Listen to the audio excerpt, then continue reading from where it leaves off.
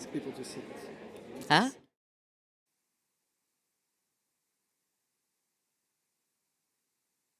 Colleagues, can I ask you all to take your seats, please?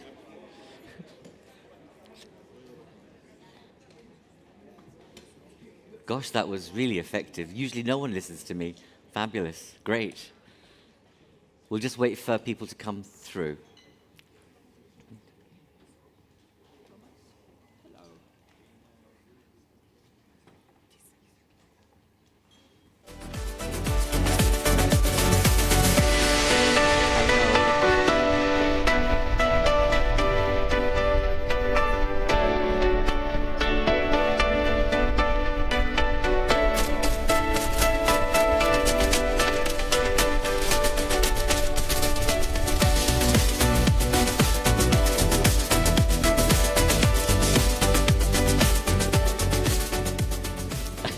I know you're all expecting something to happen, aren't you? You're looking at the screens, etc. Hope you like our little jingle. It's been bespoke, made using AI by a member of our team, and we thought we'd create a jingle that hopefully becomes memorable, but I doubt it if it will. Very warm welcome to all of you. My name's Dharmendra Kanani, Chief Spokesperson and Chief Operating Officer at Friends of Europe, and have the pleasure and the privilege of working with you this morning at our 21st edition of the State of Europe Roundtable. I'm not sure how many of you have been coming for 21 years, but that might be an ageist comment. I won't go there. But I know many of you have been here before. Those of you who are new, welcome.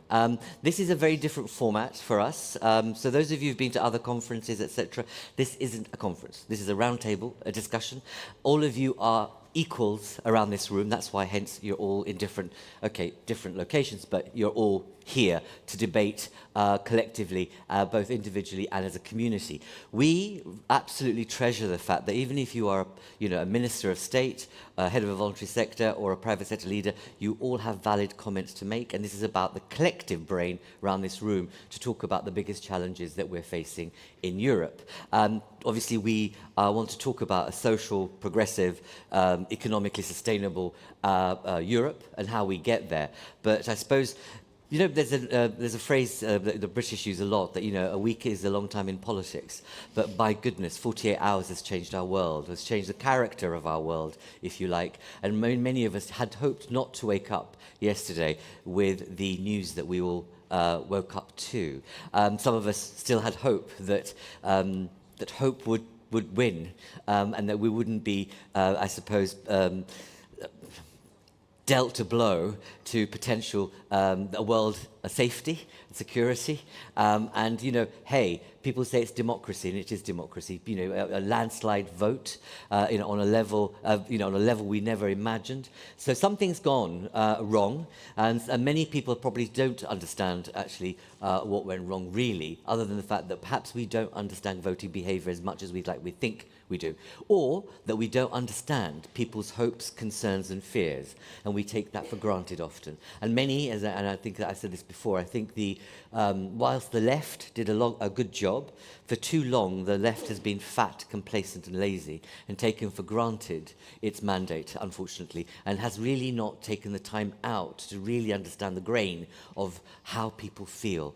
When you are not in this room, those are people who are literally half a kilometre away from here, who are struggling to pay their bills.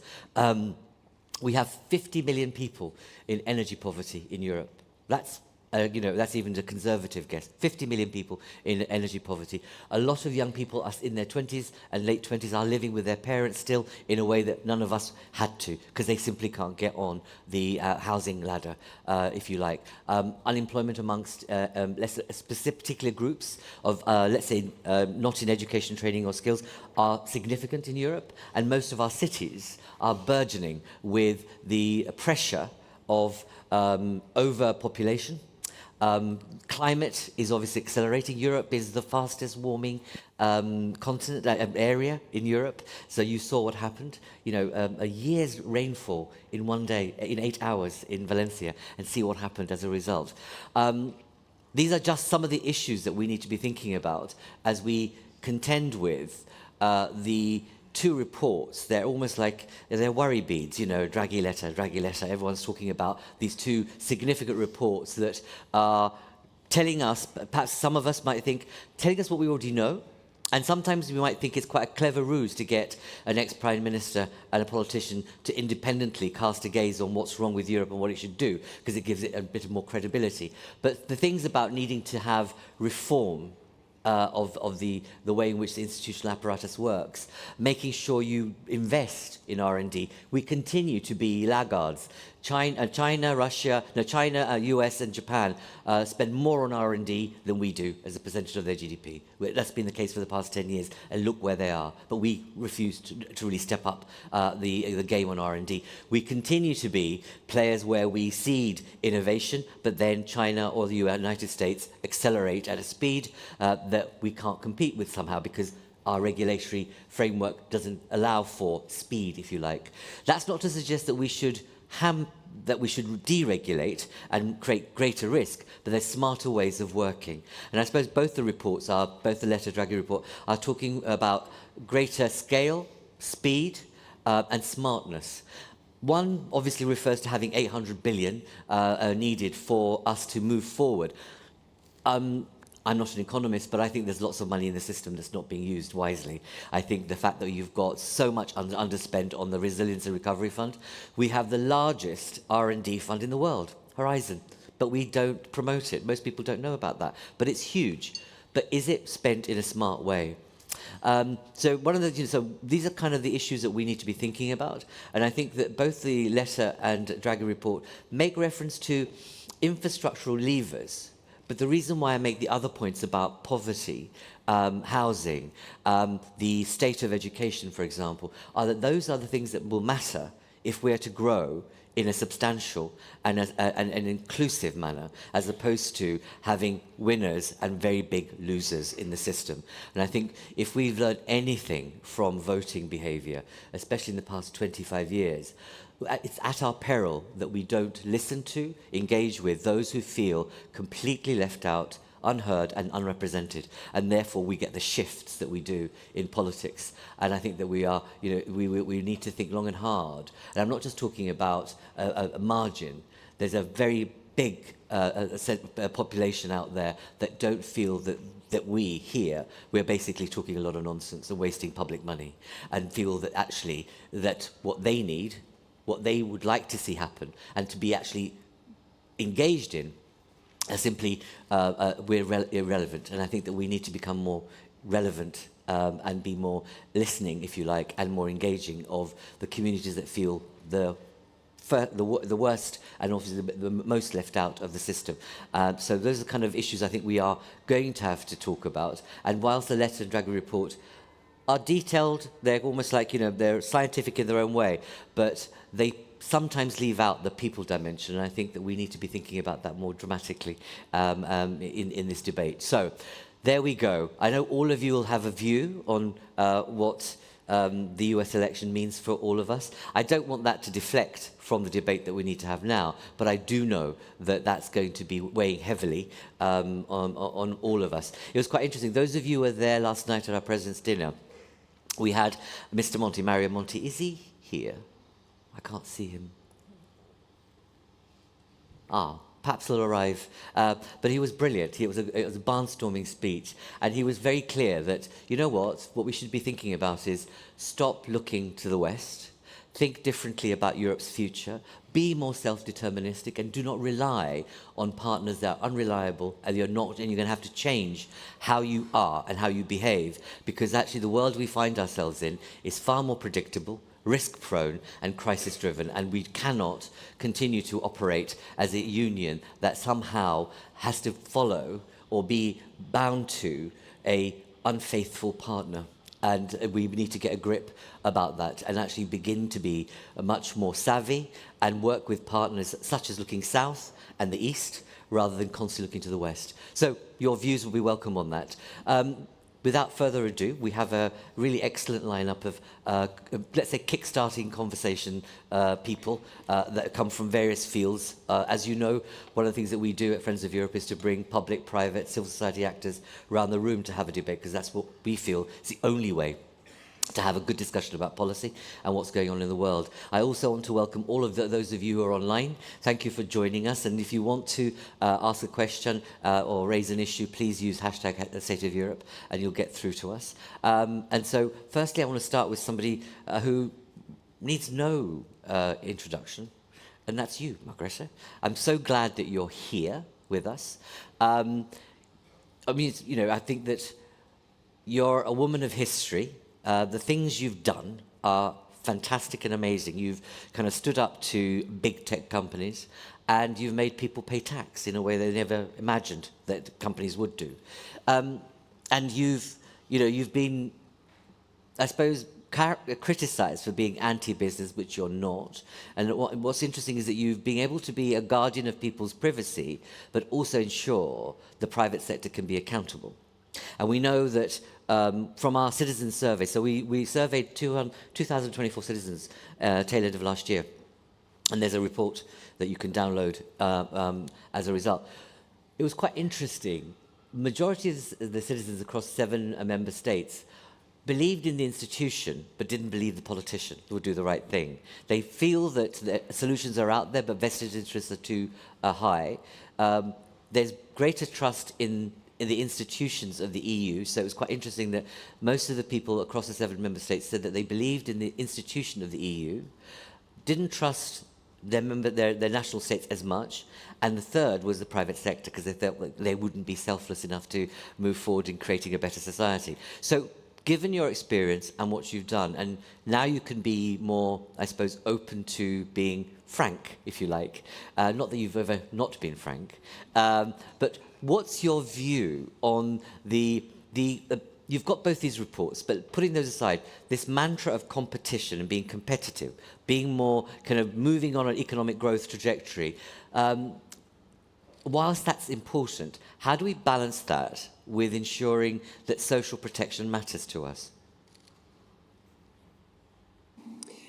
Well, thank you very much. There's a lot to unpack in what your introduction to us and your comments.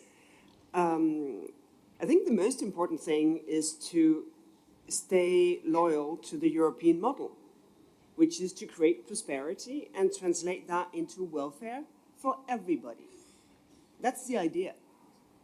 And that is what has made Europe the best place to live ever in history, and especially if you're a woman. And if we want to give that up now, I'm absolutely certain that we will lose. Because we're not like the Chinese, we're not like the Americans, we're Europeans. And I think we would be lousy Chinese. We don't have it. And actually, I don't think we would be that good Americans either. And it's really, really important that we look at our model and develop it. Because for a very long time, we let ourselves be dependent on Russian gas, as we were, on processed raw materials from China. We need to figure out how to reinterpret our model in these days that we live in. Trump won a landslide victory. Everything. With a massive turnout. I think it's really important to register that, but it's also really important not to try to factor that in already before we know. Because part of the Trump deal is uncertainty and playing with people, trying to make them do things that they would otherwise not have done, just trying to predict the future.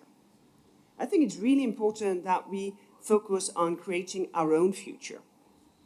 And the thing is that competition and competitiveness, they're 2 sides of the same coin.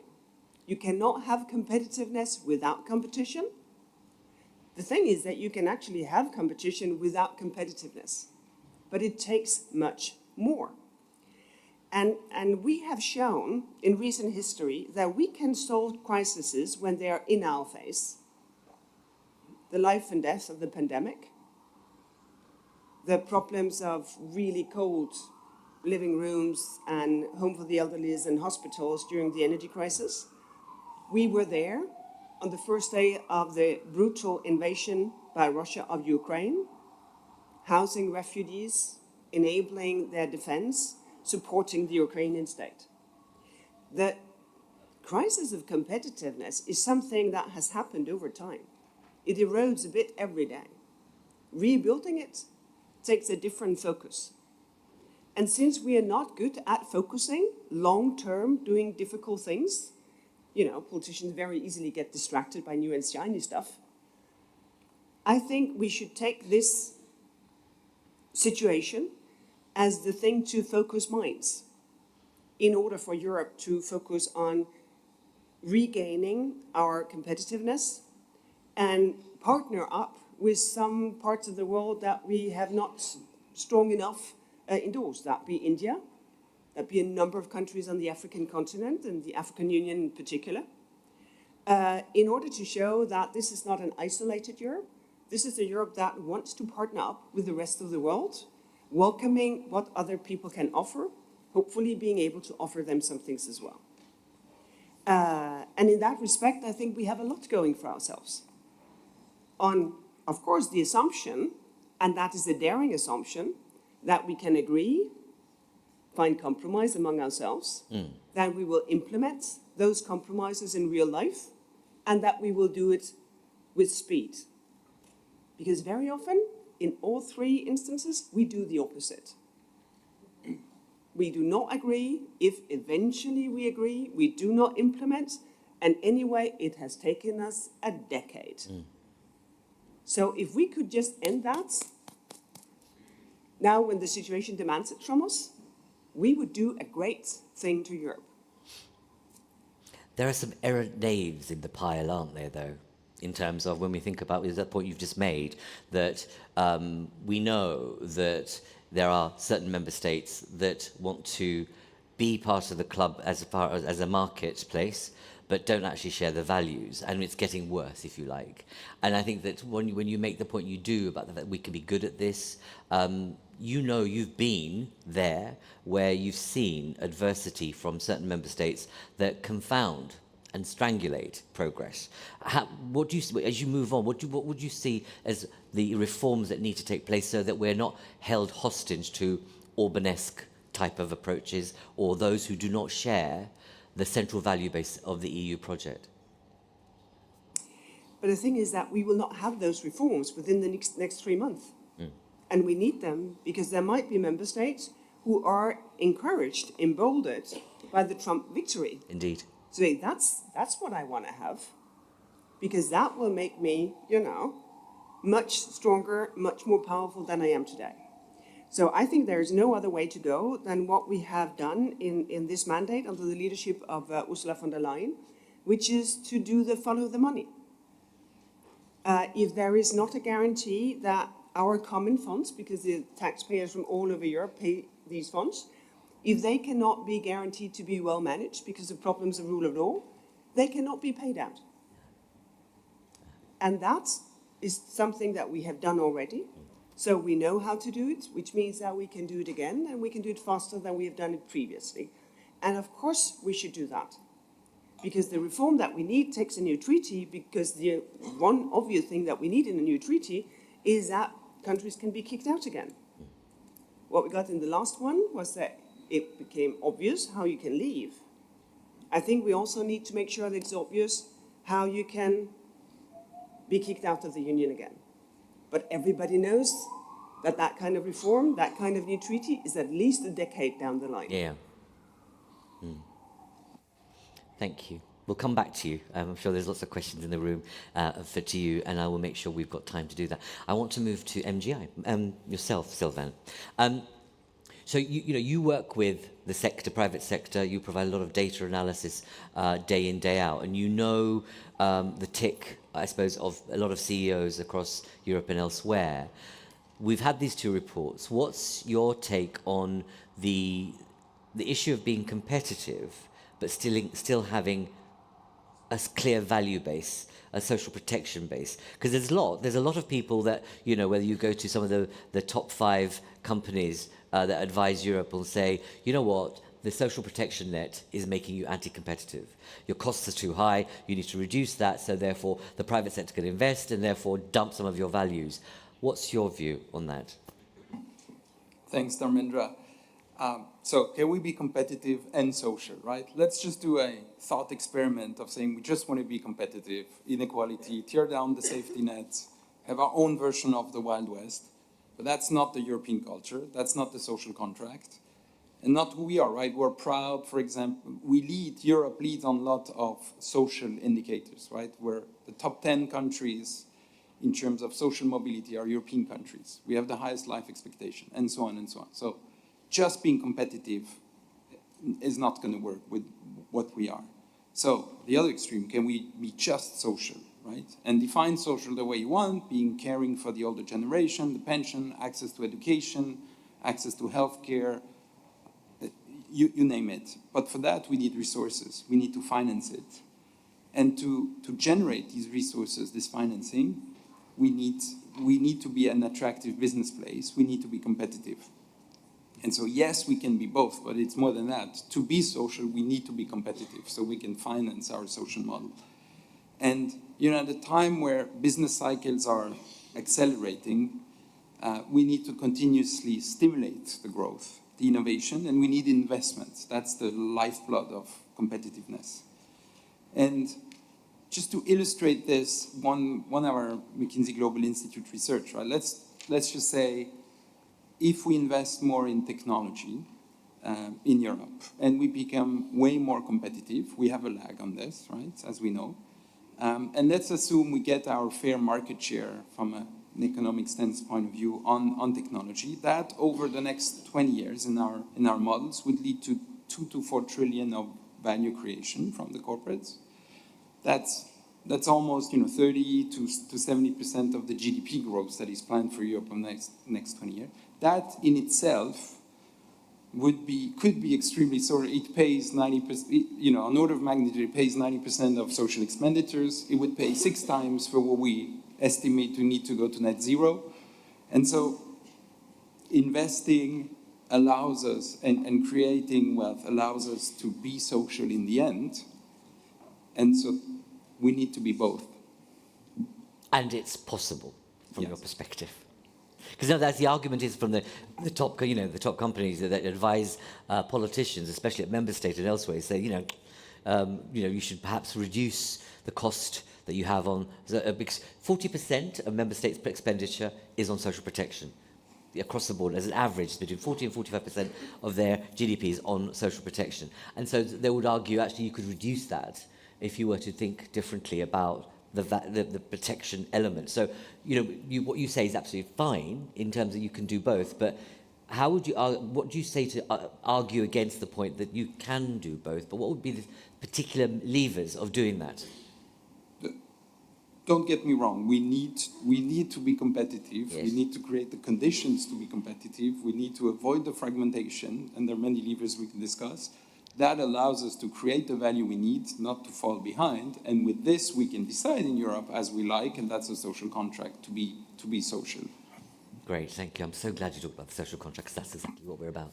Thank you very much. I'm going to move on to a politician from Portugal. And so I'm going to just come around here so I can look at you. Thank you very much for joining us. One of the issues that is the age-old bug within the system of the EU is there's a meism and a us, but the meism sometimes takes over. What I mean is member state interests versus EU interests. At the time that we find ourselves right now, where Mr. Trump might pick and choose and say, "Come and play," and people say, "Yeah, okay, I need the money," we will perhaps slowly break down the edifice, the beauty of what the project is. How do you're in the cabinet, you have a significant portfolio, balancing the needs of your member state, your country, with the EU-wide project in terms of competition and being competitive, when the one thing that we haven't mentioned so far is public debt is the highest it's ever been in history. I mean, IMF and others have said that, most countries are high up to debt. We've got cities going bankrupt, universities going bankrupt, etc. So how do you square that circle, if you like? And I know that's a difficult question, but what's your take on the member state versus EU project? And is there a greater beauty of being with the project rather than simply thinking about your own subsidiarity? Thank you very much, and thank you for the invitation. Yes, I think all in this room believe that we are better together and we'll get farther away if we are together. How can we do? One is to be a bit tolerant to the inevitability of different countries having different historical, political, even personal ties with different powerhouses across the world. It's part of the game. We are not one single country. We have histories, political profiles, and so there is a part of it that is normal, and we have to stand it. But, how can we move together and move fast? It's like a bicycle. If we stop pedaling, we fall. If we stop pedaling and we stop moving and we stop delivering for our people, wolves will find cyclists that stop pedaling that they can find to deflect and to defect the group and the pack. So the strategy should be moving, and moving in two directions. Not only, and yesterday's dinner there was a lot of talk about doing more things together. Things that we find in all reports for the past 2 decades or so that we still have to do. We have to do more in defense. We have to do more in finance. Try to change the fragmentation we have, create larger, single, serious markets in those aspects. In energy, for instance, just to give you an example, in Iberia, we have a renewable energy powerhouse in potential. We can produce wind on and offshore in massive quantities, with solar energy as well. Possibilities. A, we don't develop those and we don't have those resources because we lack financing, we lack speedness in licensing and so on. Hypothesis one, we don't have the potential. Hypothesis B, we do, but we cannot export that cheap renewable energy to Europe, so we start attracting industrial production that we are out-competing other European countries, so again, playing by the national interest. Hypothesis 3, we build much more capable electricity grid connections to the rest of Europe, so we can export to the rest of Europe our cheap green renewable energy. What has been done in the past 10 years about that? Almost nothing. So that is one area where we should do more things together. Energy, finance, defense, and so on. But we also have to know that countries need to be capable of doing more things by themselves. And usually we talk about red tape hindering the potential and the speediness of our decisions. If you allow me, I will talk about blue tape, blue like the colors in the European flag. We should know that with our good intention to protect important values, greening our economies, protecting consumers, privacy, we have created layers and layers of blue tape that are hindering the speed, the capability of investing as we should in renewables again, in supplying housing that our population need, healthcare and schools that need renovation, security for our people. And so what I would suggest is that as a challenge to the Brussels bubble, think at the same time what we can do together in all those projects of greater integration, but what should we undo together? GDPR, maybe we went too far. Land use rules, public tendering rules that basically we have the next generation EU delayed everywhere. Why? Because we cannot just not deploy our investments because it takes too long with all the amount of blue tape again. Well-intentioned rules, but are dragging us behind. So if we combine things that we do together and capability of doing things by ourselves faster, maybe we deliver what citizens want, and they want to be in our bicycle, because our bicycle moves, and we want to be with the others. We will be delivering purchase power, housing, healthcare, security, and education. Okay, that's fairly controversial about blue tape, and I'll come to that in a moment. But you're part of a network of other ministers across Europe. You meet regularly with others. So it's quite interesting that a lot of, when we've had other ministers here, they'll say, that's the problem. And you think, who's the problem then? You know, who actually gets the thing done as a result? Because everyone can point the finger. And so what would you do as a part of a ministerial grouping to say, let's get our acts together, guys, mostly guys, and move it forward? So yeah, two things. One, avoid adding excessive blue tape in new decisions. Second, moving forward on those collective projects. For instance, every time that we meet with other ministers, prime ministers, leaders of government, for instance, about energy, focusing on this, building up this Iberian electricity connection to the European grid. Build up these projects together. We have to have these two conversations all at the same time. So would you be willing to give up something that's of a national interest for a collective interest? So we know the grid doesn't work. There is no grid, fine-tuned grid that can ensure that Europe could play differently and better. And one of the things that you see it in the Draghi report and the letter report, that we need greater connectivity on so many levels, whether that's the grid or whether that's to do with our railway network or all sorts of things. But subsidiarity and sovereignty of member states seem to not to push in the direction of wanting to give up a little bit to get a bigger gain. Not necessarily. It's still about energy and the Draghi report. Yes. For instance, Portugal has probably the largest lithium reserves in Europe. Indeed. Within the European Union for certain. We have to make the difficult choice about allowing large pits to be open in our rural area, or tap this resource that will be important for Portugal in a sense, but largely for the potential European battery industry and EVs industry in Europe. Are we able and interested in fighting our local communities if they are reluctant and try to convince them and drag them along? Yes, we are. Pool these lithium resources to the European community and include them in a European-wide strategy. But we need to move on all fronts. It's not only about we extract lithium and what? And then we fight with Germany and Spain who gets the refinery.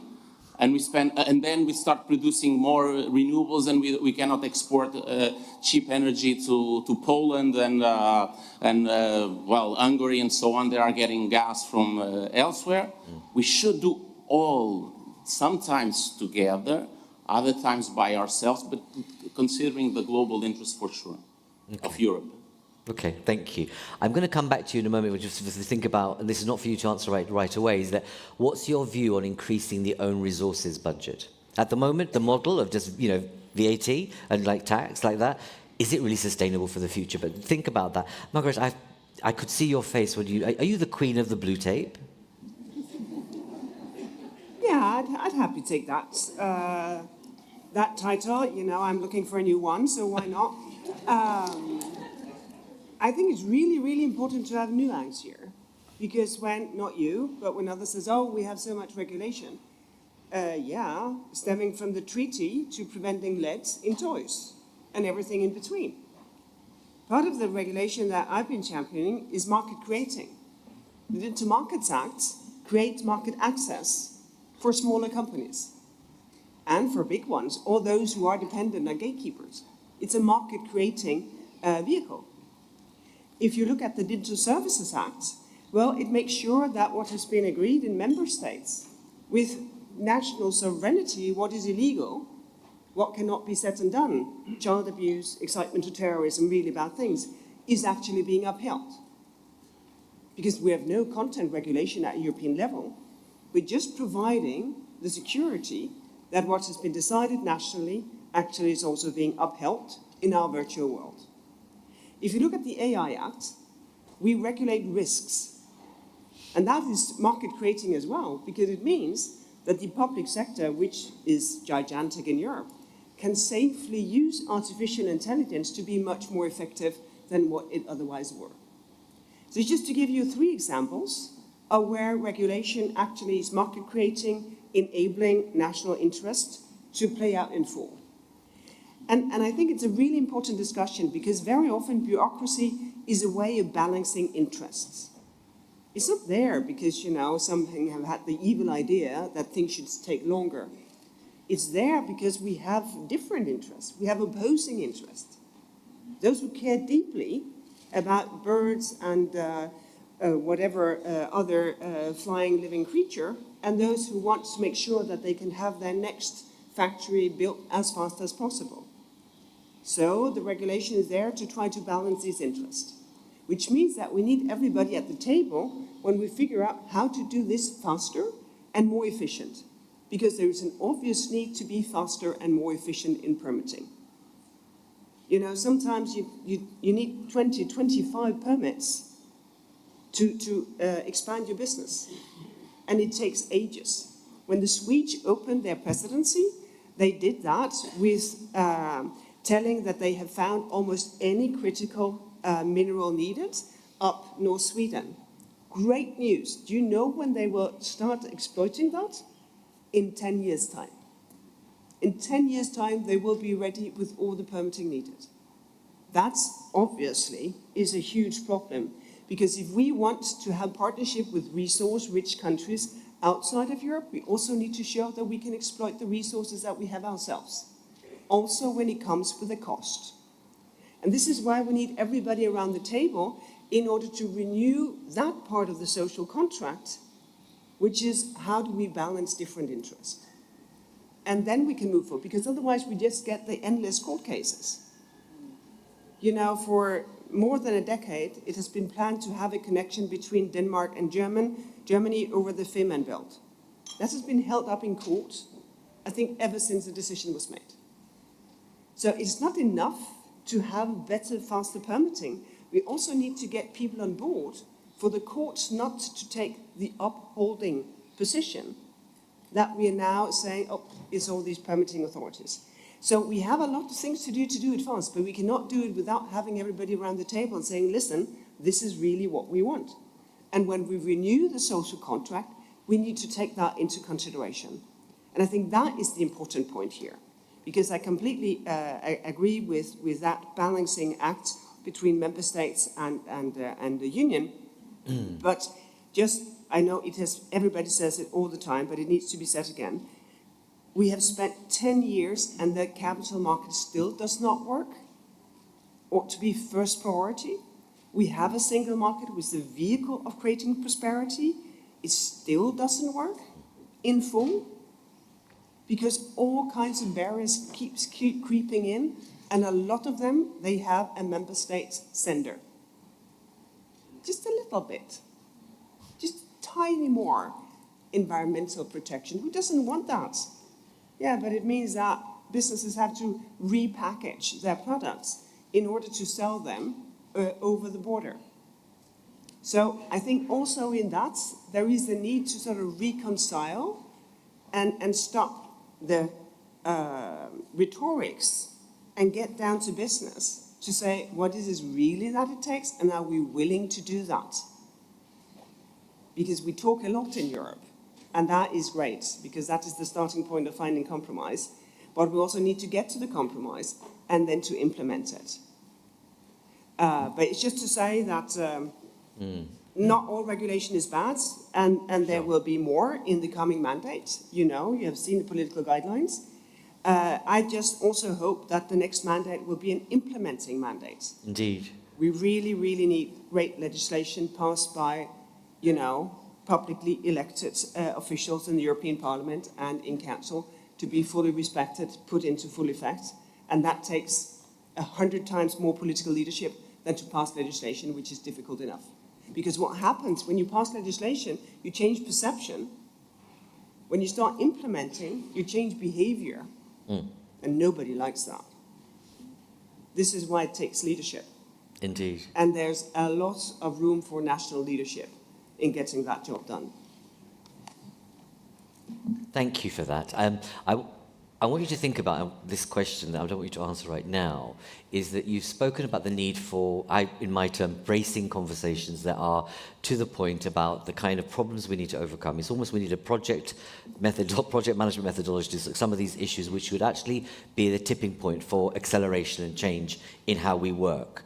But you sit in a college, and you have sat in a college of commissioners. What kind of conversations are you having on this topic? Because I'm scratching my head thinking, okay, you know this, but so do some of the others. So what are you guys doing, guys and women, doing about it when you're having meetings regularly? Is it because the stuff of everyday management is in your face, so you can't look further? But it's something I'd like to come back to. I want to move to a household brand, Coca-Cola.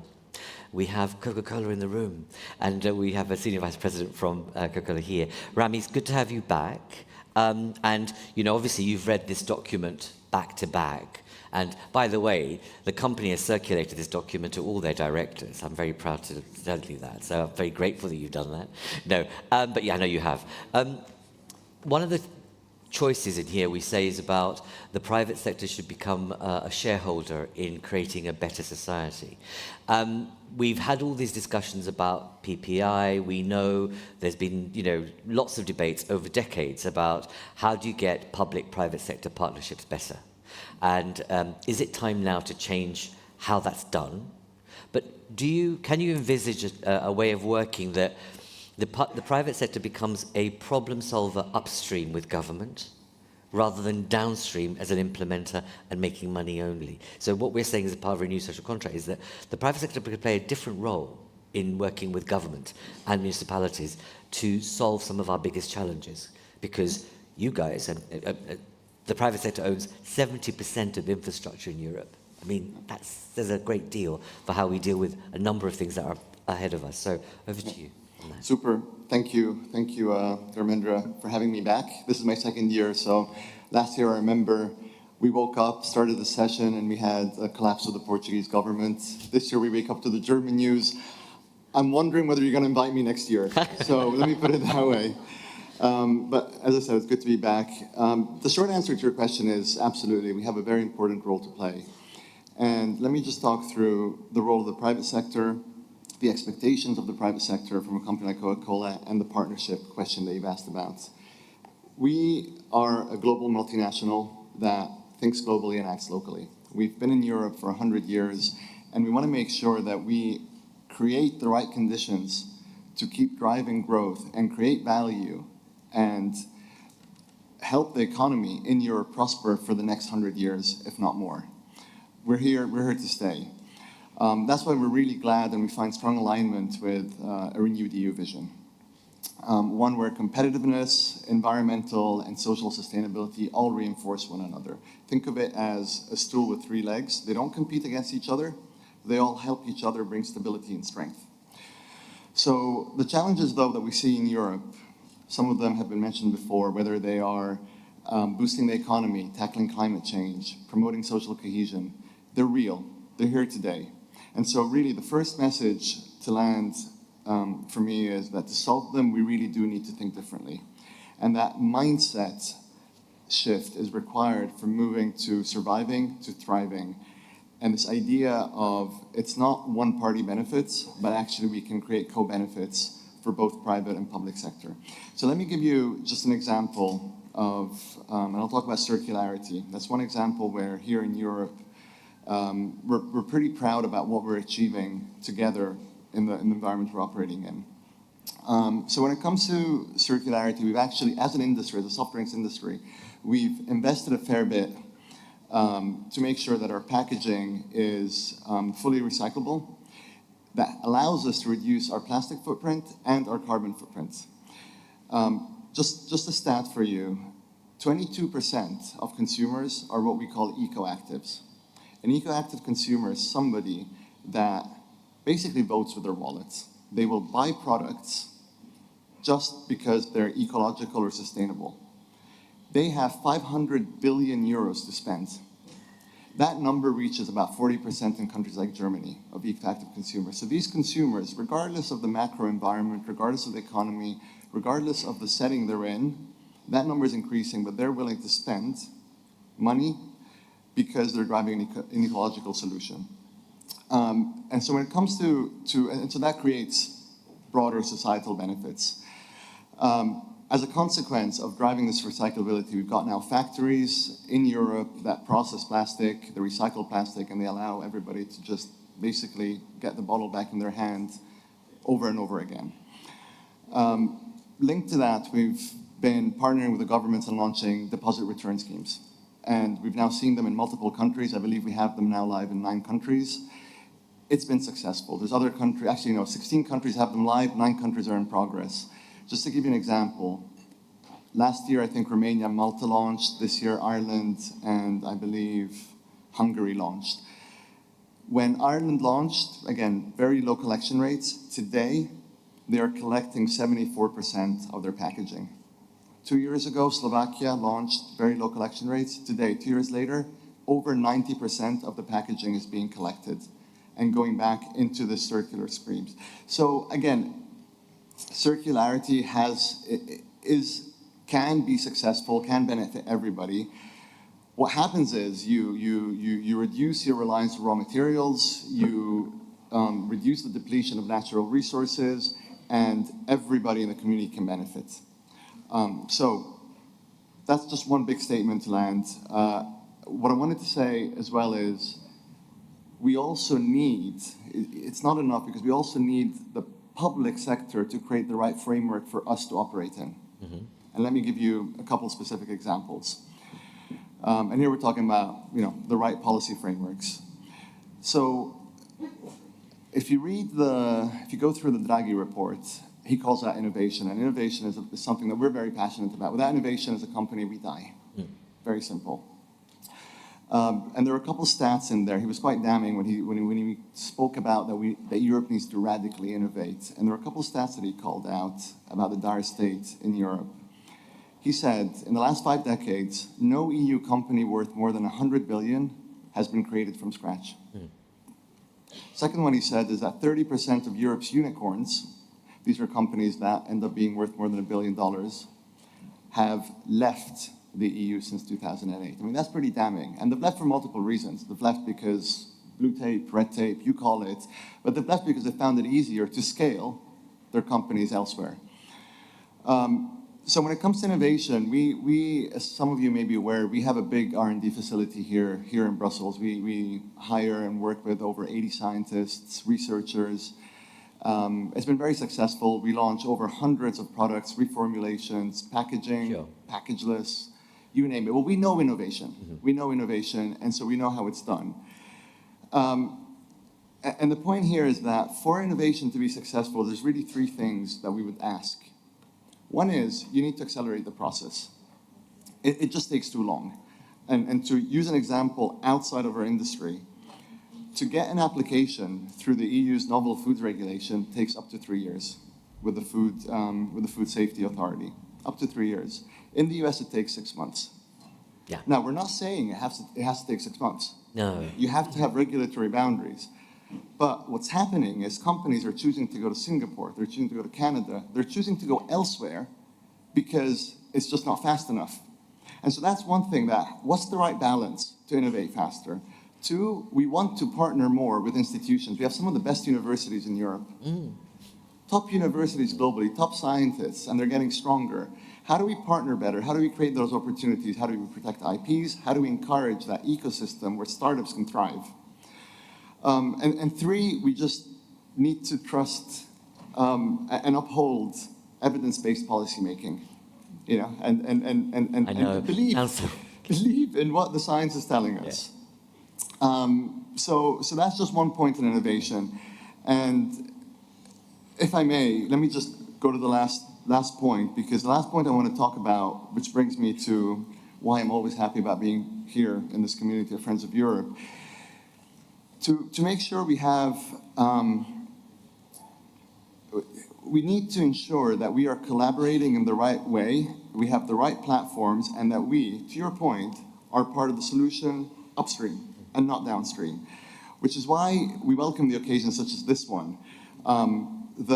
Their new social contract is really important for us. We actually did circulate it within our boards, at least within our leadership team in Europe, and it does really resonate. You know, we welcome Commission President von der Leyen's call to engage with us, for the commissioners to engage with us and ask us our opinion. And we also believe that our brands play a very, very important role. We have seen through history, through wars, again, we've been around for 138 years, brands can offer optimism, brands can offer creativity, brands can offer social cohesion. Thank you. Coca-Cola. Okay, right. Or that was a great branding job. Or Fontaine.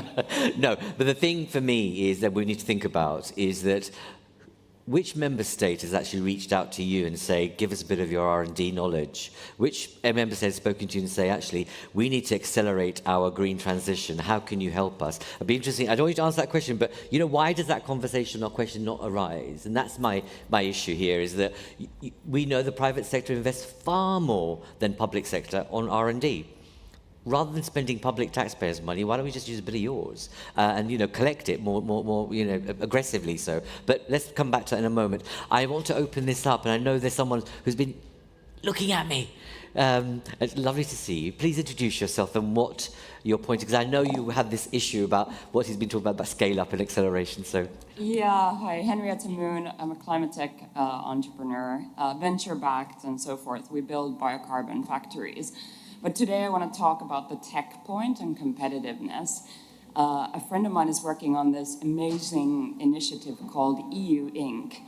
And essentially, it's a one-stop entity for the entire Europe.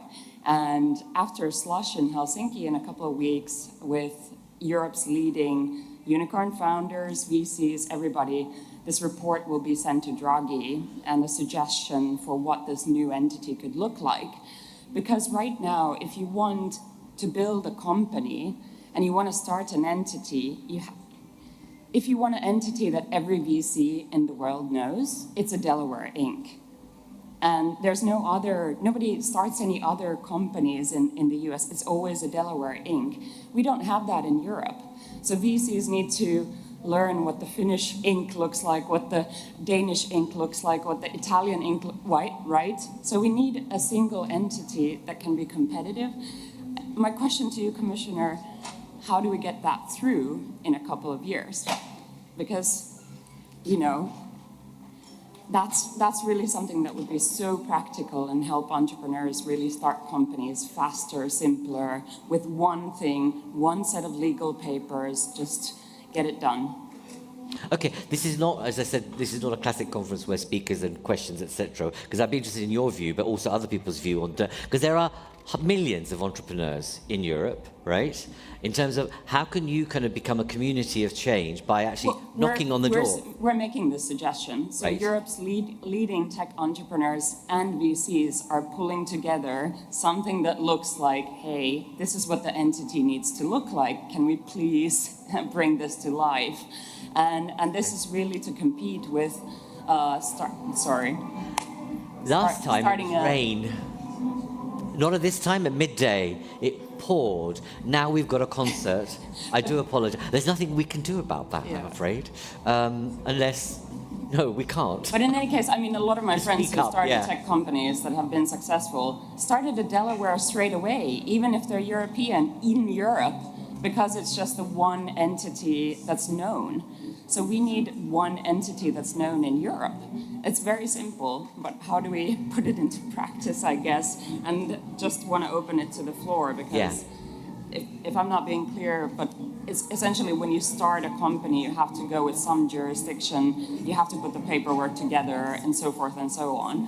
So if it was standardized across Europe into one, that would make it a lot faster and cheaper and more efficient, and every single venture capitalist would know it.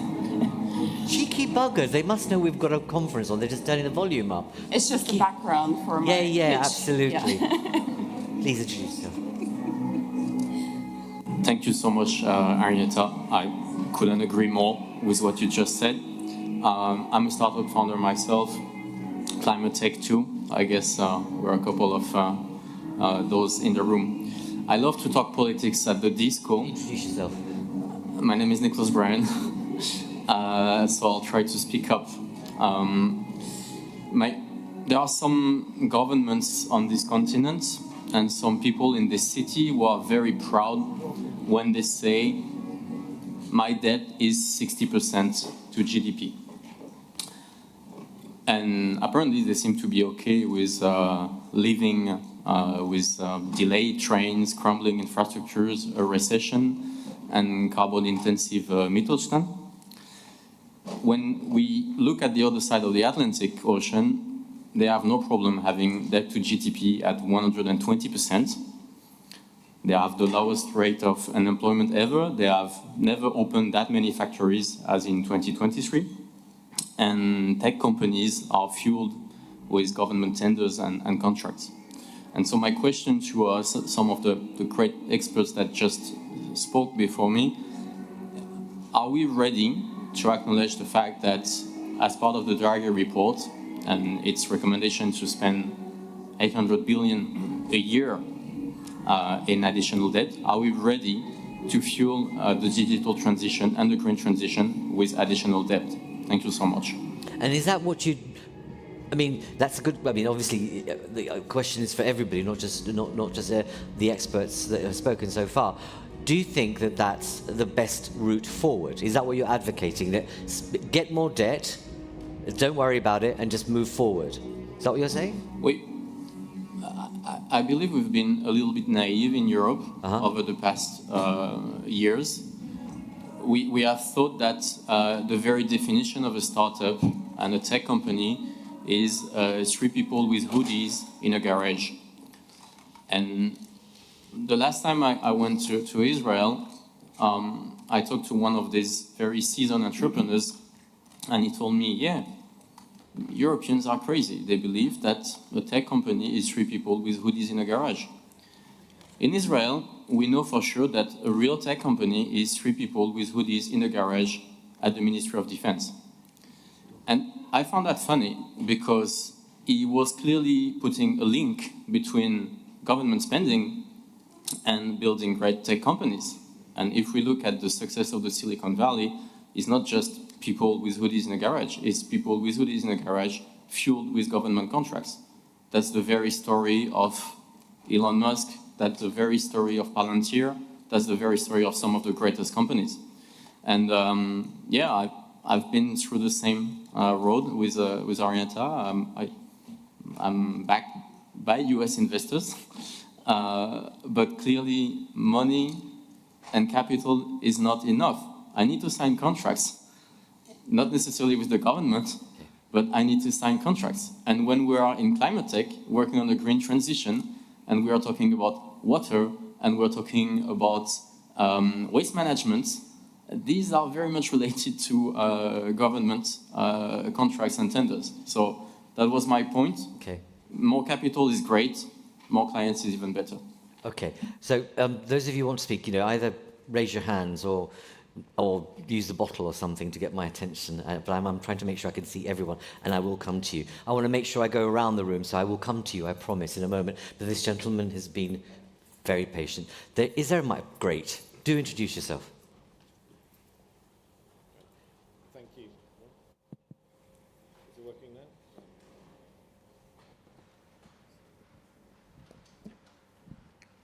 now? Okay, turning it on would be a good idea. Hi, Nick Mabey. I'm CEO of E3G, which is a climate change think tank based across Europe and globally. Great conversation, and I like both the Draghi and the Letter reports, and we can talk about grids later. We do lots of grids, but I felt that we're rather missing 2 things. One, the kind of how markets and investment could support the social agenda and social cohesion, and also resilience. It seemed a bit odd after the European climate risk assessment that there was no mention of resilience, which, if you believe the EAA's assessments, if we don't build resilience, we'll lose much more GDP and climate impacts than we'll ever get back on the productivity agenda by 2050.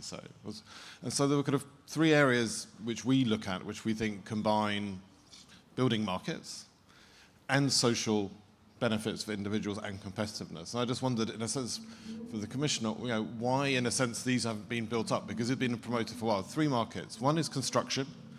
We have lots of money not spent on retrofit. We have pretty poor quality infrastructure because construction markets are balkanized across Europe, and DG Competition continually raids our materials companies, concrete and other areas, for anti-competitive behavior repeatedly while we subsidize them through the ETS. So again, with that scenario, it seems that we could get competition and benefits. Second, insurance. Insurance rates across Europe to weather disasters are massively low. Insurance markets are massively balkanized. The Commission has been blocked by member states for producing a single European insurance market. Is that one to tackle, to give people the protection they need? And the third one, smart grids. We're not using the technology we have. Big grids may be behind schedule, but smart grids are really behind schedule. And again, the Energy Union tried to do this, it's been blocked. So really coming back is, why can we struggle, perhaps because economists decide preferences, of finding these win-win-win areas, and how can we make sure as we move this forward, we actually touch on those areas with tangible consumer and citizen benefits as well as climate benefits. And these are also the areas where citizens say they dislike corporate sectors the most, if you look at the Commission's polls. So, perhaps one of the issues here is, who's setting our priorities out of these reports, and how do we make sure we get the best rounded outcome, not just one that's tapped towards GDP competition, but broader benefits? So, I mean, given your accent, I'm not going to focus on the Brexit thing, but do you believe the EU is a good thing, though? Well, as I was officer in Berlin, Brussels, and the majority of my staff work in Europe. Yes, it's not our fault. We campaigned against it. No, I meant that. I didn't mean that in a cheeky way. But, the fact that it's full of inertia, not moving fast enough, all these problems, it has, If you work outside the EU and UK trying to find its place in the world, especially after yesterday, you understand how important the EU is. One of the areas we're looking at is connecting the UK back into European electricity markets. Because it needs to. Thank you. And thank you for responding to that question. Anna, the delightful Anna, please introduce yourself. Thank you very much. It's a very interesting discussion about competitiveness, competition, innovation, and all this have to do with investment in people.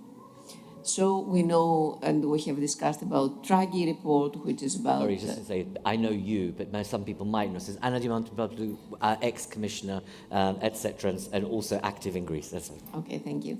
I think the most important is that I was chairing a high-level group on the reform of social protection and welfare state.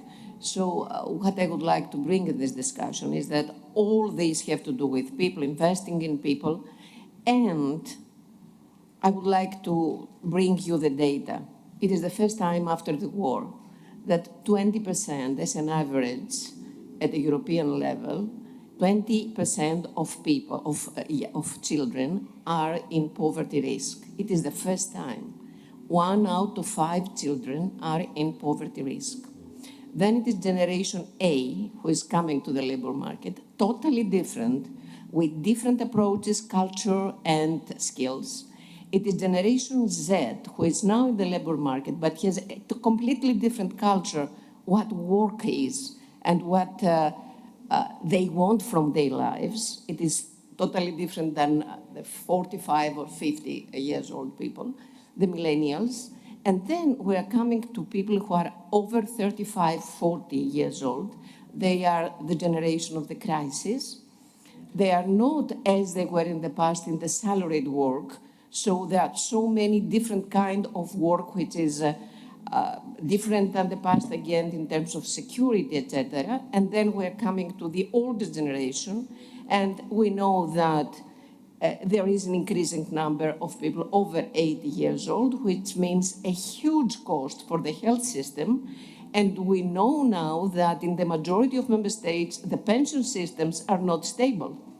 So taking them all this into account, I think it is not a separate chapter of the discussion. It is part of our reality.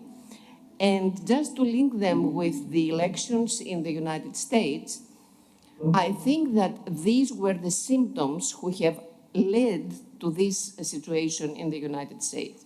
So competition, competitiveness, innovation have to do with investment in social policy. And this is always a national issue.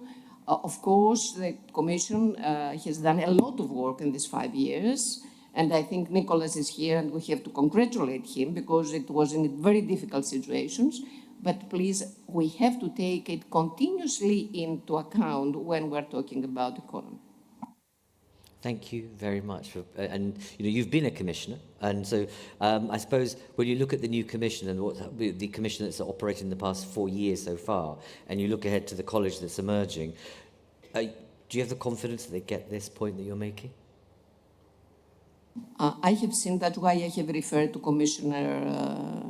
I have referred to Nicholas because he had tried a lot. Now he is not in the skin anymore, but I cannot make any kind of predictions for the new commission. Are you being diplomatic, Anna? Sorry? Are you being diplomatic? Okay, I'm not very optimistic. Okay. There we go. Excellent. Okay. Another European young leader, and then I'll move. Nicholas, I'm going to bring you in, if I may, in a moment.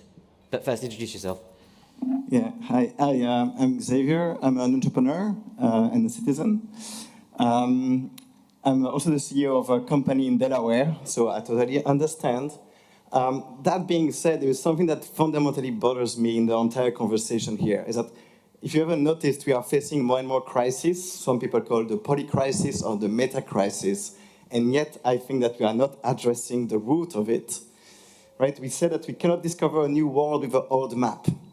And yet we are still blindsided by this old map of competition.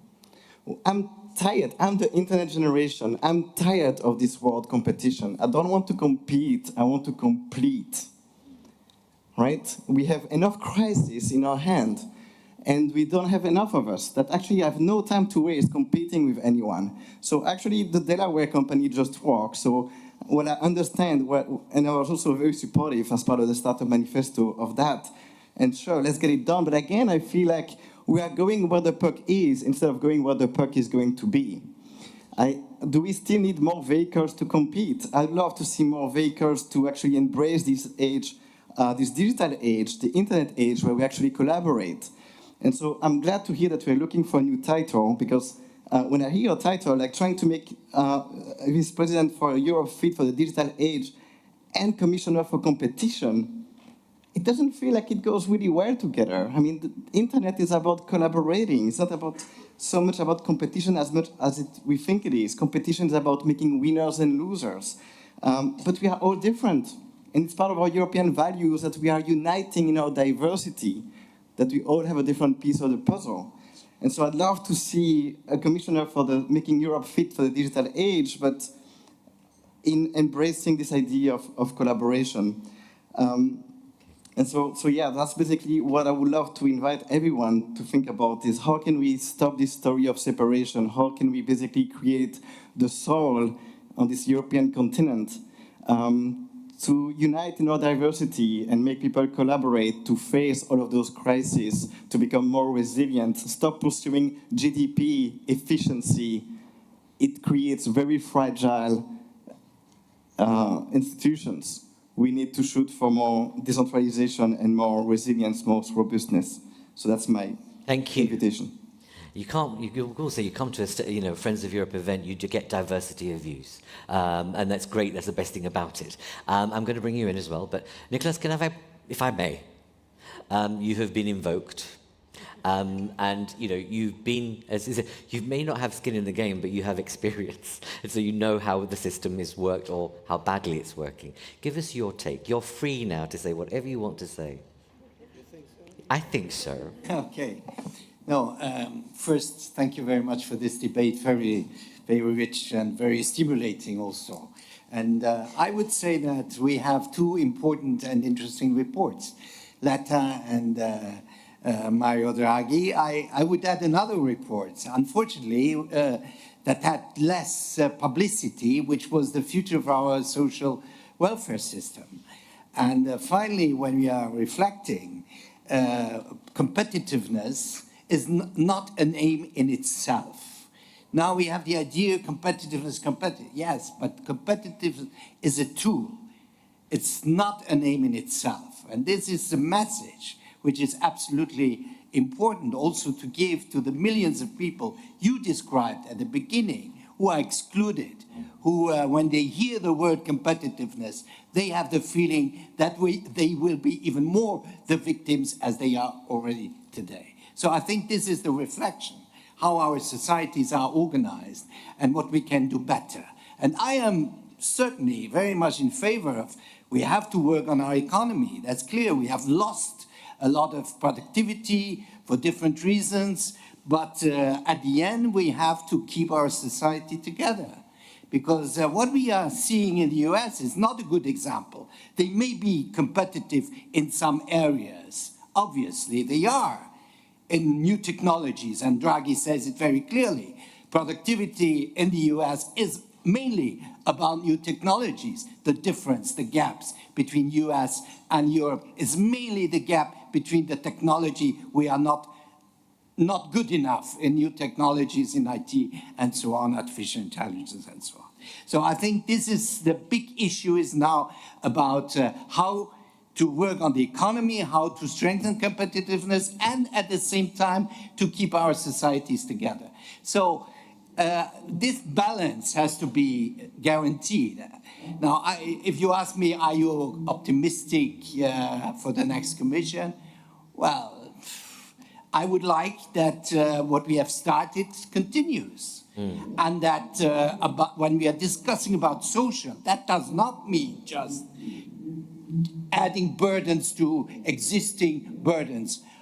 I agree that certainly there might be some over-regulation, bad regulation, but that's a shared responsibility between, on one hand, the EU. The EU is not an abstract entity. The EU is also member states.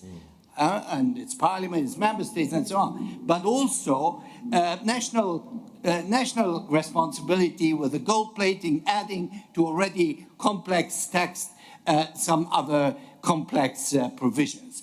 So I think the point is now to make sure that we have this balanced approach we had during the 5 years. And because I was invoked, I would say we had a very good cooperation between the Commissioner on Competition and the Commissioner responsible for social. And we never had a really conflict between both. Certainly we do not share all approaches, but that's diversity. But I think we had a very good cooperation. And that I would wish we can continue. Now, I am a bit hesitant. Because we are obsessed now with competition and competitiveness, and we have to balance this, and especially we have also this fragmentation issue which was mentioned yesterday by Mario Monti. This is the biggest threat, and I fear that what's going on elsewhere, we are not, competition is okay, we need competition, that would be my response. But we need as much collaboration and cooperation. And that's because I'm, I would say, an admirer of Jacques Delors, and Jacques Delors always put those things together. Competition, yes, but at the same time, cooperation. Now I fear that we are just on the competition side and not enough on the cooperation one. Thank you. I'm going to bring you in. And thank you for being upfront about your lack of optimism in the new Commission. My words, not yours. Gentleman here. My name is Adem Kumcu. I'm the president of Unity, a confederation representing migrant entrepreneurs in 24 different European countries. And we are now moving forward inclusive entrepreneurship. Including people is so important to build the future of Europe. Exactly 50 years ago, I came to Europe with my brothers and sisters.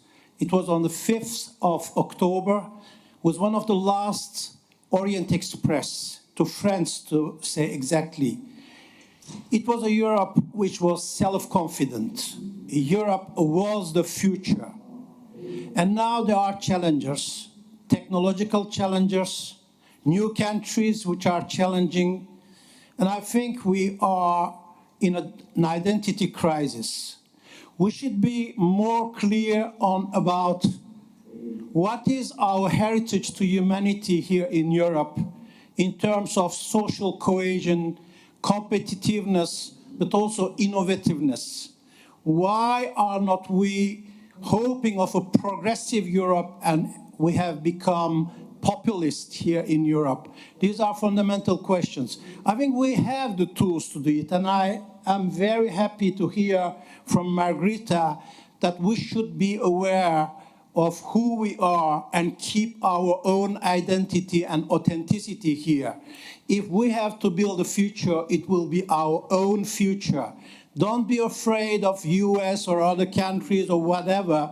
We have the means to realize this, but to realize this ambition of smart, social, sustainable, scalable society, civilization, and economy, we need a very clear vision on our unique competitive advantage, clear institutional framework, maybe an innovative institutional framework again, an inclusive, supportive ecosystems at local level, and especially participative governance.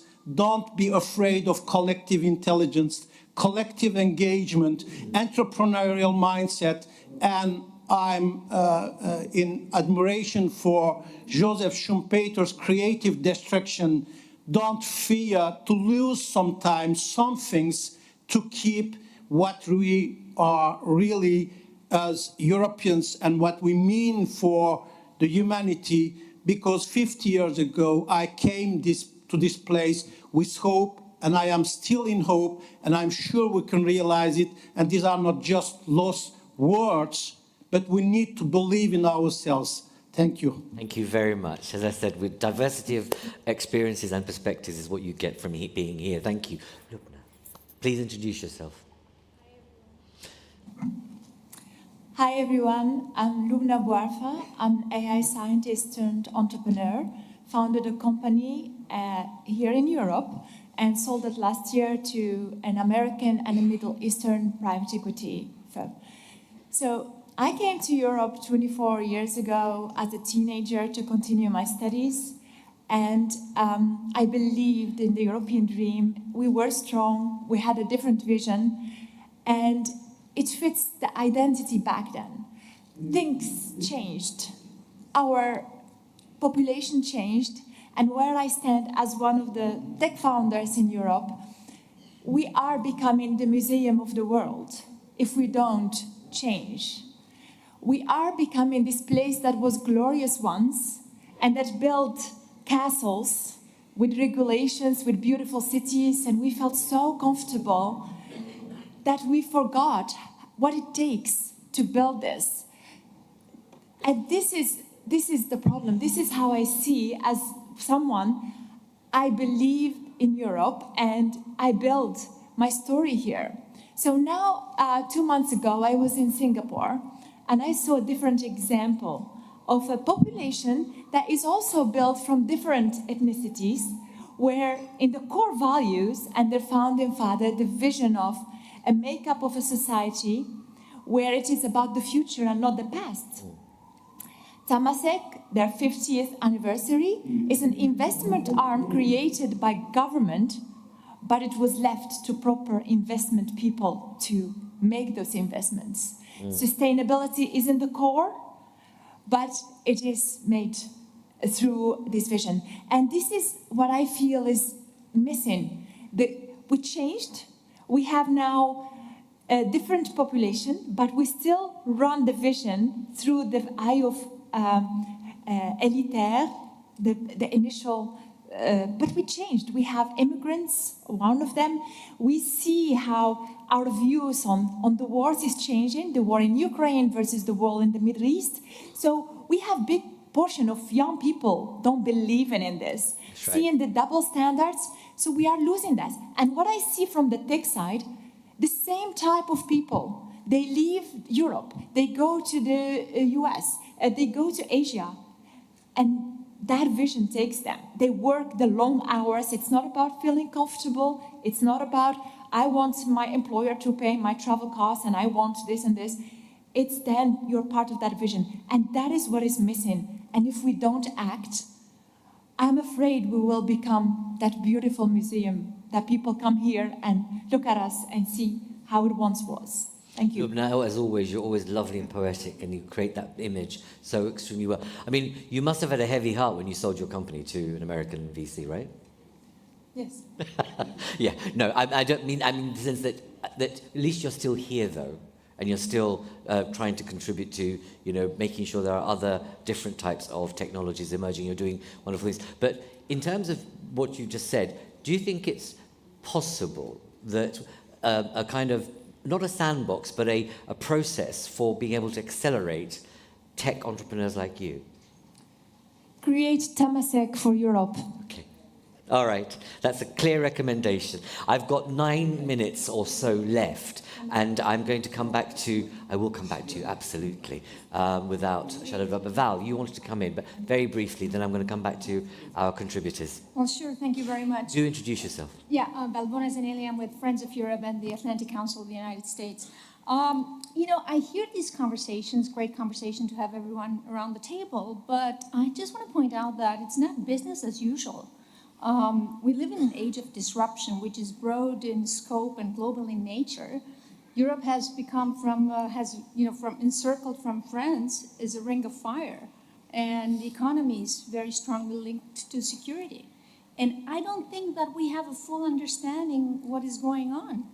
So to take the right decisions. Many times the Draghi report was mentioned. I believe that the road to achieving our higher growth rates and competitiveness does not necessarily imply finding additional resources of 800 million a year. I think that's rather the cost of our misplaced policies in Europe. And I think the lower hanging fruit of higher investment and competitiveness actually lie in the integration of the sectors that have been left behind back in the 90s from the single market. And those 4 sectors have been mentioned. I'll start with defense, energy, telecom, and finance. So let's start working on what can be done without looking at additional resources which are not there. We have to be, clear with ourselves. Indeed, thank you. Thank you for that reminder. I'm going to come back to our, now in this kind of glide path down to closing our opening session, which I have to. And by the way, obviously outside there's been a demonstration, which is self-evident. It wasn't just a party, but I resisted having to mention it until now. I want to first come back to yourself, Antonio, if I may, and then I'll work my way around. Sure. 2 points. One, an issue that is absent so far from our discussion is the move that we see in European policy and politics about immigration. I'm very concerned about how the European leadership is grabbing the most aggressive anti-immigration stance. Lack of immigration or an adoption of a policy of purely closed borders and investing on building walls and excluding entrance as a problem of reducing the workforce, contributing to the aging of our population, reducing diversity, reducing entrepreneurship. We cannot ignore, of course, the reasons of some discontent. We have seen it in the US, we've seen it here, but the response should not be either open borders fully is not a problem, ignore it, or as apparently we are going, investing in closing borders and building sites outside the EU perimeter to, storage people. There will be a strategy of, of course, delivering better conditions for our population so they will feel secure, but mostly with immigration. One, show better control of the entrances, not closing doors, but better control. So people that feel safe that we are screening, we accept, and then investing fully and a lot on integration. We have to take care of how these immigrants come and which conditions, if they integrate their houses, healthcare, education, if their children come, the wives come, they will be integrated in our societies. They will share, to a certain extent, our constitutional values. I'm not talking about moral and constitutional values. They will integrate and they will contribute. Very concerned about how Europe is going in the direction of immigration. Regarding the question about own resources, very quickly, the answer is potentially yes, under conditions. The conditions are two. One, we have to gain trust on each other. 15 years ago, we were in a sovereign debt crisis. Portugal was in the spotlight. We had a massive public debt and a massive deficit. Yes.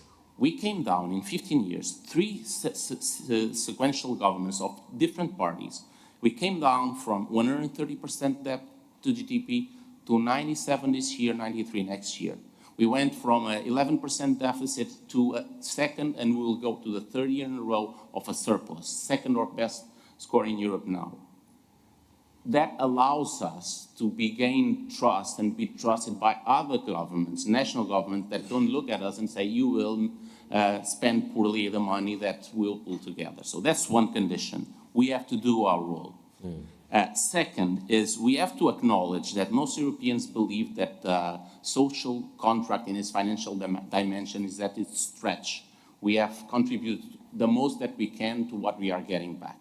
So whatever own resources that are pooled together additionally need two conditions. One, they should be gradually used as a replacement for resources extracted or charged in taxes at national level. We are doing that. Okay.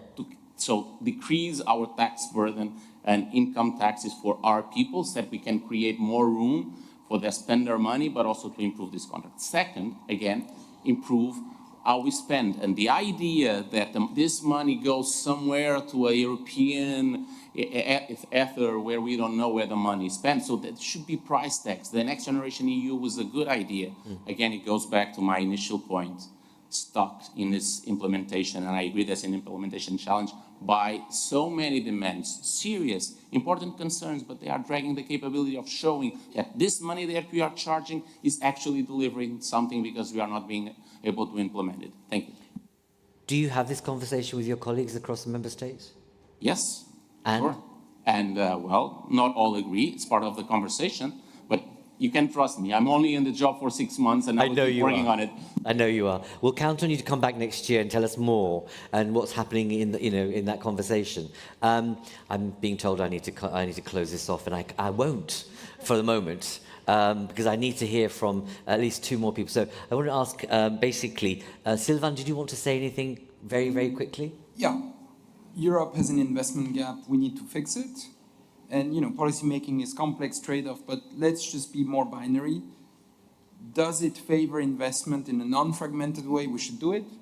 Does it not favor investment in a non-fragmented way? Probably we shouldn't do it. Okay. Straight to the point. Thank you very much. Rami. Very quickly, I would like to invite all policymakers. Anyone is welcome. Please come to our R&D center in Brussels, end of January. You're welcome. Let's talk how we can collaborate. Isn't that a great outcome? That's wonderful. So please do take it up. And you mean that, right? And will you put on green technology transport to get to your R&D facility as well? Because it's quite far away, isn't it? It's an Anderlecht, right around the corner. Okay, excellent. Please, you heard that here. Coca-Cola is offering to open up its R&D knowledge and capacity to all of you here, especially the public sector. So do take it up. Now, last but not least, Madam, I come to you to respond to some of the issues, and to be obviously come back to some of the challenges that you've heard around here, but I really want to hear from you in terms of your reflection on the college that's emerging. As someone who's been at the heart of, let's say, the storm in many ways, where you've had to challenge some of the biggest companies, and you've done some remarkable things. Do you sort of, as you look ahead to the new commission, new college, what's your reflections? What are your lessons to them? What would you say on the postcard to Ursula von der Leyen that, my darling, these are 3 or 4 things you've got to continue to do, or you must start doing differently? I said I would be direct with you. Yeah, no, you're more than welcome. Javier, it's quite rare that one can have wishes fulfilled once they're spoken out. I can fulfill yours. We have less competition. We just looked at competition, how it developed due to market dynamics over the last 25 years in Europe. Markups are going up, profits are going up, concentration is going up. The one effect of that is loss of GDP and wage inequality. This is what it has given us. And if you want to question growth as such, I think we have a very important discussion ahead of us. Because for me, growth is not a problem. Exploitation of our planet and of people is the problem. And I, for one, will continue whatever I can do to make sure that we can provide for that social welfare state that Nico was also mentioning, and that has been the common theme around this table. And less competition, in my view, is not part of it.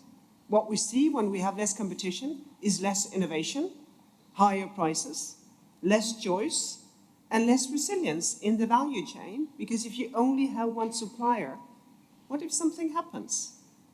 Just not necessarily evil, but just a fire or flooding. We just saw that. It's devastating. The second point, and I think this is very well done, talking about what member states can do.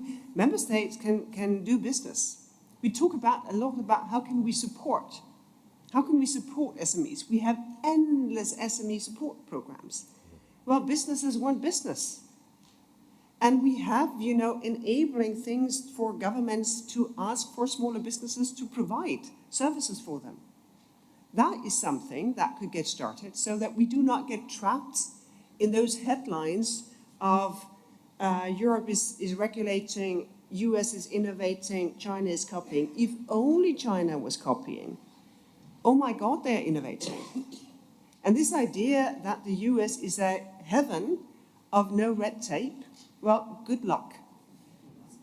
You should go explore. I have friends who try to sell to public entities in the US. It's a time-consuming effort. I think it's really, really important not to talk about what we want to spend, but what we want to have.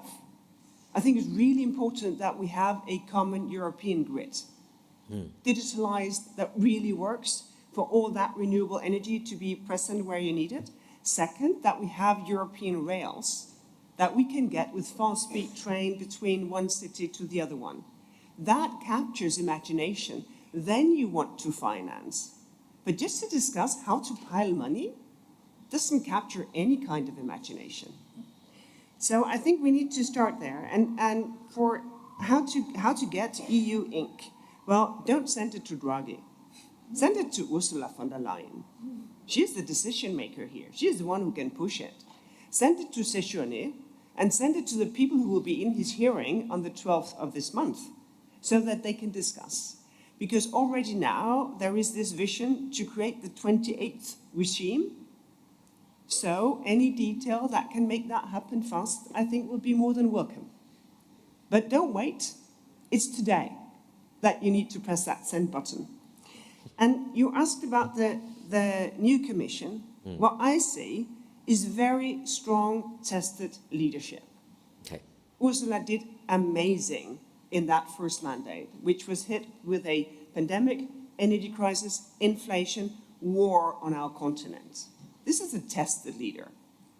She has a counterpart in Costa, on the other side of the street, which is a tested, amazing leader who has done, great things for his country, and it's never about him. Actually, we have leadership at the top level who has been tested, who have proven themselves that we know of as European.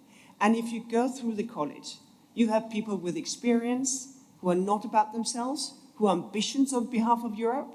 They are now being tested by our elected representatives. I have a lot of trust in that new commission because, as always, with the state of Europe, the whole of Europe needs to be much, much better than the individual parts. Because when you go through the individual parts, slight depression maybe. So that common Europe of ours need, as always, to deliver so that we claim and develop that place in the world that we have created and that delivers to citizens And that is what makes us Europeans, that everybody counts here. Thank you very much. But absolutely, thank you very much for that. But no, because you haven't really answered my question, in the sense that, and I love the fact that your leadership is obviously shines through in the way that you've celebrated colleagues and looked at the ability of so many of your colleagues to do the right thing. What would you've been in the eye, you've been in the system, you've been in the college conversations. What do you think they should stop doing, and what do you think they should start doing more of, or is it just all okay for the moment from your perspective? No, the challenge for any administration, it is to prevent siloing. Because any administration, so the natural form of administration is a silo. This is what it grows into if left unattended. Like a carrot knows how to become a carrot, and the administration know how to become a silo. So you really, really, really need to push for those silos to break down and for real collaboration to work, for real discussions to take place, and also to keep each other in check, because sometimes interests are opposite. If we really want that single market, and thank you very much for mentioning that again and again and again, because that is the real key to prosperity in Europe and for EU Inc. Actually to work, well, then the college need to agree that this is the one priority. And sometimes other wishes, they have to be subordinated to that. And since progress is always about people who want to create that progress, talk more with each other. Make sure that all your representatives speak on behalf of you to find solutions and not to defend your turf. It's always a leadership challenge, whether you're there in politics or elsewhere. But thank you very much, and it's really appreciated. And we really wish you well in your next endeavour. May you have a high office somewhere, and spread some more of the things that you've done so well in your mandate to this date. And we're really grateful for you being here, colleagues. That's it. I've run over time massively. I do encourage you to read our 10 policy choices, because that point you make about how you create coherence, and the fact that our model, and we don't think about this often actually, our public governance model is hatched out of let's say 70 years ago, where we have such siloed ways of thinking and working, and we don't understand that people don't consume their lives through housing, unemployment, benefits, etc. And somehow someone needs to be bold enough to craft a different public sector model of delivery that isn't departmental, which is the same in the Commission. But let's see. Thank you all very much for being patient. I have genuinely run out of time. And just to let you know that music and the demonstration out there, it was quite ironic that we were having the conversation we are, but it's people who are demonstrating out there in terms of the need for better childcare and to welcome refugees. So it's actually quite important that context is noted here, that just round the corner that's what was happening. Colleagues, thank you very much. I hope you stay for the remaining of the day. Just kind of leave. We've got lots of goodies for you in the break and good lunch, but leave your headsets here, and there's coffee out there, and so people will tell you where to go in terms of the next sessions. Thank you all very much, and thank our contributors for being fabulous. Thank you.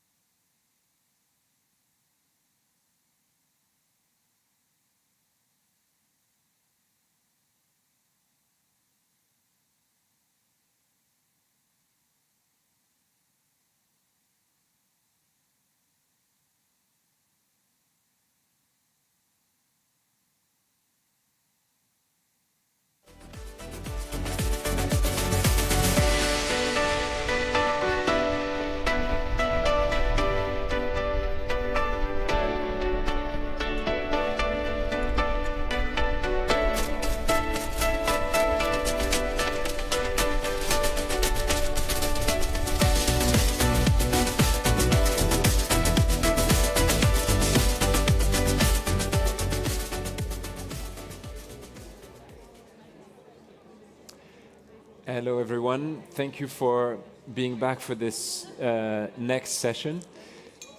Before we start, I have two quick announcements to make. The first one is, as you've seen, there is a demonstration going on outside, and so if this becomes loud, you have hearing aids on the table that might come in handy. If you decide to use them, please leave them on the table before you leave this room. And second announcement is that there is another discussion taking place at this moment on climate on the first floor. So the discussion we're having here is about EU enlargement, but if you're more interested in climate, it is taking place on the first floor. Before we jump on this first session, I would like to introduce and give the floor to Deezer Jorenet-Loewe, who is a Dutch public prosecutor, not because I want the panel that comes after to stand trial, but because she has worked extensively on criminal justice system, but also on how to build institutions. And I think these issues are quite central to Europe in general, but maybe even more central to countries that are acceding to the EU or preparing to accede to the EU. And so without further ado, I would like to give the floor to Deezer to present her work on building humane institutions. Thank you so much, Shaheen. And thank you all for being here. I'm very honored that you chose to be here and not to be upstairs with the ladies who fight for climate justice also through the court system. So that's another attest to the power of justice, I guess. People often ask if it's tough being a criminal prosecutor. We have so much negativity going on. And sometimes it is, especially now in times like this when I think we're all feeling a little bit despondent about the situation post the election in the US and the situation here. But being a prosecutor also gives me very concrete tools to do something about the injustice and the suffering that I'm seeing. So that also gives some hope in that sense. My job has three main components. The first is that to investigate hate crimes and hate speech on a national level. I'm the national prosecutor against discrimination in the Netherlands. So these are the main components, the types of cases that I deal with. And not rarely this involves putting some of our politicians on trial. My team and I, we often say that we delineate the outer borders of freedom of speech. So the people outside here today, they're exercising their right to freedom of speech, and our job is to delineate that to make sure that everyone stays within the outer boundaries. And we protect the rights of minorities, and in that way, we promote a fair and safe society for everybody. The second part of my job is to chase the bad guys that actually commit these crimes. Wiretaps, forensics, the middle of the night stakeouts, we do all of it.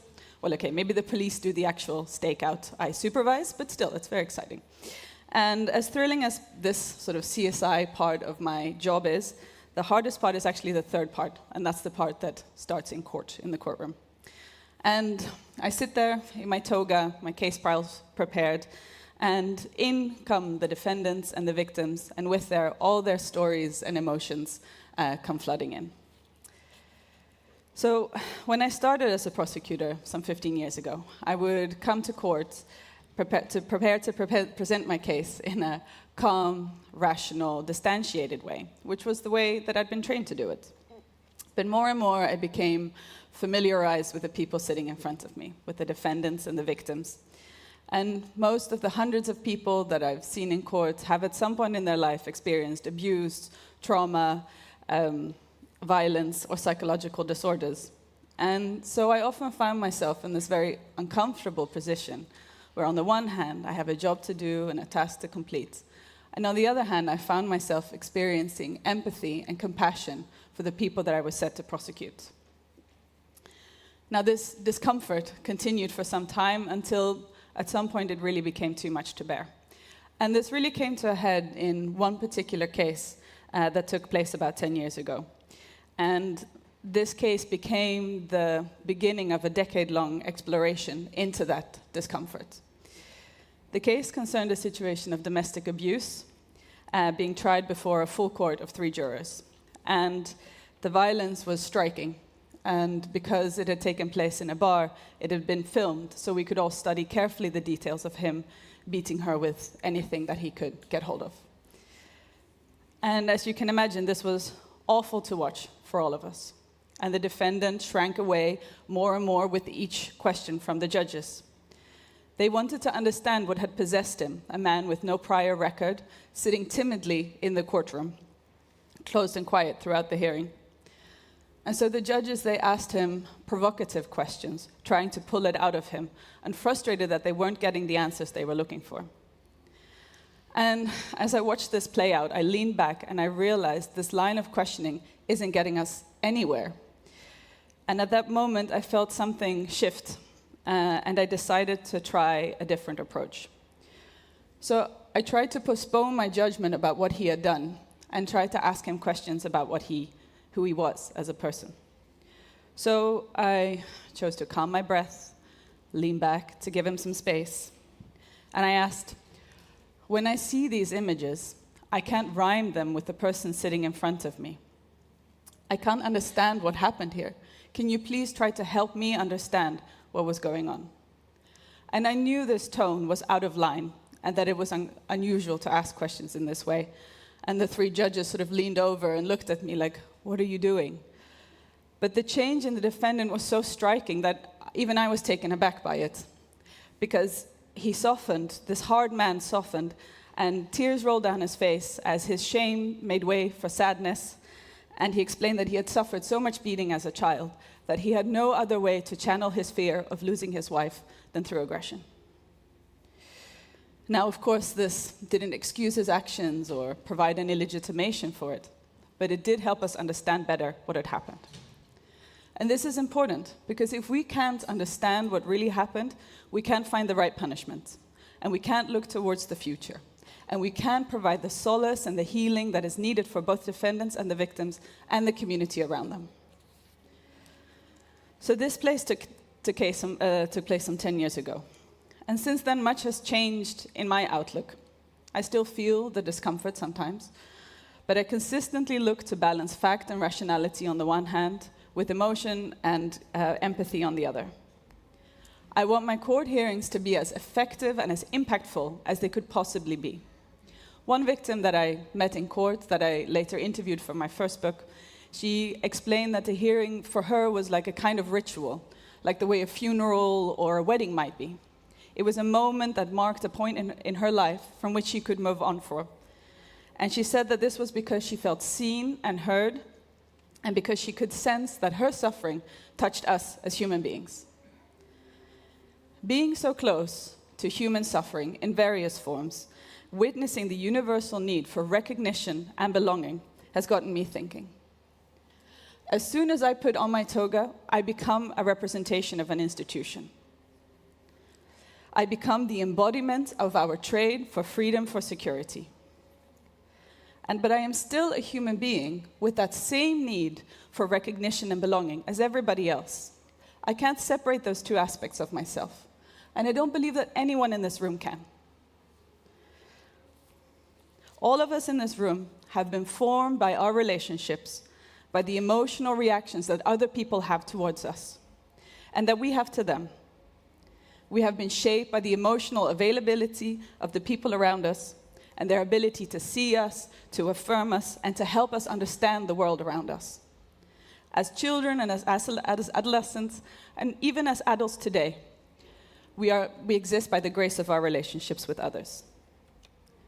Now, this might sound evidentiary, but if that is so, then why do the institutions and political bodies that govern how we live our collective lives together not reflect that kind of emotional availability?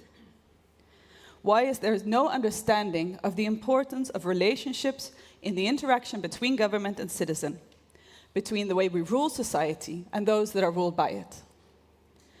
I think we can all think of examples, experienced by ourselves or others, where we have not felt seen or heard by our governing bodies. Not just by a judge in court, but by inflexible tax authorities, unyielding municipalities, or heartless migration officers. Perhaps you're familiar with the British Post scandal or the child support scandal in the Netherlands, where unassuming citizens were marked as frauds based on discriminatory policies. the intransigence of the government organizations prevented them from seeing what damage they were doing, and the risk of suffering was taken for granted. Citizens are dependent on people on the front line, people like myself, to implement policies in a way that relates to their individual lives. Policymakers need us to execute policies in a way that serves society and reflects the underlying values that are of a certain regulation. And as people in the front line, we need policymakers, people like you, to create regulations that make it possible for us to do that kind of work, to actually serve our citizens. And let's not forget that the directors and policymakers, people such as yourselves, are citizens too, subject to the laws and moral codes that govern the way we live together and dependent on the protection that they provide. We are all interdependent in this way. So what I experience as someone in the front lines, forming the physical link between government and the citizen, is that the faith that the people have in the institutions is dependent and determined by their actual interactions with it. Politicians, and I mean this in the kindest way, spend so much time trying to figure out what their constituents want and then phrasing it back to them in a way that fits their own political agenda. So what becomes visible on the surface is the rhetoric. Well, we tend to think that there is a separation between the political ideas and the policies on the one hand, and the work of the institutions on the other hand. But the proof of the pudding is in the eating, not in political rhetoric or in the reports, but in the actual execution of those plans. And we can pretend that this is a solely rational, distantiated process, but so long as human beings are taking those decisions, emotion will be involved. Now, as far as I'm concerned, this line of thinking goes beyond the usual paradigm of individual freedom versus collective care. And it brings us to the very core of what it means and what it takes to be a human being living in a collective society. The central theme of the Friends of Europe strategy is the redefinition of the social contract. And the most fundamental principle underlying that contract is that we trade some of our freedom for security. But what kind of security are we getting if that is mainly based on control and repression? Now, while that may well work in a crisis situation to provide short-term security, on a day-to-day basis, it will not help us thrive. We have built a society based on rationality, emotional control, with the idea that this will bring us predictability and one-size-fits-all solutions. Our bureaucracy has historically been shaped through the colonial efficiency, the scientific rejection of emotions through enlightenment, and the capitalization of new public management. Through the past centuries, government has taken form as a distantiated, centralized body, struggling to relate to its citizens. And if we continue to build our bodies, our societal bodies, on mistrust and fear, that's what we will get back from our citizens. I think there's no way to conclude fully that the rise of the far right and populism in Europe has been facilitated by the lack of vision or sensibility of the pragmatic and managerial government since the 80s. And I realize that for our colleagues living with the inheritance of communist and authoritarian regimes, there are many more factors at play. And yet, people feeling that laws and policies are not made for them have them hankering for someone that at least says that they matter. Martha Nussbaum writes, "Sometimes people think that only fascist or aggressive societies are intensely emotional, and that only such societies need to focus on taming such emotions. These kinds of ideas are incorrect and dangerous. All societies need to think about compassion with suffered losses, about anger towards injustice, and about the hampering of envy and aversion in favor of a general concern for the well-being of others. If we don't pay attention to emotion, that provides a great opportunity for anti-liberal forces to conquer the hearts of peoples, with the risk that people will find liberal values weak and boring. We need to understand that emotions and relationships deserve a place in our political policies and subsequently in the actual execution of those public services. Not swept up frantic emotions of anger or fear, but real complex human emotions, like the relief of being understood, the loneliness of having caused suffering, and the hope of getting better. I think that the only real way to do that is to connect to the people that we are serving through empathy. Perhaps eventually systemic changes will be more necessary, but for now I would say that a change in outlook towards the role of emotions and relationships could already benefit us a great deal. My discrimination team and I recently visited the newly opened Holocaust Museum in Amsterdam. And across the walls, for anyone who's been, but across the walls they've plastered every regulation and rule that was put in place between 1940 and 1945. Every day a new rule was adapted, often seemingly small regulations like the prohibition for Jewish people to get a mortgage or send letters.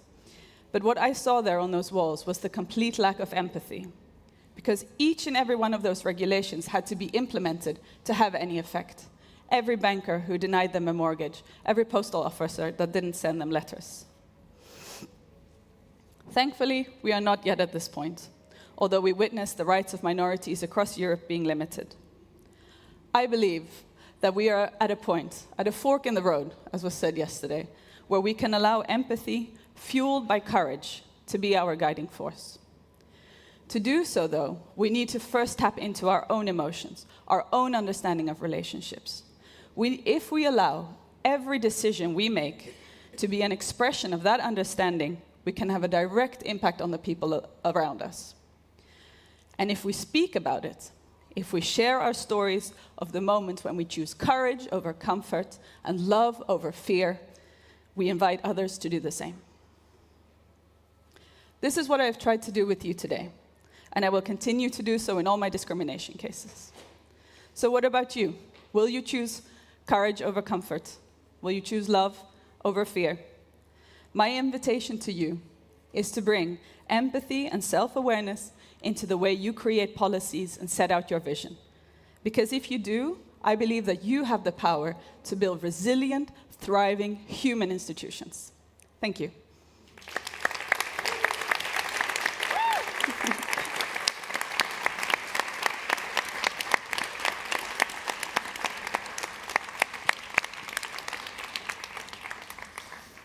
Thank you so much. This was a very moving and very inspiring speech. I think we can take this to the particular subject matter that we're following with, which is that of EU enlargement and integration, which is often also viewed as a very cold topic of discussion with very little space for emotion and empathy. And in fact, it is a topic that should be filled with that, especially because enlarging Europe often to places that have or that are experiencing conflict really speaks to these very emotions. I believe I was asked to moderate this panel because a bit more than a year ago, I was one of the co-authors of a Franco-German paper on Europe's enlargement and integration. That paper was meant to sort of bring Europe to discuss its future and to try and set an agenda for this commission to enlarge and deepen Europe. And so I have a very formidable panel today to discuss where we stand on Europe's enlargement. A panel of women exclusively, who are mostly coming from the Western Balkans, but not only, and who have a very long-standing experience of these issues. And I think I'll start by giving the floor to President Kolinda Grabar-Kitarovic, who was a former president from Croatia, who has led our country towards joining the EU and who works today still on these issues, including in a country like Ukraine. So I would love for you to open this discussion with your experience. That could be, I guess, a model or inspiring to countries that follow. Thank you.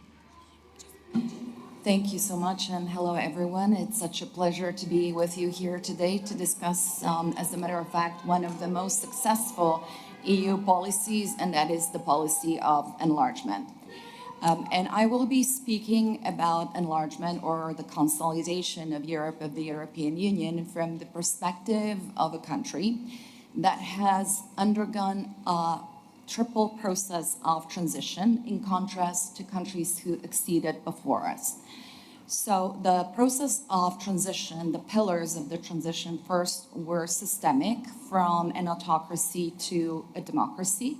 Second, it was economic transition from a centrally planned to a market economy. And the third process of transition was from war to peace, from a country that had been victim of aggression and occupation to a country that became an agent of peace and change, but who has gone through a very complex and difficult post-conflict reconciliation and rebuilding process. And that was all part of our EU and, of course, NATO accession process as we pave that road or cross that road from a prospective member to candidate to full member of the European Union and NATO, and today being also part of Eurozone and Schengen. And I do believe that even though each country's path to the EU is unique, because each country experiences unique problems, challenges, and issues, nevertheless, Croatia's experience can serve very well most of the aspiring and candidate countries who are now at different levels of joining the European Union. So let me draw on our experience, and I'll focus, after these very inspiring remarks in the beginning, I'll be a little bit more specific in terms of focusing on 5 what I believe were the major lessons learned that can be very useful both for aspiring members and for the European Union. And the first point I want to make is that throughout the process so far, both of accession and the continuing process of enlargement, which has been had been stalled and then was given a new momentum by aggression against Ukraine, we have not fully used the power of Europeanization. And by that, I don't mean making these aspirant or candidate countries or their societies European. By that, I mean building resilient institutions and resilient societies who will be able to carry both the obligations and the privileges of membership. I think that we have not fully realized the transformative power of Europeanization. We often focus on the goal itself, so on the accession, whereas we should be focusing more on the journey and the fact that the process of accession provides an excellent blueprint for the reform, democratic reform, political, economic, judiciary, etc., of every single society. And the ultimate aim of the accession process should not be satisfying EU's criteria, but really providing for a better life in a better country for all of our citizens. And that was the guiding, the motivating idea that led Croatia forward. The second point that I want to make is that you have to make the EU accession process in your own country, but also in the European Union as well, an all-inclusive process. I know it sounds a little bit like a tourist resort, but by that, I mean including all segments of society, of course, including the public. So what Croatia did is once we started negotiations, we decided that we are going to take the issues of European accession and everything, all the difficult reforms, and reforms are difficult because they often cause status quo and provoke dissatisfaction in different parts of society, etc. So we decided we were going to take that process out of the usual politicizing, politicking, bickering, and fighting, and build a united front in the whole country. So it wasn't just the government and the negotiating team that comprised about 1,500 members, which for the country size of Croatia is quite a big number. It wasn't just the government who were negotiating, it was also the parliamentary opposition. What we included in the process, all the trades unions, workers unions, syndicates, everybody, and had what it seems on the outside like a complex process, but it was a very quick one of the fact that in the process of not just creating negotiating positions for Croatia, but approving them, presenting them, we included the parliament, where a member of the opposition was the chair of the parliamentary committee who did the final revision of the negotiation positions, and they would be always published online for the public to be able to see. The third crucial element is precisely including the public and keeping citizens on board. You have to be open, you have to be transparent, you have to respect your citizens in order for them to respect you and what you're doing. So we had a number of activities that included the public, for instance, the National Forum, where we went around Croatia to speak about specific topics. And we would include a range of speakers from, Europhoric to Europhobic, a range of opinion. And when people were given a space for debate and to express their opinion, then you can remove some misconceptions or disinformation. And again, you can keep people on board because then they feel really included, that this is a common goal and a common process where everybody has a say. And the second aspect of keeping people on board is informing the public of the benefits, but also the challenges of membership, because everybody has to be able to prepare in order to fully profit or avoid some of the pitfalls or avoid dissatisfaction, or not being able to actually use the country's membership of the EU to their full advantage. Another aspect, so the fourth aspect that is incredibly important, is using the funding and building the absorption capacity of the candidate country or the acceding country to support all the institutions for membership. People often have a misconception in candidate countries that it's about harmonization of legislation. It's just a tiny little part of the process.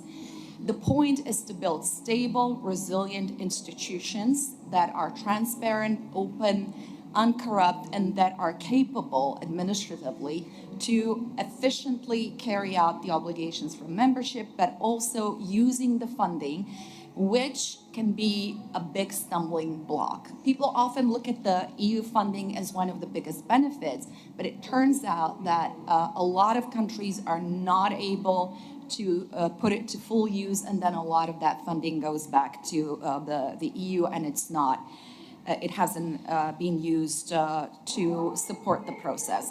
And the fifth point, on Croatia's behalf, I can promise to all of the candidate and aspiring member countries, in particular in our neighborhood, which I don't like to call the Western Balkans because of the connotation of the word Balkans that suggests trouble, falling apart. So who would want Balkans in their own house? And I prefer to use the wider term Southeast Europe. But nevertheless, we do call it officially the Western Balkans. So not just the Western Balkans, but also Ukraine and other candidate countries. We are prepared to support them politically by continuing to argue for the process of enlargement as the necessary element for the EU to become a truly global factor in every sense that contributes to the growth, the strength, stability, and prosperity of the European Union and the wider neighborhood. We can offer technical assistance, and now, in the case of Ukraine, for instance, very, very specific assistance in the areas that already through the Thessaloniki agenda have been agreed as additional criteria for membership, and that is resolving open issues and reconciliation, so that the path from war to peace, resolving all of these aspects. So Croatia has fresh experience. We're here. We will continue to argue for the continuation of the process, but we will also continue to argue for fulfilling the criteria for membership, because after all, that is for the benefit of the societies and the countries who aspire to be members. Thank you. Thank you very much. Thank you very much for this background and history, and for some of these tips to acceding countries. I'll come back to you with a few questions, in particular on the specific step of joining the euro versus joining the EU for Croatia, and maybe if you know, we don't want to call them the Western Balkans, on how sort of stability and political tensions in the region might play a role in the process, but we can discuss that later. I now want to give the floor to Tanja Miscevic, who is the Minister for European Integration of Serbia, and who is therefore sort of front and center in managing this process in Serbia. And maybe I'd start with this question, rebounding on what was said on the inclusive nature of the process. Do you see this process in Serbia being as inclusive as it should be, or as the experience of Croatia suggests it should be? And Serbia has been, I think, viewed by many in Europe as a country that has gone back and forth in its ambition towards joining. Do you now believe that there is the momentum, the commitment, and this shared willingness to join within a fairly tight schedule? Please. So thank you very much. It is my privilege to be here. I'm following the debate and participating in the debate. Let's bring a little bit of emotion into enlargement process. Since the dawn of time, that means since the beginning of 2000, when the enthusiasm and energy for enlargement was much, much bigger than it used to be after the period of 2008 and forward. And only recently we have re-engaged into the discussion of what is going to happen with the enlargement as a policy. Unfortunately, not because of the merit-based approach, but because of the war. So it proved a very important thing for the enlargement policy. The important thing for the enlargement policy is that it's the political issue. It's connected with the geopolitics, but also with the political decisions of all member states. Now we are, as you suggested, entering so-called the new momentum, which has been open, again, unfortunately, because of the war. And the name of the game is how to seize the momentum, both for the Western Balkans. We can agree, disagree, dislike or like the name, but this is the name that the EU is using for 6 of us from the region, but also including Turkey, as well as the new Troika, new trio, Ukraine, Moldova, Georgia. And many of others seized the momentum. But for 3 years now, my country did not find a way for unleash the negotiation process. And it is closely connected not with the merit-based approach, because in the meanwhile, we did a lot in terms of our internal reforms, as much as constitutional reforms, which are connected with the reform of judiciary and more independency in judiciary and more deep-rooted independent rule of law institutions, but because of the geopolitics, but because of the assessment that we are the only one or among those who did not introduce sanctions to Russian Federation, and full alignment in terms of the CFSP, CSDP is the most important political criteria now. But on the other hand, it will be also very important for all of you to notice that Serbia is the one that supporting Ukraine humanitarian-wise, but also in terms of the support of refugees. 80,000 refugees are in Serbia, and they are sheltered both in social terms and also in terms of education, even going education in Ukrainian language for the kids that are still with us. That Serbia is the only one from the region with the agreement on the European Defense Agency, that Serbia is participating in the most or the biggest number of EU-led missions, and that soon we are going also to participate in civilian-led missions, that according to the European Commission, Serbia is a very good example of not circumventing sanctions. So all of those elements are the part and parcel of the political assessment.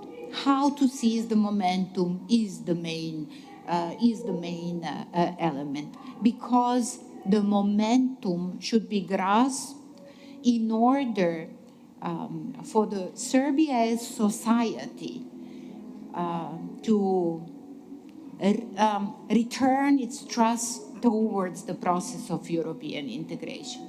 We were never, as the society, extremely enthusiastic to anything. So you cannot have 100% on anything in Serbia. And the biggest percentage in terms of the accession of Serbia to the European Union was back in 2010 to 2012, because the time of abolishing visa regime. So it was 74%. Average is 60 something. Now is around 50ish. Why? Because the process is very long. I've just hosted the Danish Minister for Europe, and she had a discussion with my students at the Faculty of Political Sciences. She discussed with 8 of them, and all 8 of them told her, we are not interested in European integration of Serbia or membership of Serbia to the European Union. And I tried to explain, look, you are talking with the guys that are 23, 24 years old. And we are promising them from the very beginning of their life that very soon we are going to become member of the European Union, and nothing happened. So, but let me finish on the very positive note. The element of how we can seize the momentum, and I've discussed with the North Macedonia Minister of Economy, is the growth plan, is something which is now in our hands as the reform agenda, a set of measures that we are going to fulfill as a token of credibility for us to speed up the process, but also the second part, which is the accelerated integration in some of the areas. So I would like to discuss a little bit further on this. If I would directly answer to your question on the inclusion and transparency since the very beginning, from the signing of the SAA, but also negotiating membership, we are very transparent in the process, but also in terms of the cooperation with the civil society organization. We have a platform in Serbia, which is known as the National Convention on European Union, more than 700 organizations, and they are following, discussing with us each and every document that we are preparing as a document for negotiation process. They are also giving us the strength, and I think if I may answer, if I may finish the first part of my discussion here today, I would use something which I find is very suitable for the enlargement process of the Western Balkan region. This is the quote that once been asked by a journalist, Jean Monnet answered. So on the question, are you optimist or pessimist in terms of the integration of the wider European integration of the European Union, he answered, I'm quoting him, he answered, I'm neither optimist or pessimist, I'm dedicated. So we are all very dedicated for becoming member of the European Union, as we do belong to the area, to the continent of Europe. We are sharing the same values, and we still have to work on many issues, but working on the issues cannot be the reason why not discussing further. Thank you very much. Thank you. Thank you for this very candid intervention. And thank you for speaking also about the feeling about the youth in your country that may also be losing patience with with a process that has dragged on for a long time.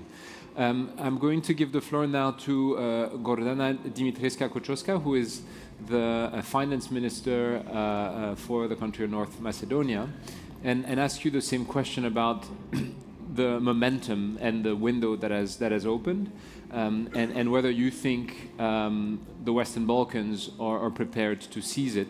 And maybe one more specific question to you, which is, how do you see this process taking place? Do you think each individual country will join on a pure merit-based, or do you think we will have what we have experienced in the past, which is kind of waves of integration, whereby a group of countries will join, and whether that means that the remaining Western Balkan country will join at the same time, and what does that mean of the interaction between their respective accession process?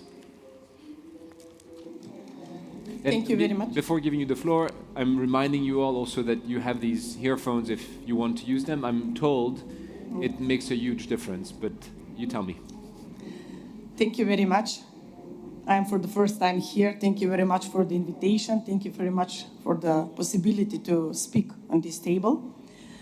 Well, when we are discussing regarding our membership in European Union, we know that our future is only that, European Union and nothing else. In comparison with Serbia, we can say that our young people are expecting as fast as possible to be part of European Union, so we are expecting to start as fast as possible the negotiation. But what is very important to say is that we have to finish also our homework, because all the countries has different, let's say, requests that they should overpass, or based on the request that they should answer. It's not enough to say that we want to be part of European Union, but also it's very important to proceed, to implement, to realize. We are the new government, only 4 months. The election finished on May. The new government was adopted on 24th of June, which means that almost 4 months we are operating and working. And during this period, I can say that we noticed a lot of open issues that were created by the previous government, which means that they were only saying we want to be part of European Union, but nothing was, let's say, finished. Two things are very important for our country. One is to finish the reform agenda for growth plan. That is very important, and this is the issue that was opened, and we need to close as fast as possible. And it was not even started by the previous government. And the second issue is connected with the Bulgarian issue. That is something that cannot be connected with merit-based system, and that we as a government are expecting this issue to be out of, let's say, these conditions for starting negotiation, and we are expecting to start the negotiations together with the other Western Balkan countries. When we're discussing regarding the reform agenda, I can say that we have 5 priorities, and when we start in the government, we decided that these are the priorities also in the government, not only like the priorities for the EU, but for the priorities in the country. The first is public administration reform and public finance management. When I entered in the Ministry of Finance, I noticed that a lot of things are not finished, although based on my experience from the private sector, because previously I was working in the private sector, it's something normal. But in the government or in the Ministry of Finance, it was not adopted, not used. So based on this, let's say, growth plan, we prepared immediately changes, and we adopted in September. So only 2 months in which we prepare rebalance of the budget for 2025, and we try to change a lot of things that are connected with this growth plan. The second thing is, or the second priority is digital and energy or green transition. When we are discussing regarding this topic, I would like to add that this green transition is let's say, wish for all the countries, but this depends also of the space in the budget. When we undertook the institutions, the realization of the budget deficit was 71%. The public debt was very huge. So the company for production of electricity that are mainly use lignite was completely destroyed. So you have to put also here priorities. What is the most important? Because I suppose that nobody wants country who will bankrupt to be part of European Union. So we decided first of all to consolidate our company for production of electricity, and after that to prepare this plan for green transition, and we are working up to now very well, and I am expecting until June next year to have better results in this field. Regarding the transition, the digitalization, I will share only one information, and you will understand how the previous government was interested regarding digitalization. In the tax office, that is the most important, I think, institution in every country, we have only 2 IT engineers, and this institution relies only on 2 IT engineers. That is, I can see, crazy and unacceptable for every government, because with 2 persons you cannot work, especially tax administration. So we are working a lot of changes here. Now we are in a procedure of preparing also e-invoice tender, which means that we want and we show that we will fight seriously with corruption and criminal, and we think that this is also very important for our EU membership. Also, the other field is human capital. We have a lot of people who are not employed, but in the same time they are using social care assistance, which means that they are healthy people. They need to pre-qualification in order to be ready for work. So we are focused also in that field. For the business environment, I can say that our country has more than 40% grey economy with this e-invoice and other changes that we are preparing, not only in tax office, in custom office, in other institutions. We are expecting that this percentage seriously to be decreased in the next period, because only we see that this is the only way not only to decrease the grey economy, but in the same time to increase the revenue in the budget. And the last one is rule of law. We are expecting a lot of changes, harmonization with EU law, and at the same time we are expecting a lot of changes in the sense of better work in public prosecutors, because at this moment we have ongoing several criminal cases for which our public prosecutors are saying that they are not still ready to finalize, because they are connected with the financial criminal, and here we should invest a lot in order to learn how to work. So, as I mentioned from the beginning, it's not only to say that we want to be part of European Union, we should finish our homework. In that case, I can say also from the previous government that a lot of EU funds were returned. Why they were returned? Because they were not taking care of the realization of the big projects. And now we are in a situation where for 4 or 5 months we cannot proceed what was not proceeded during several years. And as I mentioned, we are focused on realizing the things, implementing the things, not only just here to say, because I think that we should show to the European countries that we really want to be part of this family.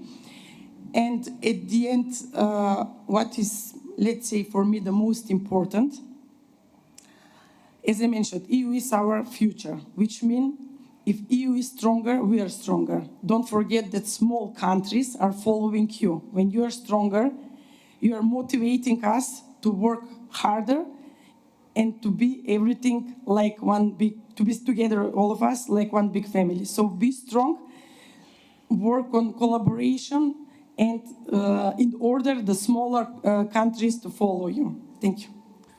Thank you. Can I press you with one point? You've explained that each country has a different timeline and the negotiations have started at different moments. But do you still believe that at the end of the day, these countries will have to join the EU together, or do you think they will each join on their separate timeline? I think that now it's time to stay together and together to be included in the European family. Why I think this? Because always I was asking myself why we are not keeping stronger between the countries. We need the countries in Europe to be stronger. We don't need the others, because we are here, we are working on the same, let's say, same land. We are very close, connected very well, and I believe that if we enter together, we will be stronger and we will have better future for all of us in Europe. Thank you. Thank you very much.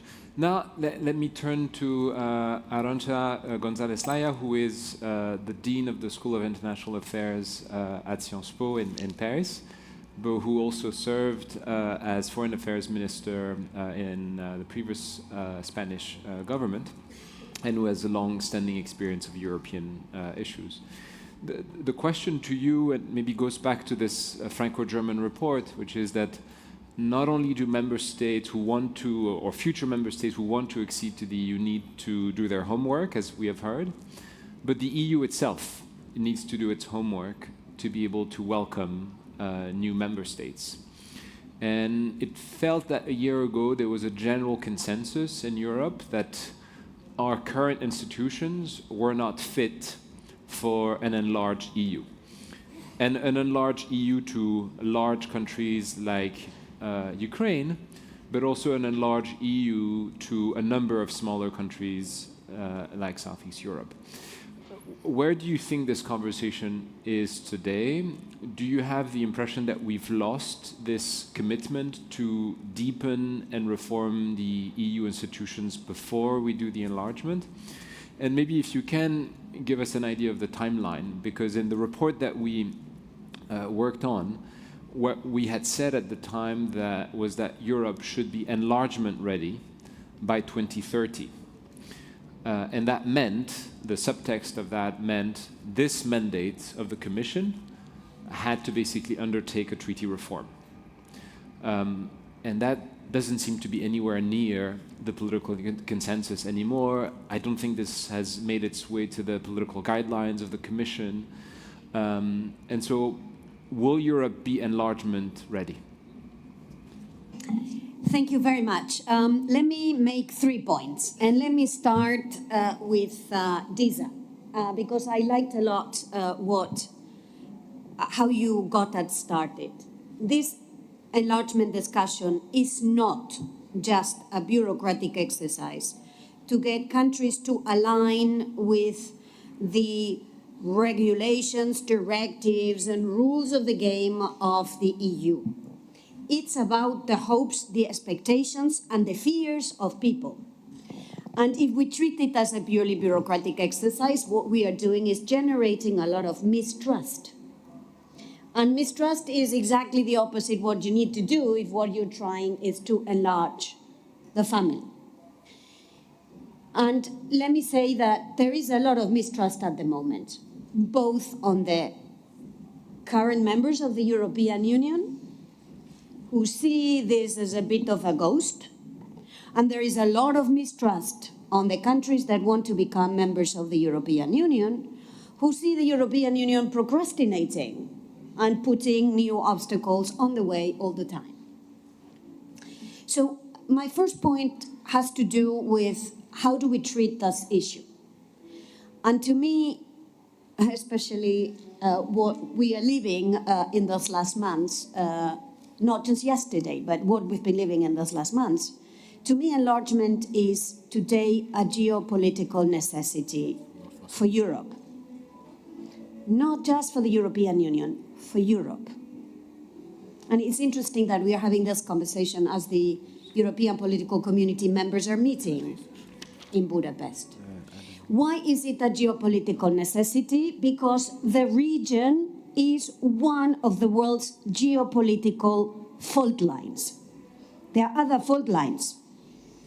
In the South China Sea, there is a fault line in the Middle East, there is one in the Sahel, but there is one in the vicinity of the EU, and that fault line is about power relations, is about redrawing maps through power, is about the spheres of influence, is about the 20th century that we thought we had abandoned.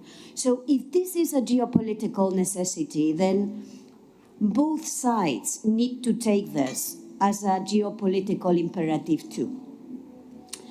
And I'm saying this because this exercise will require a lot of political energy on both sides. On the EU, surely, but also on the countries who want to become members of the EU. And I like a lot what you said, Gordana, because you said what I think is a very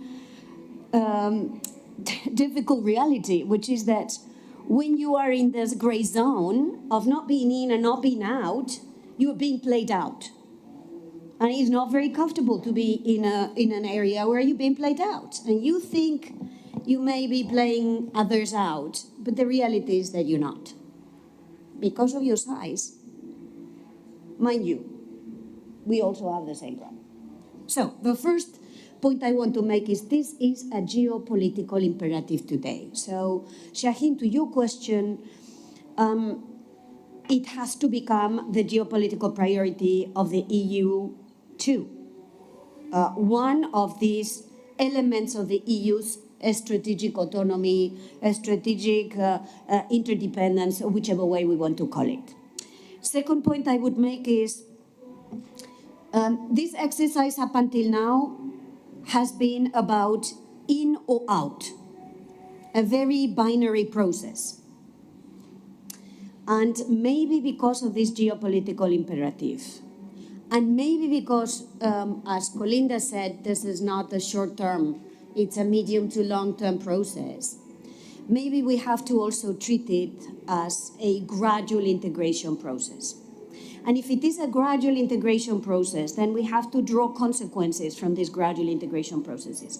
What does it mean in terms of milestones, in policies, but what does it mean also in institutional belonging?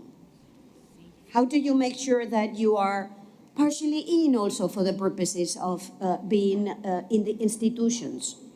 There are very interesting ideas that a few colleagues of mine from the Institute Jacques Delors have put on the table on this idea of gradual integration, moving away from binary in or out, which maybe is useful to consider. And maybe it's useful for the EU that has the hard task of doing the institutional reforms. Maybe this is a way to prepare while doing it. The third point I want to make, and this has to do more to your question of how will we know if the EU is serious about this? In my view, the test will be the budget proposal that the Commission will put forward next year. And why is it?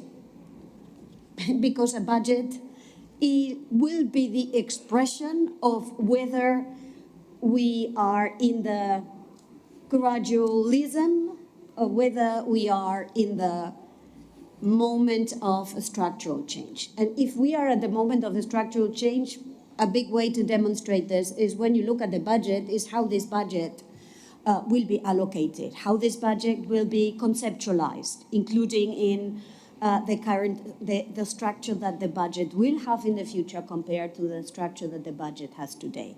So I will be looking at the budget that, the proposal of the budget that the European Commission will put on the table as a market test of whether or not the EU is serious about enlargement, which I very much hope it will. And let me close by saying treaty change is a very difficult proposal. And we know that treaty change has sunk before. And it sank on little and smaller things than this one. So I want to put a word of caution about using treaty change as the test of our commitment to enlargement. Because if we use that as the market test. Maybe we are putting the bar a little bit too high. And also because I do think that even without treaty change, there are many things that can be done. Many things. As you very clearly pointed out in the Franco-German report, which was an excellent product that helps us understand where we can exploit the spaces that we have, that we are not using today, even before we discuss treaty change. So here to, kind of feed the conversation. Thank you very much. Maybe let me press you on one point. This whole process started again because of the geopolitical crisis and because of the perception that we needed to make a strong commitment to Ukraine in particular. Do you think that means that Ukraine accession must take place first before the others? And I'm thinking of Moldova or Western Balkan countries. Or do you think this process started with a commitment to Ukraine, but it doesn't mean that Ukraine has to join first? It's a tough question to answer, I have to say. And we went through this question when we had the previous enlargement, where we said it's tough to, in political terms, it's tough to say to some yes and to others no. We also know that we've got countries that have been waiting for a while, who have done their homework, whose citizens also expect that we move forward. Hence this idea then, rather than, I would put this together with the idea of gradualism. Because maybe if we do things gradually, we take away the pressure of all or nothing. So a good way to answer the question would be to say, okay, let's move with the parts that countries are ready, let's move them into those parts. Let's draw the necessary institutional conclusions and consequences from this gradual movement, and let's not wait until everything is perfect to put the ribbon on the parcel. Let me also say that Ukraine is a different case from all the others. And we have to be very vigilant that we send a very clear signal about how seriously we take the case of Ukraine. Because that's in a way where we will put the bar of the commitment that the EU takes to making sure it's the rule of law and not the rule of the strongest. And there we have to be careful because this is a very important signal to our neighbor. Okay, thank you. Tanya, I think you wanted to react to the point on gradualism, so please exactly. Go ahead. So thank you very much for this opportunity just to try to understand how do you perceive the gradual integration. Is this the integration which means to sign the agreement first on the accession and without the voting rights, and then gradually to acquire voting rights, fulfilling the criteria from the membership? If that is the case, I'm going to tell you immediately, strongly against that. Because in that case, we would be the second-rate members. But if you are thinking of the gradual integration as the accelerated integration from the growth plan and the new methodology, that means us to become part of some of the EU policies, like single European payment area, like the green lanes in terms of speeding up entrance into Schengen. Well, if that is the case, that is what we are doing with the growth plan, with the reform agenda. I also see a dear colleague from Albania. That is what we are doing, and for which we need your help. Because there is no need to change the treaty, the constitutional treaty of the European Union for this. There are needs and there are instruments to speed up the process. But how important that is, just for you to understand, our trucks, all of us come from the Western Balkans, are waiting per year, and there are 300,000 trucks entering, exiting from the region into the Schengen system. They are waiting, and you will not believe, 3,000 years per year. I cannot calculate how much money is lost like this and how much, again, trust we are losing like this. If that is the gradual integration, then you have our all full support and we can work together on this. Thank you. Arantxa, do you want to react right away? Yeah, I mean, you know, the beauty of where I am now is that I am talking for myself. I don't talk for anybody. I am an academic, and I observe. What I observe is that second-class citizen will not work. Okay? We've tried this before, it doesn't work. What I observe is that the in or out puts us and you at risk. And that therefore what matters and what would make sense is this sense that you be part of the spaces where, in a way, the work has been done, but drawing the necessary consequences of that from an institutional point of view in the EU. Okay? So it's, rather than waiting until everything is done and perfect, there is a gradual approximation in a way that has consequences for your participation and belonging into the European mechanism, processes, policies, and financing mechanism. That's, again, I don't speak for any EU member state any longer, but I thought I would put this on the table because in a way is a good way to encourage while providing security and keeping the incentive mechanisms in place, because we also have to keep the incentive mechanisms in place. If the incentives are not there, then enlargement will not happen. Thank you. In keeping on the track of this discussion on gradualism, I'm reminded of the question I posed to you earlier, Kolinda, which is, to some extent, and I was reminded of a conversation I had with a Latvian finance minister once, who told me being part of the EU is great, but actually we felt really part of the European family only when we became members of the euro. And I was wondering if you have a similar experience with Croatia, whether in fact even once you're in the EU, you know, we're still in a gradual integration process to some extent because there's still more phases, and the EU itself is continuing to integrate. So maybe if you can speak to that challenge of joining the euro after joining the EU. It's becoming more and more difficult to speak against the music.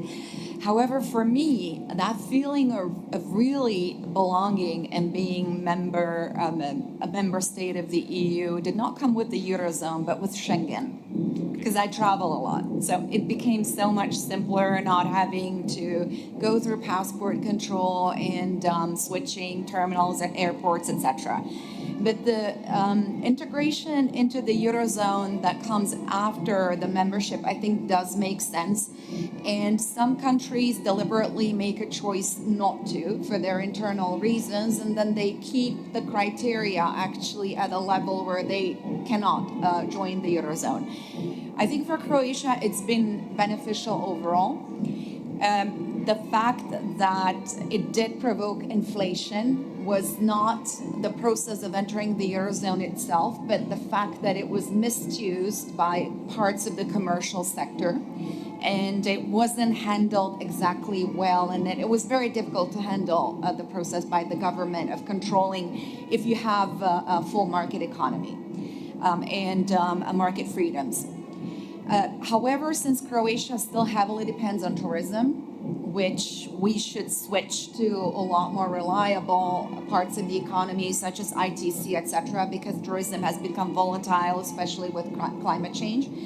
But now when I travel and when I go to countries that have not adopted the euro, even on business trips, it becomes very annoying not to be able to pay in the local currency, even when you want to use a public toilet. So it's just, it's very practical, and the fact that our economy had already been tied mostly to EU economies. But speaking about phased integration or gradual integration, as Arantxa has called it, I'm all for individual merit-based approach to accession, and that actually allowed for Croatia to be able to accede to the European Union by not being made to wait either for Turkey, with whom we started negotiations, or with our neighboring countries. And I think that the merit-based process is really the process that motivates you most, because you depend on what you do and you do not depend, you're not being stalled because of something that some other countries have not done, the criteria that they have not fulfilled. But also, the bigger the country, the more difficult it is to absorb. And I think this is going to be the issue for Ukraine, where people have already started to figure out the costs for those countries who will become net contributors, for those who will have to pay more into the budget, instead of doing the math of what is it going to cost us if Ukraine does not accede. So there, I can see a gradual phased approach, but with smaller countries, including Serbia, I'm sorry, I don't want to call you small, but when you compare the sizes of the economies and the number of people, I think that full accession is absolutely possible.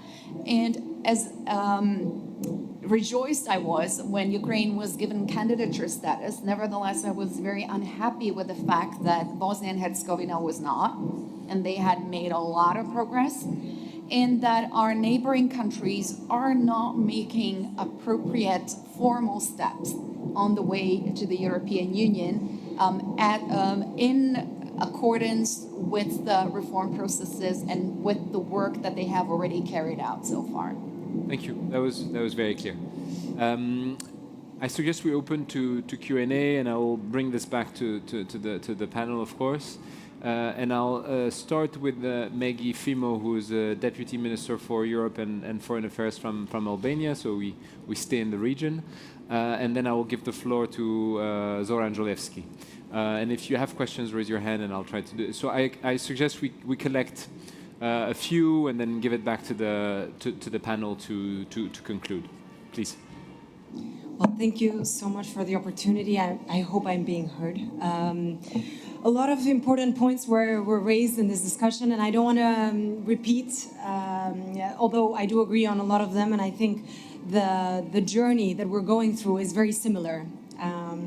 But I was really interested in your question, actually, because you mentioned whether the Western Balkans is ready to seize this opportunity. And I would actually flip that and say, are the EU member states also ready to seize this opportunity? I think it's very important to have both discussions in this day and age, you know, with the challenges that we're all facing as a European continent.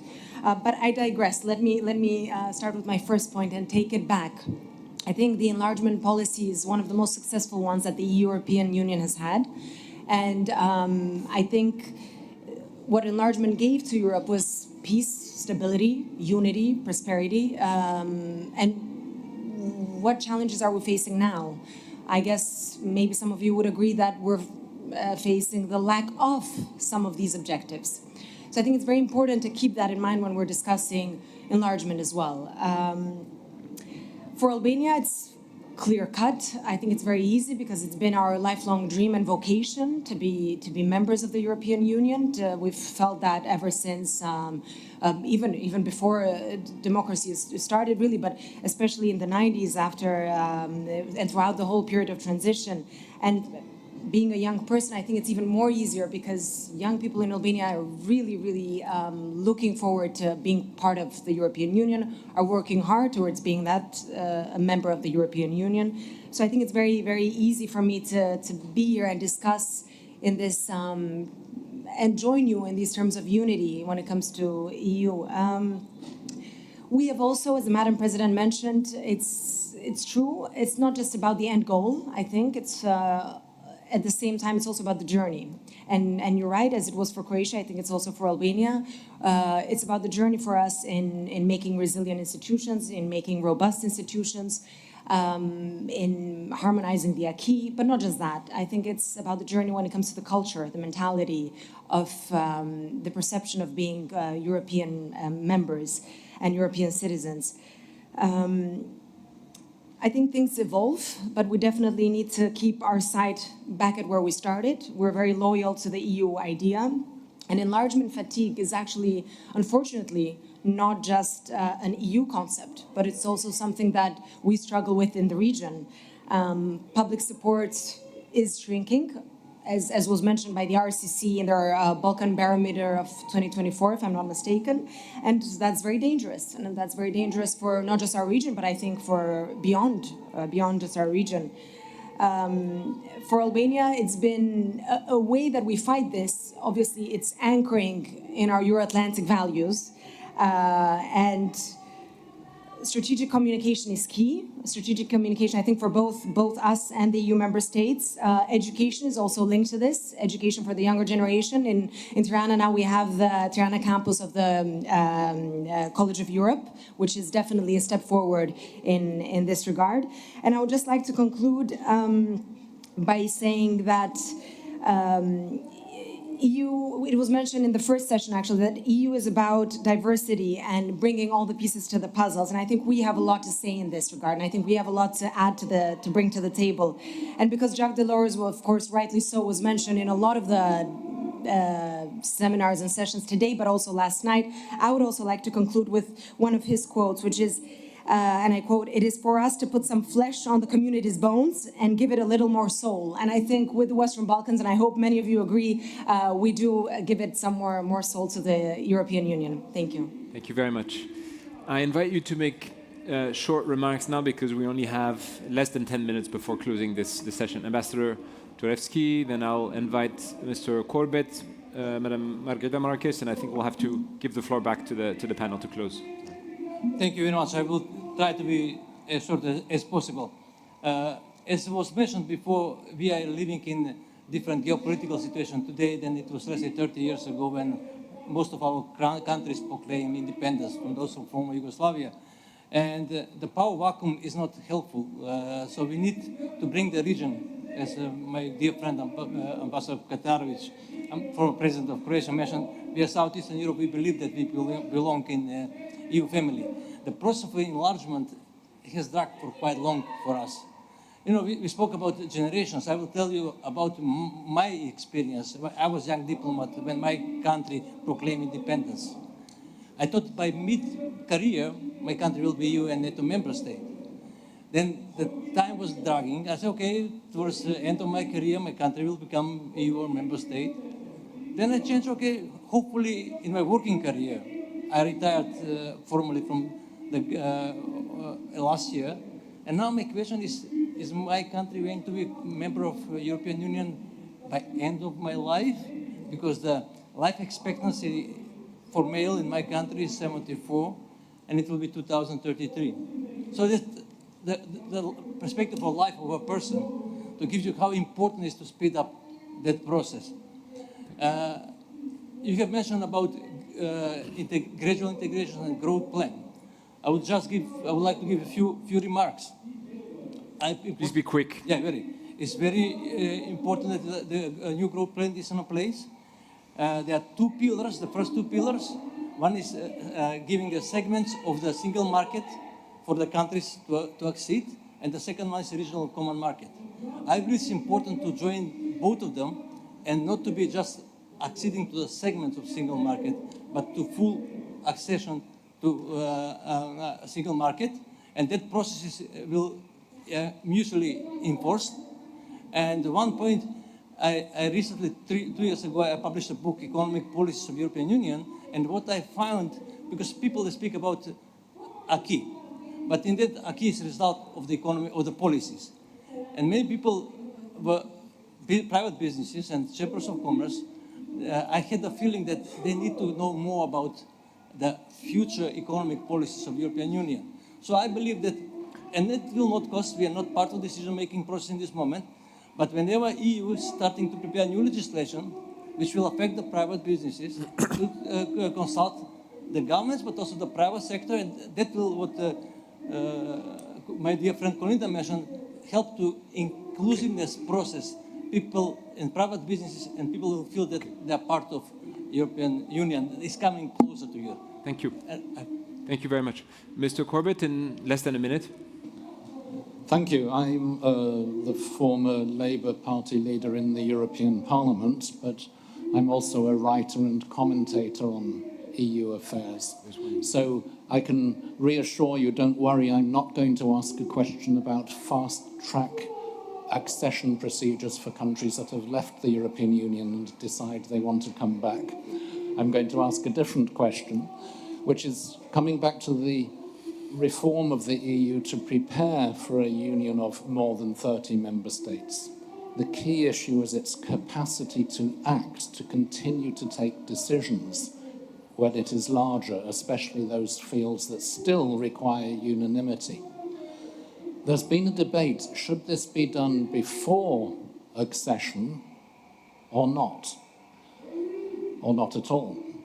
But there is a third way. An accession treaty can amend the existing treaties.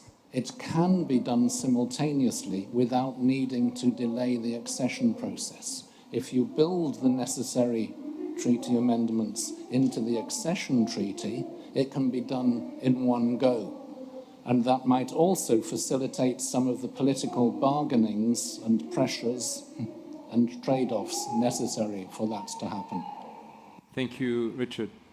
Margareta, in less than a minute as well. Yeah, thank you very much. I try to speak on less than a minute, than 1 minute, but I'd like to do 2 comments on what Arantxa said. Because, of course, I'm the former rapporteur on the negotiation of the multi-annual financial framework. It's why I need to react what you said to confirm and to support your approach. Because clearly it's impossible to live with 35 member states with the same budgetary architecture that we have nowadays with 27. And this must be a clear political message when the Commission will put on the table next June the new report. I had a second point, but I stopped. Thank you so much. And the last one in less than 30 seconds. Oh, God. Okay, thank you. Okay, so I'm Besa. I'm a journalist from Kosovo. Very, very quickly. If the EU is going to have to take all the time that it needs to take to decide whether it wants to integrate or not the region, I think the EU has to be honest with the region and come clear and say, yes, you have a future in the EU, or no, you don't have a future in the EU, because otherwise the damage that the EU is doing to the Western Balkans society, I think we're going to pay the consequences for the very, very long term. A lot of merit-based discussion was brought up earlier, yes, but the EU also has a huge power in political conditionality, and it uses that power. So when we discuss the extent to which the EU, how it is integrating or working with the region, I think we have to scrutinize way more the political level of the EU, and when it chooses to use this political power and political bargaining and how it applies that. Because just take the case of North Macedonia.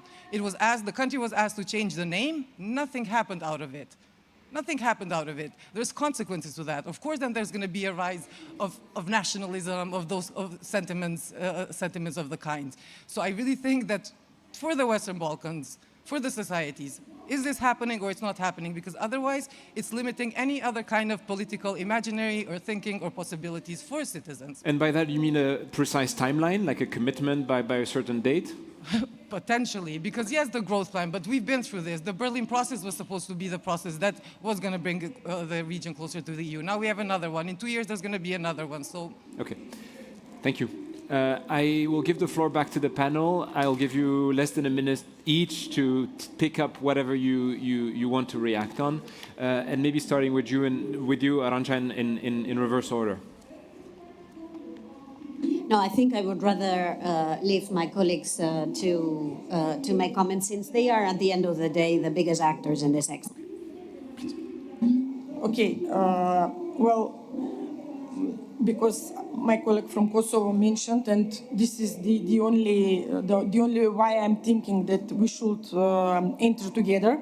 The first thing is that in the past period we were leader with reforms and all the things, and we were prepared for entering the European Union. After that, we became in the middle, let's say, or maybe the worst in the last 7 years. And okay, if we take into consideration that it is the only merit base, I'm asking myself how we will calculate our issue with Bulgaria. This is very serious, and because of that, I mentioned we need to enter all of us together, because once we had a problem with the name, now we have the problem with the Bulgarian. We are changing a lot of things. At the end, nothing is happening. This is creating frustration in our country among the people. And as I mentioned, we need to be part of this family. It is not a question that our people will leave the country and will go in European Union. At this moment, people are going out of the country with regular documentation without any problem. So we don't need European Union in order people to transfer to live in Germany or doesn't matter where, in EU. We need to be part of this family because we believe that together we are stronger. As Colinda mentioned, a lot of things are positive when we are together, without visa, with one currency, a lot of benefits we will have, and especially in the economy sense. Thank you. Tanya Mischevich.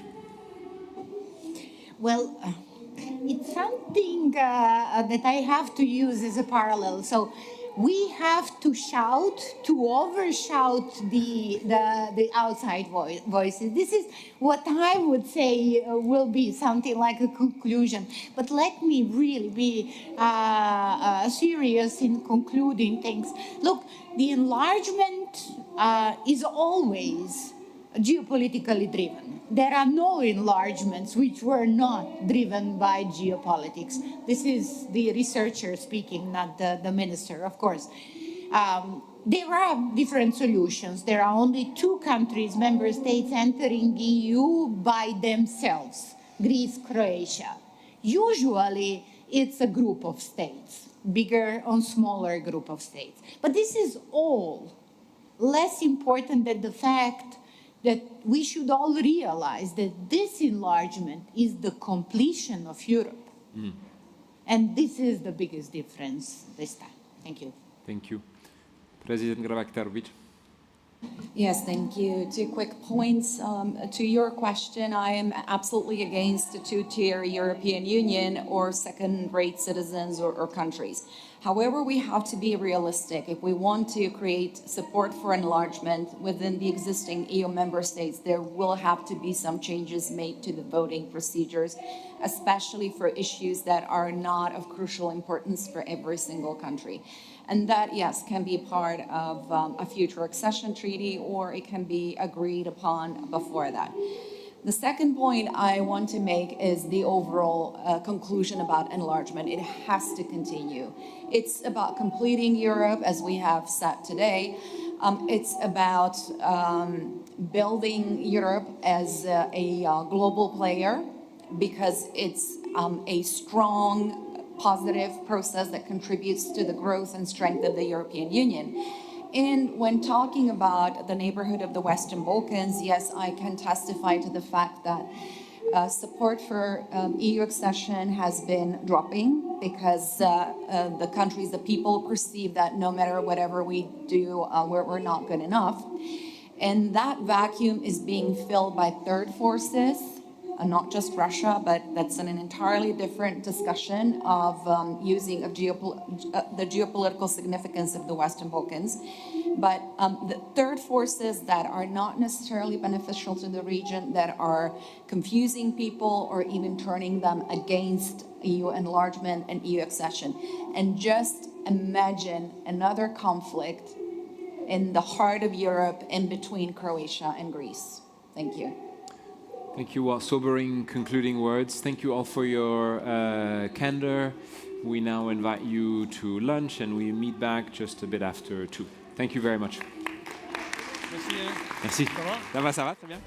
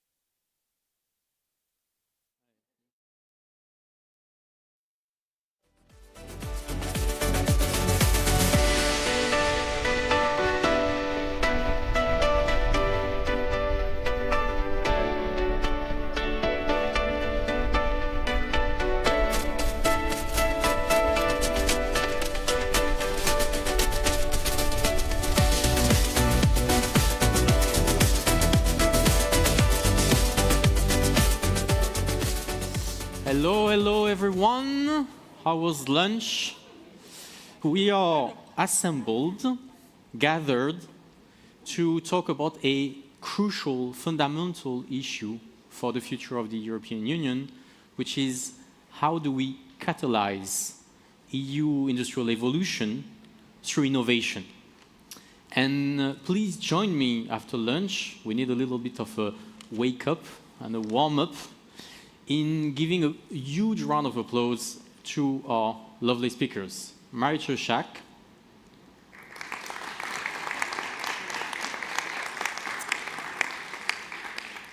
Benjamin Brake, Where is it? Oh, there. Lisa Lipa Costa, and Joachim Reiter. My name is Nicholas Bryan. I'm the founder of WasteTide. I'm basically using AI to cut the cost and carbon footprint of industrial waste. And I'm delighted to be one of the catalysts of this lovely session. I also have to welcome the people that are joining us online. Please feel free to interact with them, even though they are invisible. You have a hashtag, State of EU, and feel free to post your favorite quotes, your favorite pictures, your favorite jokes about this session. That would be very much appreciated. We have great speakers today, and one of them will introduce our session. She's quite extraordinary. She's a director at the Stanford University Policy Center. She is also a fellow at Stanford University Human-Centered AI Center. And do you know the definition of kairos, which is the art of finding the appropriate moment? She totally masters the kairos because she has published a book called The Tech Coup. This is definitely the art of finding the appropriate moments. You've been writing extensively on tech and democracy, and I'm giving you the floor to open up this session. Thank you for that very kind introduction. And this is a somewhat peculiar room, so I thought I would just sit down so you know where I am, and that we can make this an intimate conversation. The subtitle of my book is How to Save Democracy from Silicon Valley. And I don't like talking about Musk a lot, but he made visible the phenomenon that I have been researching and looking at for the past couple of years, which is the power grab by tech companies at the expense of democracy. And to some extent, Elon Musk makes it clear to everyone that this is about political influence, that this is about leveraging businesses and platforms towards political agendas, geopolitical agendas, that this is about the power of money in politics. But in many other ways, Musk is not unique. He's unique in being outspoken, in making visible that there is so much at stake. But I've highlighted a lot of the more invisible ecosystems of power and governance that private companies have pulled towards themselves, that democratic leaders have allowed them to grab. And I think it is time for a big shift. So what Europe does not need when it looks at investing in innovation and sort of, how to step up to this moment in time where there's talk about digital sovereignty, strategic autonomy, less reliance on the transatlantic relation as we've known it, is to repeat those steps and to outsource our digital lives to companies at all, and certainly not to foreign companies, and certainly not in ways where there is a lack of insight, understanding that we might gain about the technologies, where there's a lack of independent oversight, and ultimately a lack of agency on the part of democratically elected and accountable leaders, and impunity when there is injustice at the hands of these companies. I want to just take a couple of examples to illustrate what I mean. On the one hand, we can see how tech companies acquire de facto governance powers just by building a new technology that creates new capabilities and puts, for example, people's rights under pressure. I've spent a lot of time on spyware, more time than I ever thought I would need when I started addressing the issue in 2011, when encountering activists in the Middle East, from Iran, from Tunisia, from Egypt. And it may have seemed a tool of authoritarian regimes at the time, but as we've learned with the Pegasus project, investigative journalism project, European governments have used spyware to go after judges, opposition leaders, journalists, and civil society leaders. And this is typically a kind of technology that creates a de facto rights challenge outside of the grasp of governments, but also a technology where governments in democracies have not done enough to curb it, to ban it, to raise the moral high ground about how it is that we want to operate within the rule of law, protect people's rights, and so on. But I also think about the fact that it's now tech companies that are developing critical digital infrastructure, whether it's undersea cables, whether it's internet connectivity through satellites, infrastructure that is geopolitically crucial, but that is also under pressure, and where there are endless questions unanswered about who decides what access to data different actors have in this infrastructure, who should protect it, scan it for risk. What about the open space, a public space that the near Earth orbit is, but what about undersea cables that go outside of territorial waters? Who is supposed to protect? What happens in the case of an incident? And so on and so forth. Big, big consequences from developing this technological infrastructure that are really decided without much government intervention and with many legal questions unanswered still. And then, of course, how else could I address tech governance without mentioning artificial intelligence, which also creates entirely new realities. New realities because it discriminates systematically and is still put on the market. New realities because it's highly individualized, ever-changing, self-learning. And so when you put yourself in the shoes of a regulator, how is the regulator to know that one's rights are violated, whether a company operates to respect anything from antitrust to non-discrimination, or whether a person using these new and shiny services can even have the opportunity to know whether they've been treated fairly. So there's a de facto power coming from developing these technologies. And this is not just a matter of big and well-known tech companies, it's also smaller ones. It's really an ecosystem of companies that are engaged in grabbing more and more decision-making power without the accompanying oversight and set of rules really that are necessary in a rule of law-based system.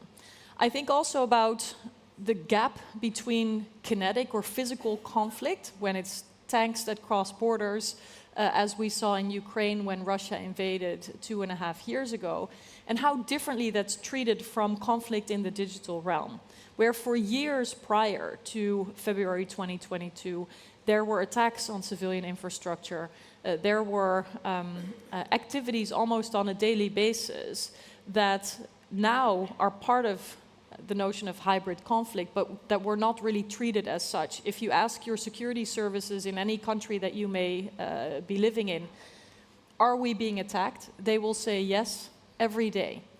But at the kitchen table, people do not have the perception that we are under constant attack or even in a warlike situation. And that is because the international legal framework has not answered a lot of the questions of when is a cyber attack a breach of a nation's sovereignty? When does it reach the threshold of a war or armed conflict? And in that legal vacuum, there is a tendency also by democratic states to operate below the radar, to operate without being accountable. And so this is a concern with regard to what companies are doing, taking out botnets or other hostile actors across borders without a clear mandate, without clear oversight, with the discretion to share information about it at their own choosing, but also criticism of governments who are not incentivized to actually lift the bar and make sure that these rules are clarified. Now,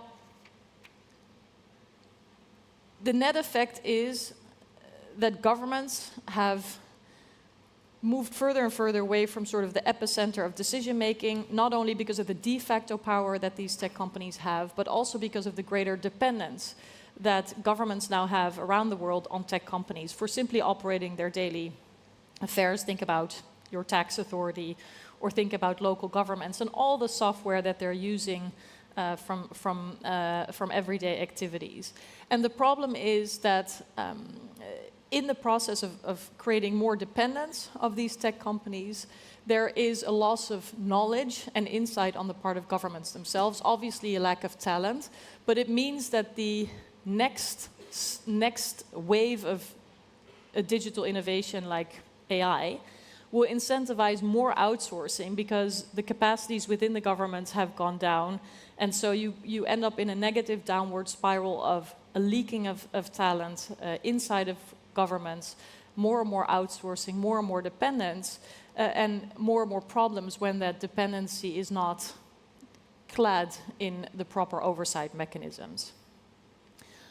I also talk about power that is asserted not just through the de facto building of technologies or the dependency that governments have of them, but just the age-old lobbying that is just so much easier with the bank accounts that these companies have, not only by knocking on the doors of people here in Brussels and in other hubs of political power, but also by funding academia, think tanks, by developing civil society organizations. Let me just repeat that. Not just funding civil society organizations, but creating civil society organizations to roll out an agenda. To be able to be present in all these international fora where discussions about standards, about governance are held, where a lot of governments are just incapable to field people to all these different multilateral convenings. All in all, this leaking, loss, grab of governance power on the part of democratic governments hurts democracy, and I'm very worried about that. And I think it's really important also on the part of European lawmakers not to think, well, but we're a super regulator and we have the Digital Services Act, we have the Digital Markets Act, we have the AI Act, so we're in good shape. Unfortunately, no. These are steps in the right direction. Let's hope that they get enforced and operationalized the way in which they were dreamt up. But even with all these new laws in place, there is still enormous dependence, and there is still a lot of decision-making that is done by tech companies and not by European governments. I don't know how much time I have, otherwise I'll mention a couple more solutions, and then I'll wrap up. There is a lot that we can do, in part because so little has been done, so a lot of common sense steps can still be taken to rebalance the relationship between democratic institutions and leaders and tech companies when it comes to our digital lives. Solutions in the direction of creating much more transparency and public access to knowledge for academics, for journalists, for regulators, for parliamentarians themselves. More access to independent knowledge, for example, but also to make sure that governments, when using technology, are equally accountable in the domain that they've outsourced. One of the problems is that we see governments incentivized to sort of offload their own responsibilities by engaging companies. If police forces are not allowed to hack the phones of suspects in terror or crime cases, they can say, we don't do that. But if they are engaging a spyware company to do the same, then you can ask yourself whether they're actually not doing that. If there are rules about freedom of information for journalists to just hold to account the operations of government, then it shouldn't be a reference to a messaging service that only stores messages for one day and therefore the message is not being available to be an appropriate answer. So if there should be accountability of government operations and communications, it cannot be shielded behind tech companies and thereby sort of offloading this whole idea of transparency. But besides a focus on the operational role that governments play. I think they can use procurement much better. They should use investment much better. We talked about a little bit with my neighbor here already. And then, of course, there's regulation. But if we look at the EU specifically, which is not the focus of the tech coup necessarily, but because we're here as Friends of Europe, let me focus on Europe. Regulation is important, but I think in the current political climate, there will not be as ambitious a set of regulations adopted. So a focus on solid enforcement, a focus on leveraging the purchasing power of governments in Europe towards better outcomes, and earmarking investments towards more democratic governance, public values of technology, are just a couple of directions that we must utilize better. Thank you very much. Thank you so much. That was a very powerful one. Just one follow-up question. Have you watched Trump's victory speech? It's quite fascinating. He had this moment when he was praising the launches of Elon Musk rocket ships. And he said this: would Russia be able to do it? No. Would China be able to do it? No. And that was the most important part of his speech, because he didn't even mention the EU. Like, we are not even on the map. And so that's my question to you. The subtitle of your book is Democracy, Silicon Valley Against Democracy. We are Europeans. Is it an option for us to create these EU-born tech champions to foster and champion our EU values on the global stage? Of course, we should be ambitious and ready to make sure that our talented entrepreneurs are able to grow as well as they possibly can within the EU. And one of the well-known problems is that access to capital and fragmentation between our legal systems means that it's often easier to go to Silicon Valley, where they can get venture capital, for example, where failing is seen as a useful experience, instead of a sort of shameful affair of going bankrupt and having missed the moment. So there's a lot more that the EU can do, but when I recall those words by Donald Trump, I would really read them as political. He wants to, be the strong man vis-a-vis China, vis-a-vis Russia. Let's see if that continues. He has, dubious ideas about what is best for Ukraine. But maybe he also knows that Europeans could launch a rocket. I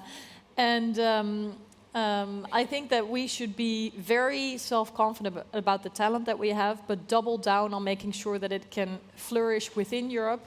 And hopefully keeping them here will have become a little bit easier after yesterday, because the conditions for living here for people in all their diversity are hopefully more inviting than the ones in the United States.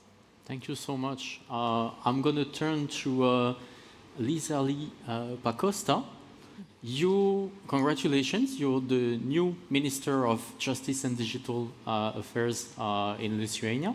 You just started in July 2024, but you are a familiar face in Brussels. You used to chair the EU committee in your national parliament. Welcome back in this new capacity. Do you know how to snap your fingers? Every time you do this, there are 300 new users of ChatGPT.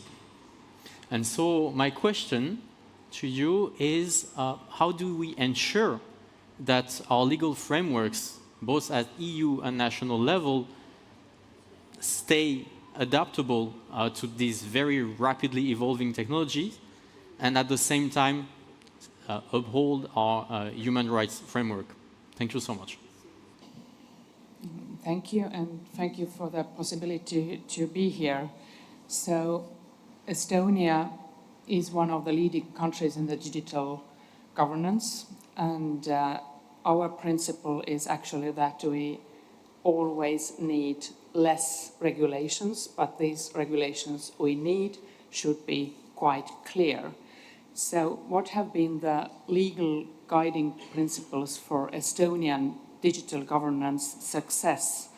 First, that there is actually a very strong cooperation with private companies, because the innovation very seldomly comes from governments, it comes from private sector.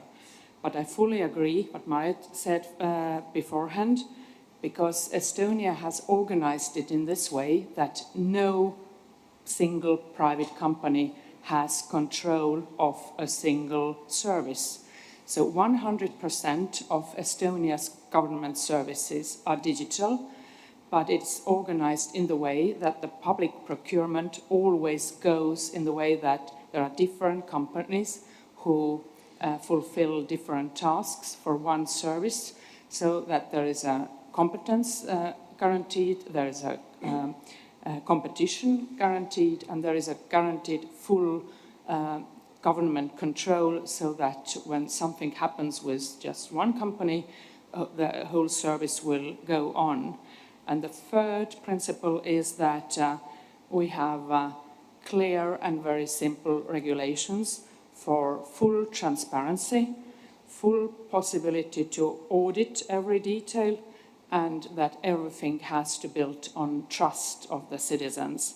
And the trust part means that everybody, not only citizens, every people who uses Estonian digital services, that includes also our e-residents. So everyone can check absolutely every detail very easily who has taken a look on your data. There is a very simple way to do it, and if you can ask every question. So if a person has looked at your data without a very clear legal ground, so this person actually gets punished. So, and that builds trust. So how could we use these principles for European Union, especially having AI now on the board? So Estonia has stood for less regulations and more innovation-based regulations for the AI Act. But now when we have the AI Act, we see it actually as an enabler, as we also see the GDPR as an enabler of doing things, not as something that stops us innovating or doing new things.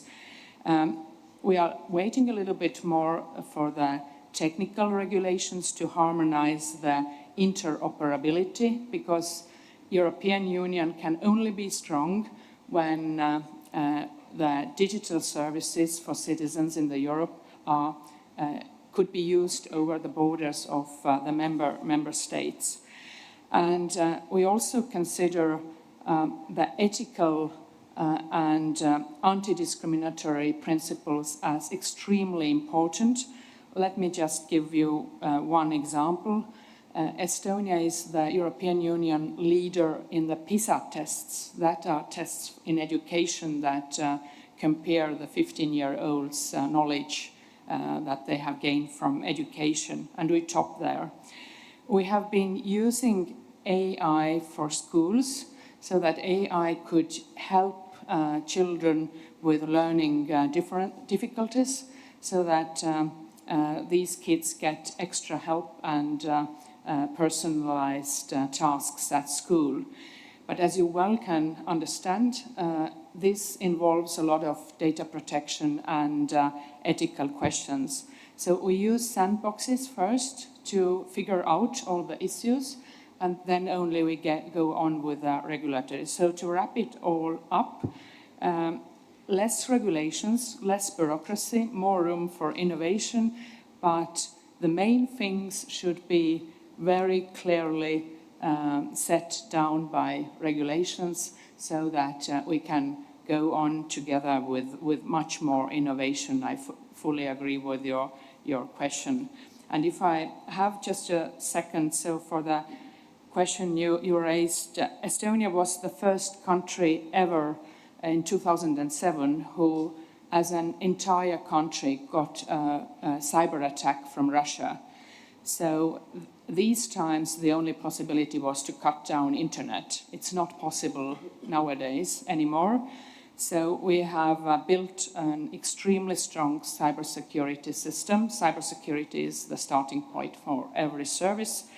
And this year, together with allies, we found out that the 2020 attack was organized by Russian military intelligence. So I fully agree that the cybersecurity is one of the issues that should be taken much, much more seriously. Thank you so much. Thank you so much for sharing this very concrete example. Clearly, Estonia is very much advanced compared to some other countries on the continent. Thanks a lot for sharing some ingredients of the secret sauce. That was very helpful. I'm sure it's going to inspire a lot of us in this room. We talked about services to the people. I want to talk a little bit about services to the industry. And we're very lucky today to have Joachim with us. Joachim, you've had a great career on the diplomacy side. You were the Deputy Director General for a UN Conference on Trade and Development. And now you're working with Vodafone. And what I especially like when I prepared this session is that I found out that you coined an expression that I very much like. You are a very strong advocate of the connectivity union. That's how you call it. And as a big stakeholder for digital transformation for the industry, I'd like to turn to you and maybe hear your voice about what are the main challenges for the industry on the continent to digitize. And maybe one subtitle question is, shall we build our own digital champions or shall we digitize our existing champions? Thank you so much. Or both. So thanks a lot, and thanks a lot for inviting me. It's always great to be here. So if I start from, for those of you that don't know Vodafone is pretty big. It's operating in a lot of the European countries as an operator. We also happen to be, going back to the original keynote address, we're happening to dip our toes into satellite, and we are probably one of the biggest on the planet on submarine cables. We do the whole digital infrastructure, and we're now leading, together with a few of our competitors, on the 5G rollout. I think you cannot answer the question around the challenges before we have a common understanding where do we start in Europe. And if I had to share some of my frustrations and concerns, is that there is very limited recognition in Europe around how far it has fallen behind on digital infrastructure. And we can debate why we ended up there. The most important thing, in my view, is to ask ourselves, is that good enough going forward? So, as Vodafone, one of our biggest concerns, because we're enabling digital infrastructure, is of course the fact that we believe that it's very difficult for Europe going forward to drive competitiveness in the absence of addressing its gaps in its digital infrastructure. This is the basis upon which you then drive the innovation climate. So to your question around, should we build homegrown innovative companies, or some refer to startups? A lot of that will come on the basis of whether you have healthy ecosystems to begin with, whether you have infrastructure to experiment on that is world-class. And to put this in perspective, according to our own estimates, Europe will reach where China is last year in around 6 to 8 years from now in terms of the modernity of digital infrastructure. It's very, very bad idea, if you want to be competitive in today's economy, to be almost half a decade or more behind China on everything from advanced robotics, how do you deploy IoT, how do you do network slices, how do you automate factories and stuff like that.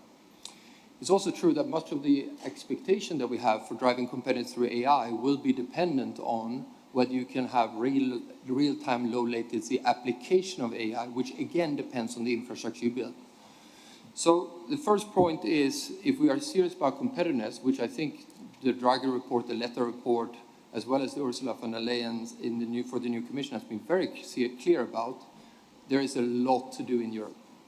And this is why, to answer your question, why I got obsessed about connectivity union. I mean, I did serve in European Commission, so I'm a slightly Eurocrat still. But it also comes down to the fact that I think in Europe, the biggest problem we have is inertia. And by the way, if I can make a comment around the big tech, that's part of my problem. Because when I look to your point around regulation versus enforcement, we have enforcement today to make sure that there is equal treatment and, for example, you can't launch encrypted services that bring havoc to law enforcement. That's in the books of governments today. They have chosen not to implement it, which is a different question. Why do we have the inertia by which we sleepwalk into trouble? So what the purpose of why we coined in Vodafone Connectivity Union was actually to try to engage in a conversation. How do we snap out of inertia? This is not servicing Europe's interests well, and in light of the US election results, I think it's time for all of us to wake up and realize we're going to have to take better control of our own destiny, including in the digital space. And that for us means that incrementalism must be over. It means that we need to have a very comprehensive understanding the entire ecosystem, like you referred to. It's not only that governments have increasingly found themselves impotent, we have had an enormous value transfer within the digital ecosystem from certain players to other players. And that has not happened in all continents. As Vodafone today, if we want to have good innovation and we drive an enormous amount of innovation, it is actually more economically wise for me to put that euro into Africa and develop the innovation there and then sell it to Europe than to develop it in Europe. That's the reality today. Most of our innovations as Vodafone, we are now doing out of Africa with African talents, including on AI, and we sell the platforms back to Europe, United States, Australia. That's how Europe has found itself. So talking about startups is important, but startups need to exist in an ecosystem where there's also bigger players who can nurture that ecosystem and ensure a good starting point for the startups. And unfortunately, that's one where I think Europe has found itself to lose its focus. And then final point, just to say, so what's the remedy to that? Well, comprehensive, ambitious, bold, courageous reforms, not piecemeal anymore, not looking at one subset of a sector after another. And for us, in that understanding, is to leverage what Europeans do best, which is when we unlock the benefit of the single market and allow proper scale. The mindset of one member state after another is a recipe for disaster in the digital competition space. Thank you so much. Right on time. Very, very, very impressive. And you're a man of definitions. Thank you so much for defining what is a digital ecosystem, because we tend to talk a lot about the digital ecosystem, but as you mentioned, it's super important that we build these collaborations between the big corp, the startups, and the policymakers. So I'm going to turn to someone who had a very, very, very rough day yesterday. And thank you so much, Benjamin Bragg, for being with us. You're General Director at the German Ministry for Digital. Thank you so much for being with us today. I just want to share some data with you. If we look at the German stock markets, tech companies represent 7% of the German stock market. When we look at the US stock market, tech companies represent 31% of the US stock market. And you've been working really hard on how do we digitize these great household names of German Mittelstand and big corp. Where do we stand today and where do you want to go? Yes. Thank you very much. Thank you very much also for mentioning that I had a rough day yesterday. I think we all had a rough day with regard to what happened in the US. But it's particularly challenging when you come from Germany these days with, how to say, the challenge in the government. However, having said that, yes, the numbers don't look that good, as you mentioned. Nevertheless, I could also give you some numbers that actually show that Germany is really catching up in digitalization. But I will not do this. Please share. We are here to comfort you. Okay, look at OECD, for example. We rank second when it comes to AI patent. Also, another OECD ranking, we rank third when it comes to innovation. We rank second in the BDI index. That's our industry association, and it's not known for really supporting the government, but more or less criticizing this. So the numbers are not bad. The EU Commission, for example, says our catch-up in fiber optic networks, it's spectacular, and I just really quote it. So there are numbers on the market, there are references that shows that Germany is actually catching up. And I think one very, very important, poll was done by our IT association Bitkom. Now, also not an association really applauding always the policies of the government, but they said that there is, for the first time ever, a majority of people feeling that their municipality is on the right way when it comes to digitalization. Now, feelings is the one side, facts are the others, but this government obviously delivers on both. So in terms of numbers, I think this is something actually to build upon. Now, but I would like to come back to what you said, to that low share in our stock market. That is because we don't have the right digital single market in place. We always tell ourselves that we have this or that we are working towards it, but too often we leave the interpretation of European law to national regulators and national courts. And that, although the European Commission is more and more using the mean of regulation, lead to a scattered landscape of interpretation of European law. Now, what's our point of view? My minister would like to see more direct enforcement coming out of Brussels. We see that the European Commission actually took an important step when you look at the DSA and at the DMA. They defined certain criteria for companies that will enjoy enforcement right out of Brussels. So they don't leave it up to an Irish court or a Luxembourg a judge. They do this from Brussels. And I'm pretty convinced that there will be something like a spillover effect, even for those companies that get the regulation from national regulators. The national regulator will, of course, refer to some verdicts from the regulator in Brussels. So there will be a spillover effect leading to a more alignment of enforcement of European policies. However, when we now look at the new mandate of the Commission, I think this needs to be right and center in the interest of European competitiveness, that we work on this alignment, also on other fields, especially on the field of data protection. That is crucial. Going one step further, I also think we need to think about the right point of reference when we talk about competitiveness. So far, the European market is the point of reference for competitiveness. You might remember the failed merger of Siemens and Alstom. That was because it was too big for the European market, but it would perhaps have the right size to compete globally. So these are two things I think we need to do. We need to work on a real harmonization of enforcement on the European digital or on the European common market, not only the digital market, and because that will allow companies to scale. Not only startups, but also companies established but would like to develop their business in a way that it is data-driven or data-based. And second thing is we might need another point of reference when it comes to competition. Perhaps we should learn from other regions, from the US, but also from China. These are integrated markets, and companies from their markets, they are not aiming at leadership and competitiveness in those respective markets, but they aim for global leadership. And this should also be the aspiration of the European Union. Thank you. Thank you so much. You're still in good shape after this rough day. Congratulations. We're going to open the floor, and this is supposed to be a super interactive session.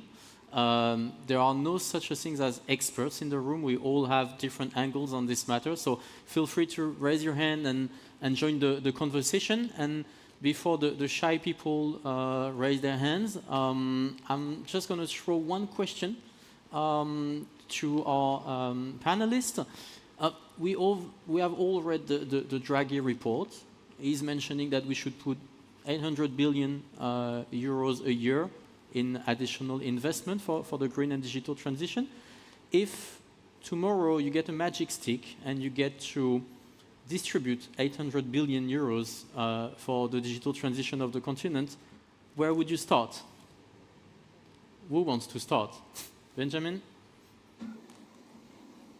First of all, probably it won't come as a surprise, as representative of a ministry that is led by a liberal, we would rather like to change the framework so that each and every industry or company can grow and can scale, rather than putting certain money in certain industries. But if there is one thing where we really need to invest, it's data center capabilities.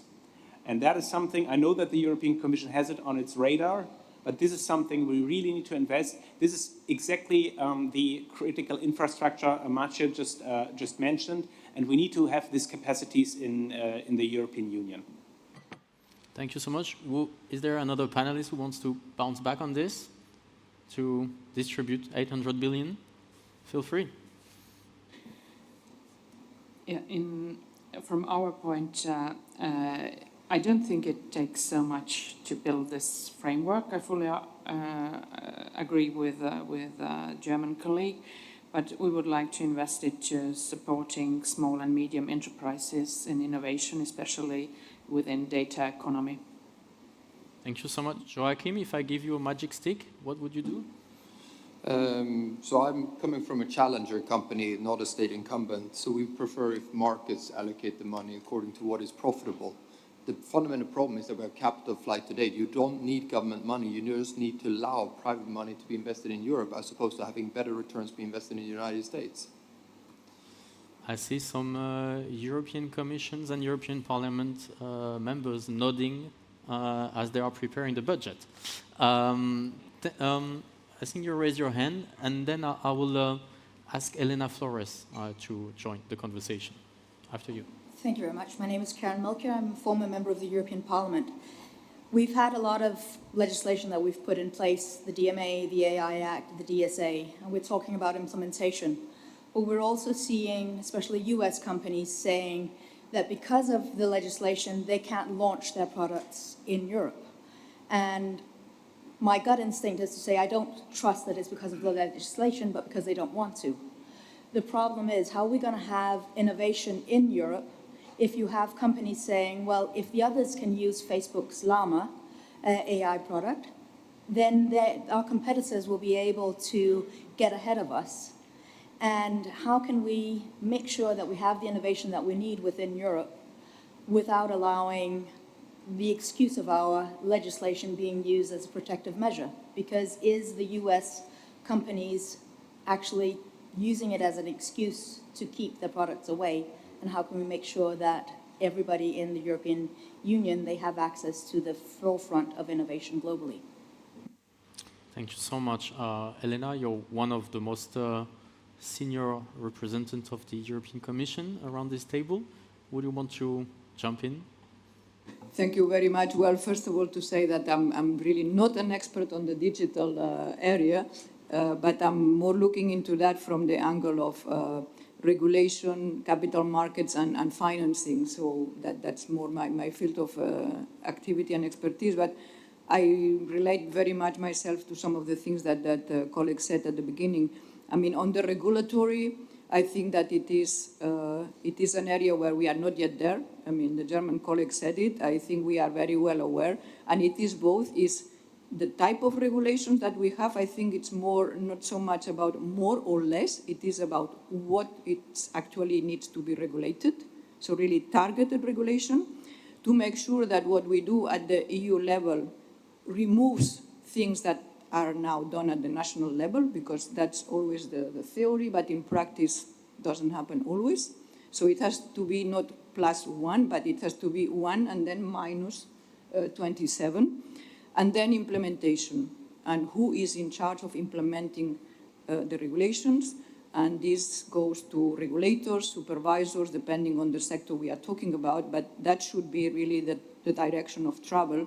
And we know from the Commission that it's not very easy to get it done, because when we come to decision making and member states, they are still in this kind of national mindset, which is really, I think, pulling Europe down rather than up. So that's on the regulatory area.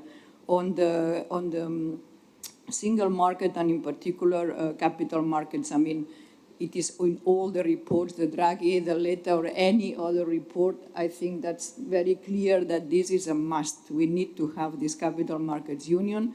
I think that the Commission, we have made, 10 proposals on different directions to try to get it through. We are not yet there, but I hope that with the current challenges globally and the strong focus on competitiveness and productivity, we have maybe a window to really push for that. And in that, there are the regulatory, the supervisory components that go into what you refer to, for instance, how do you handle the failure of companies and all that, which is very much national, and it's not really focusing on innovation and scaling up. But also so that the regulatory supervisory, but then more on the financial side, if the various key financial players can put in the market products that can help to develop this capital markets union as well. And I know for sure that European Investment Bank and other banks are very much now in this mindset, how they can help by their own activity to push, let's say, bottom up in terms of product development, products that can be pan-European and can also move or mobilize this big potential that we have in terms of savings and institutional investors, pension funds, and so on. So that's something that I think we really need to push forward. And the third area, which is the financing, here again, I mean, we are in a context of limited public money, but we know that there is a lot of private capacity, private savings and capacity to invest. So from the public perspective, and now thinking about the new multi-annual financial framework, we need to think about how do we use this limited public money in terms of how much we can use that capacity to provide incentives to mobilize this mix of public-private. I want to mention that we have now an ongoing experience, which I think is performing relatively well, or pretty well, I would say, which is the InvestEU program. It is relatively big in European terms, and this is exactly guarantee, so using the public money to de-risk the private investment and to go together into these innovative priority sectors. So developing this type of instruments is something that we think is very promising, and we have hints on that, of this European Competitiveness Fund, etc. I think we need to do much better in combining what is first steps, which are more kind of grant support, with then scaling up and having the capacity. Thank you. Thank you so much. You're going to have a lot on your plate, and you will be one of the pillars in implementing the Draghi report. Thank you so much for being with us. All of your three neighbors raised their hands after your speech. So I'm just going to give the floor. You have like this peloton. Nana Louise, you work with Microsoft, and I saw you nodding when we discussed data centers. Maybe you want to jump into the conversation? I think big tech was mentioned a couple of times, so I thought it would be appropriate for me to raise my voice. I'm a Vice President for Europe Affairs, Microsoft. I'm Danish myself. And I wanted to address a few of the points that was mentioned. First of all, big tech, I like to think that big tech are also different. At least some of the big tech you mentioned, I hope we have different values around inclusivity. Can you please move your mic just, so we can... Inclusivity, transparency, and responsibility. You mentioned the infrastructure investments. It's true that also Microsoft has invested during the past year 18 billion euros in data centers, in providing the infrastructure that, frankly, Europe will need in order to succeed. If we want to foster European champions, which I hope we will, we need that infrastructure. We've seen that in history with energy, for example. The continents that don't have this infrastructure, like in Africa, have not had the same prosperity development as the rest of the world. So we need the infrastructure. And actually, history has shown it's not so much who invented the technology or who provides the infrastructure that will be successful. but it's who deploys it and understand how to deploy it. And in Europe, we have really fantastic companies in health, in green tech, that can really build on this infrastructure and create those European champions. I think also Draghi mentioned it in his report, that we have to integrate AI in where Europe traditionally has been strong. Von Leyen has mentioned that we need an AI strategy to boost new industries, to improve delivery of public services like healthcare and education, as you mentioned also, Mrs. Pacosta. And I will say around this infrastructure, these data centers, they are not built on wheels. They are subject to any regulation that Europe wants to impose. And we need to earn the trust of those countries. And I think that was enough for me. That was quite a strong stance. I want you guys to play ping pong a little bit. So, Marietje, do you want to bounce back on this? Yeah, no. I don't want to. Excuse me. Is the mic working? The other one, the Madonna? Yeah. No. No. Okay. Yeah, it's good. It's good. Oh yeah. Okay. When I'm in the US, I'm often explaining Europe, but maybe here I'll try to give some context on what is actually happening in the US. Because I think ultimately companies like a level playing field, they like predictability, and regulation will give that for the entire European Union. Maybe they're waiting until there's more clarity about implementation, but the idea that there's uncertainty is a spin. It's nonsense. There's a law, there's actually more certainty than in many other places. In the US, while there's a lack of a federal AI law, there's of course the executive order, not sure for how much longer. But on the state level, there's incredible amounts of initiatives to regulate technology, including AI, maybe because there's not on the federal level. But I wouldn't be surprised, of course I would never pretend to talk on behalf of tech companies, let alone big tech, but I could well imagine that this fragmentation is going to be more of an obstacle for them in the near future than what the AI Act will offer for them in the EU. So one, the idea that the US doesn't regulate tech or AI is not true. Two, we are more predictable and spanning a larger market than many other places, including the US with all the state initiatives and also court cases, not to forget. Then another sort of myth is perhaps that the US success depends mostly on market forces and private capital. Of course not. There's incredible investments at the roots of the US tech ecosystem coming from the state, including the recent infrastructure package. So I don't think we should be shying away from public resources being invested in infrastructure that will help innovation, not so much choosing winners and losers, I fully agree with Ben there, but facilitating the conditions, including through investment, for the EU to be more successful in its innovative economy is perfectly legitimate and everybody else is doing it. And then on Microsoft, maybe I'll create a little cliffhanger because of course companies differ, but I also think that Microsoft has some lessons to be learned about its values, transparency, at least, when we think about data centers, a trend among tech companies, including Microsoft, has been to bid on them without revealing the true identity of the company.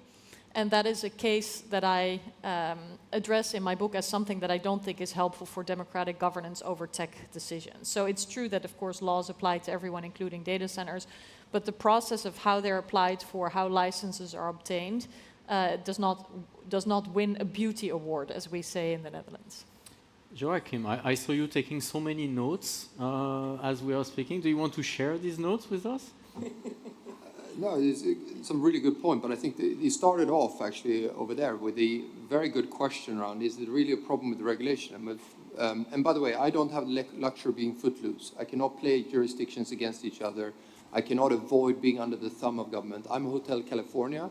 Once I'm there, I can check out, but I can never leave. So I can live with the consequences of value destruction, and in the end, I may declare bankrupt.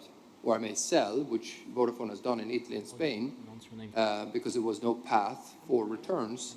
But that's the choice we have. We have no way of playing with it. But to your point, which is a really important point, because there's a lot of myths around this. In my sector, which is telecoms, we would not function in the absence of regulation. Regulation is really important for the well-functioning of a market when it comes to telecoms. It needs to be there.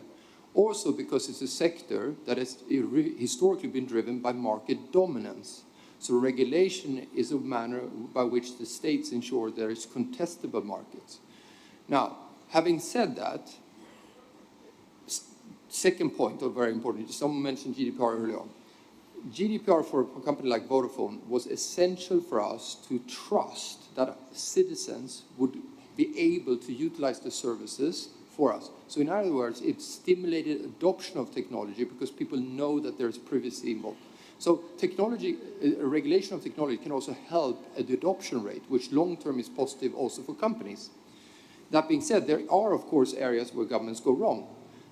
Vodafone itself has examples of us not being able to do innovation in Europe because of the way that the regulation is formulated. That's most of the instances unintended consequences. The problem is that the regulators don't address unintended consequences with agility or speed. So say technology evolved, we have a general purpose network which is called 4G. 5G is about hyper customization of service, which means network slicing. That's how you get the benefit of 5G. Most European countries are still not clear, are you allowed to network slice for emergency services, for military purposes, for hospitals, which means I'm not going to put a penny in innovating, for example, a network slice for ambulance services before I know whether I have a business case for it.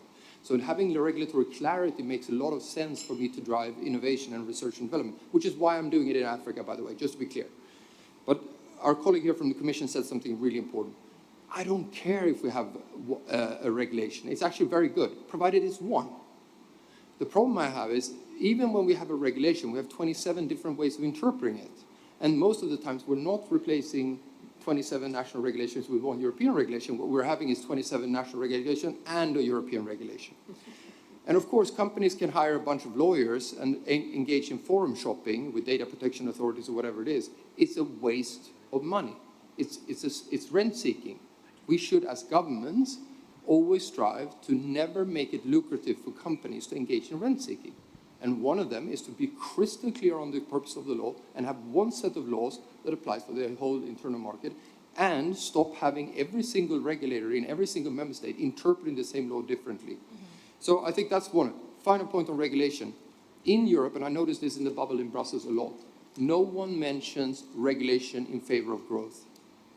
Can we please start having a discussion around what are the regulatory instruments that drive private sector investment and growth? And that's what we historically refer to as structural reforms. There's very little discussion in policy circles around structural reforms, but that's exactly what the Draghi report is about. It is actually an entire pamphlet on how to regenerate energy in Europe for structural reforms. And that's the only thing that over time solves our productivity problem, which is the core reason why we're falling behind on competitiveness. So as Europeans, we need to learn the language of productivity, which means we need to learn the language of regulating structural reforms. That was a very strong advocacy platform for the Draghi report. Thank you so much. Vidya, I want to turn to you because as head of Tata Consultancy Services, you're helping a lot of these big industrial champions on the continent to digitize. Do you want to share a few comments? Thank you for this invitation, and I cannot but agree with some of the points made by my excellent colleagues here. The point I was actually thinking of is when I look at the title Digital Horizon Catalyzing the EU's Industrial Evolution Through Innovation, I would like to have it sound more in terms of how Europe can lead the next industrial revolution, arguing that Europe led the last industrial revolution. And so this is not just because it sounds like a nice thing to say, but I do think that it puts down a vision and an intent, but even more so because it creates a kind of rallying point or points. For example, 30 unicorns or scale-ups by 2030. This rallying point, to my mind, then creates a program structure and projects where industries such as ours, so I represent a company, Tata Consultancy Services, we are system integrators, it gives us something to plug into. And I think that an investment, as Marietje Schaake also pointed out, orchestrated by government or the EU in this case, it's not unusual in this context. And similarly, another rallying point could be innovation, where we have learned through our experience that innovation per definition needs to happen at pace, at speed. So how do you create a program that supports that? So perhaps I'm talking about creating an intent and a focus to what we want to do in the next years. Because I do believe that playing defense, to use a sporting metaphor, is of course demoralizing, but also leads to more defensive behavior. So let's not play defense. Thank you so much. That was a great comment. I have 4 more hands, and then we close the shop. I'll ask our catalyst to go to a conclusion. So you've been waiting for a long time. Please go ahead. Thank you. I'd like to put to the meeting another aspect of the issue of technology and investment. We talk about having a strong Europe has to be competitive Europe, therefore Europe has to have tech advancements and increased investments. But a strong Europe also means taking along all European talents and do not excluding anybody. And there isn't just a risk of some people being have-nots. It's a reality. We know for a fact that, particularly with AI, certain of the, let's say, things we've fought against, racism, sexism, that used to take place, and we have been fighting to construct a Europe where it's inclusive and non-sexist. With the new technology, there is high risk, it's happening, that some of those old reasons for marginalization are resurfacing. So my point is that we have to put that on the radar screen, because if we don't, not only we will lose also in competitiveness, you can't move forward with some of your people being marginalized, but also we will lose the so-called European values that we have been trying to construct all of these years. So how to build technology investment in Europe by making sure that those shortcomings of the technology are addressed, and potentially we're more inclined, or we should be more inclined in Europe to tackle those aspects than, let's say, the US or anywhere else in the world. Thank you. Thank you very much. I'm going to start putting my bad cop apparel on and ask the last discussants to really ask questions so that we can leave the maximum time for answers. So I had the 2 neighbors over there and Xavier and you over there. Yeah, please. One question. Sorry, one question to Marietje Schaake. It seems like Trump will also have the majority in Congress, in both houses. What is your prediction? What he's going to do in terms of legislation in America exactly to address what you were describing in terms of the fragmentation?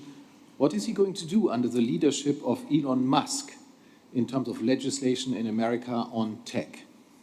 That's one question. Thank you so much. Hi, I'm Monica Perescu. I'm the Vice President of the IT Committee in the Romanian Parliament.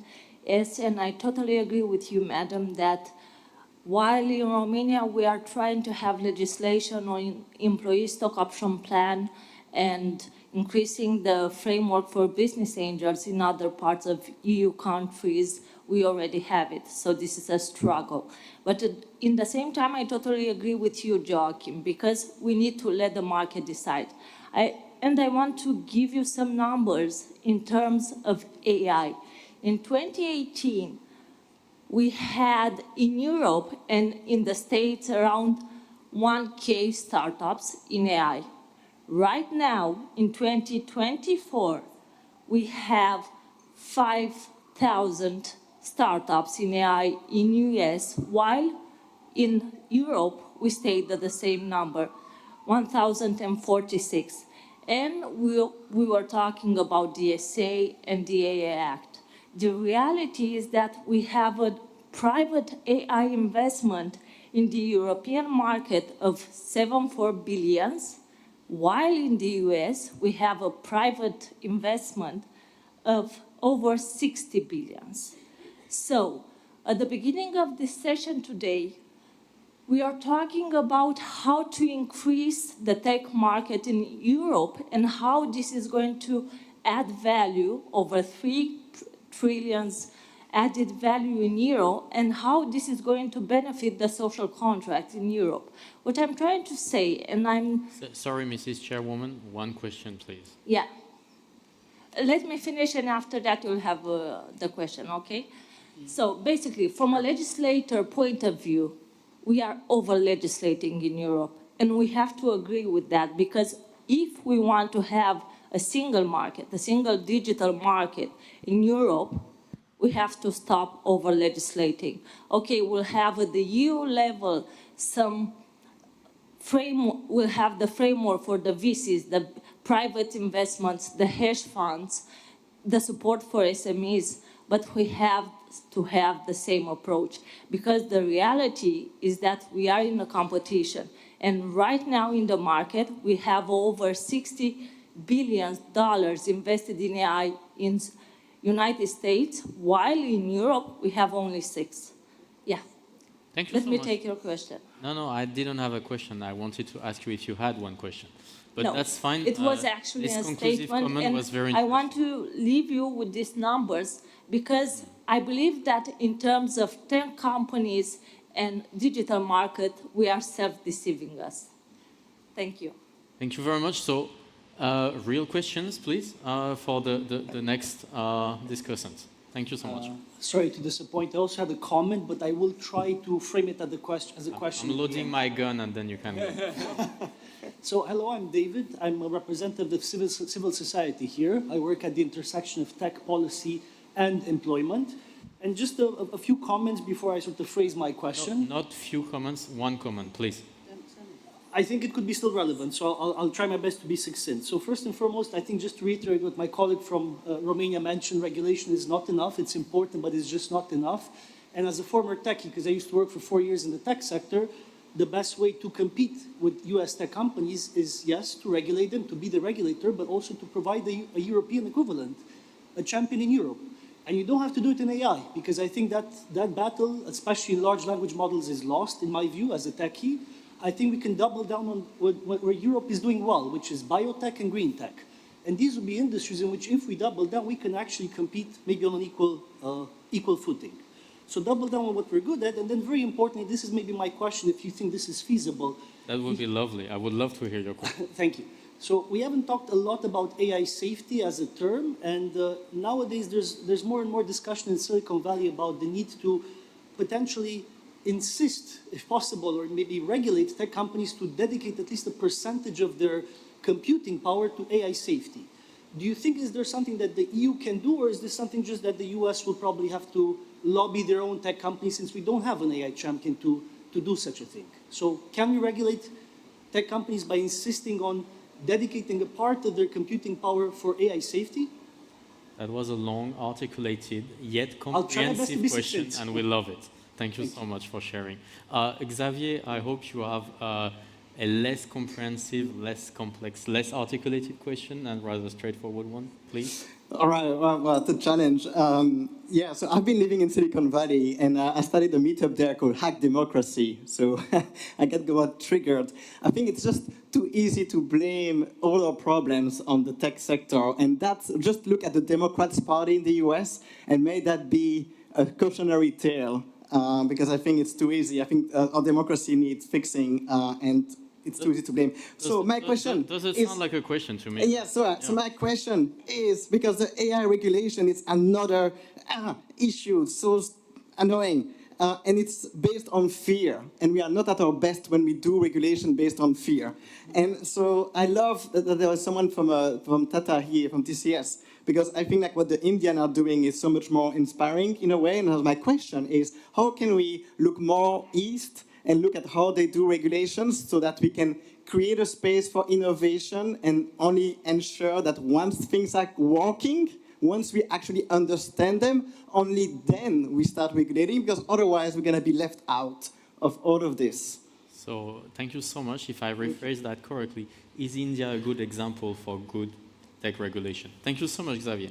After you, you're the last. John Worth, I have a question for all of you here in this room, not just to the panelists, right? We've talked a lot about we here today, talking about Europe. Now I'm talking about we, us in this room. Elon Musk has been central to Donald Trump's bid for the White House and has taken Twitter in a dangerous direction. I want hands in this room. How many of you are still actively using it? You should stop. Now, and so the question to you is, are you willing to do that? If we're talking in Friends of Europe about lining up our technology with European values, you should stop using Twitter right away. Are you willing to do so? Thank you so much. So, now that we have gathered about a dozen questions for each of you guys, I guess you have 1 hour in front of you? No, I'm just kidding. You have 4 minutes that are going to turn into 3 minutes. Thank you so much. You want to go first? Joachim? Okay, I can go first. Should we look east for regulation? Not that east. Not, yeah, for example, on satellite, I think India has done something super smart to try to constrain the power of Starlink. And I think in general, we should be, this is my fear about waiting on regulation. I understand your point around don't let us be driven by fear, but let's not kid ourselves. It took us 10 years to figure out that Uber was a taxi company.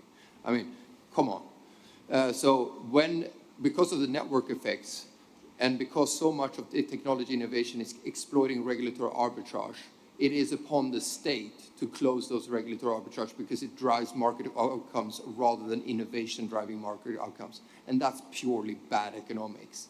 And I see that in the interface between telcos and banking or telcos and tech companies over and over and over again. So I think one of the reasons why we have tried to move away from the debate and of thinking of sectoral regulation is exactly to your point. Instead, think horizontal regulation.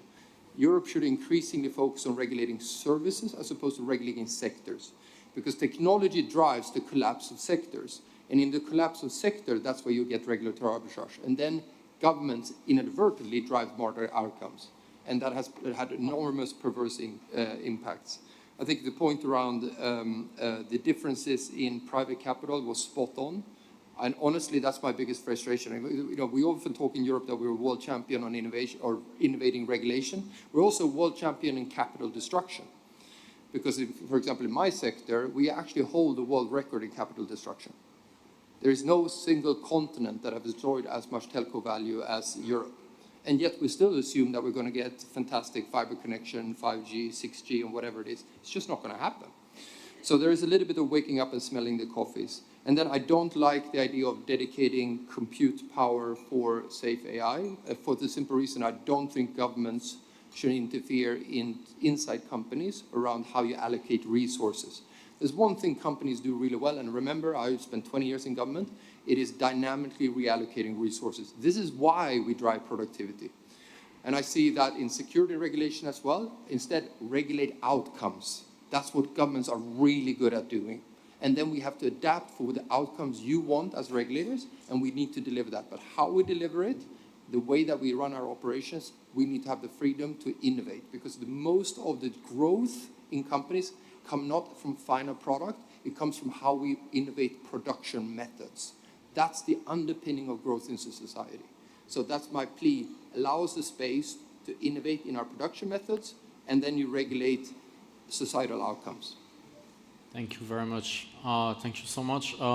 Benjamin, do you want to follow up on this? No, I give back my time. Very German, very efficient, very kind of you. Thank you so much. Mrs. Minister. Thank you. There is just one point I wish we all could take with us, and that was the sentence that you said, that the regulations should ground a network for innovation and development, and to be quite clear with this. So I just give you one example. The EU AI Act basically says that AI shouldn't manipulate with children. It sounds great, but what would we do with a dishwasher that instructs kids how to fill in the dishwasher in a more appropriate way? So if all member states would start interpreting this, we will not have dishwashers that are climate efficient and that kids could use in the most climate efficient way. So that's why I would like to underline these principles, that we keep regulating in EU only when it enables growth and when it enables development and when it enables interoperability, technical interoperability of services, etc. And having these outcomes to be ethical, transparent, auditable, and all these basic values that we have, but as a grounds enabling development. Thank you. Less regulation, more smart regulation. That it seems to be a common topic in this room. You are the last one, and you're supposed to give this brilliant, magnificent speech so that we can go to coffee after that and have stars in our eyes. No pressure. It's okay. Can we hear Marichu? Yeah? Yes. Lovely. I was going to answer the questions, and then everybody will be 12 questions, go. Off to caffeine. Paul's question on what is Musk, Trump going to do with the full spectrum of legislative power. I don't think very much, although there might be a bit of a clash between those in the Congress on the Republican side who have shown interest in regulating platforms for the sake of safety of children, for example, and you know how that relates to the notion that any intervention with speech is censorship. So maybe some of those things will still find room. I could imagine Trump being sensitive to, you know, a scandal here or there where there's a lot of popular uproar. You know, maybe that's an area where they will take some action. But by and large, I expect a deregulatory agenda to the extent there is anything to deregulate. So just like give it back to the market.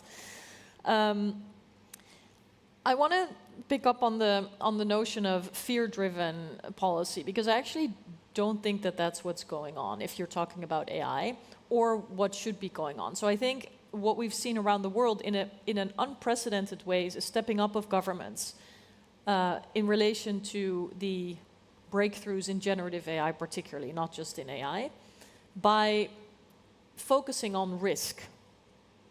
Now, if you ask me, there's more to be concerned about when it comes to the harms that AI brings along, like violating fundamental rights or questions around governability. That's the focus of my work.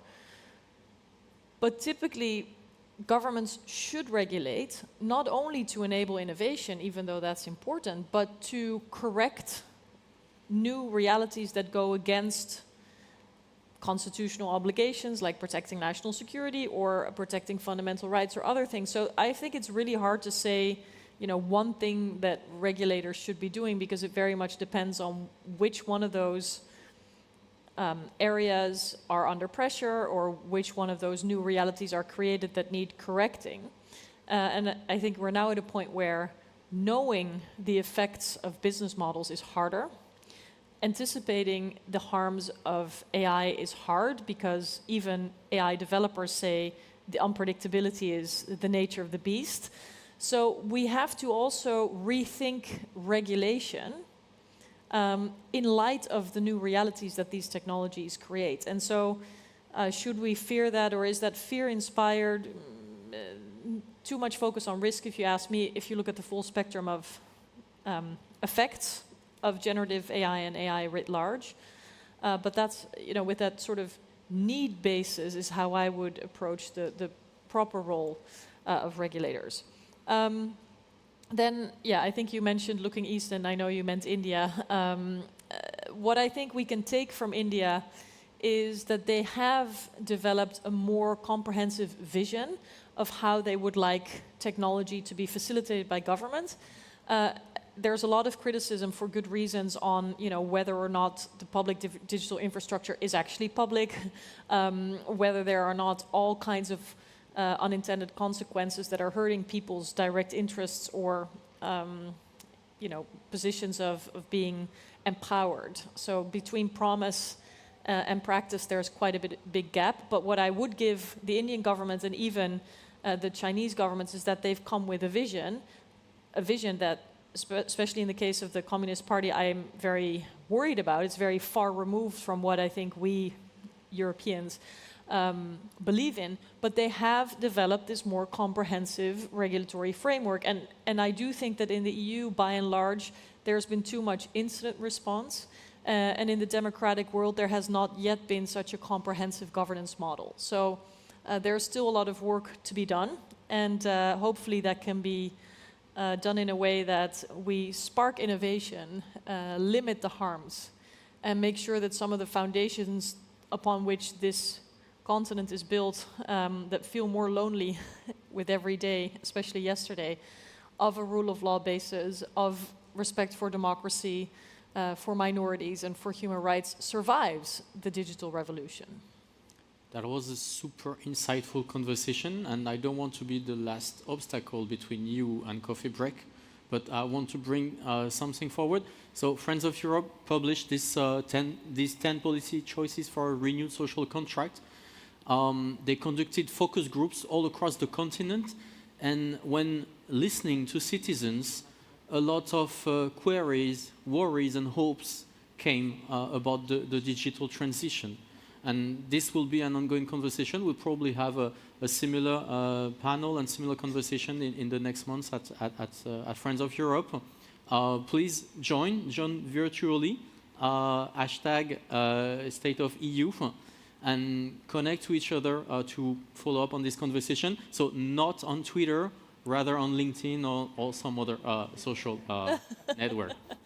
Thank you so much. My name is Nicholas Bryan. I was super happy to have you and host this conversation. Thank you to all my catalysts.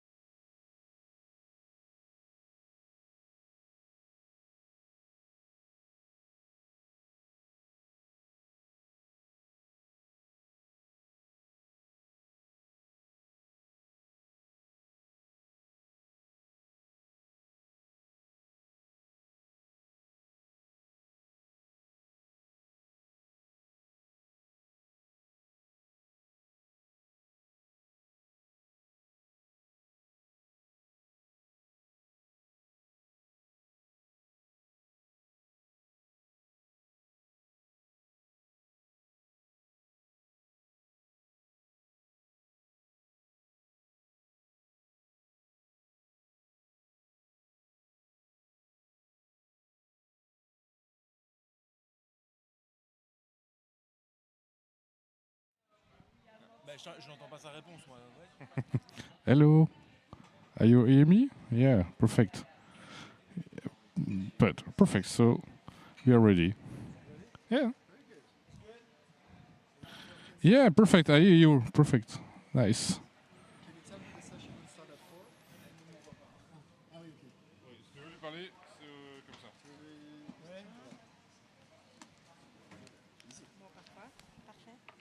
Allô Annette, Andrea?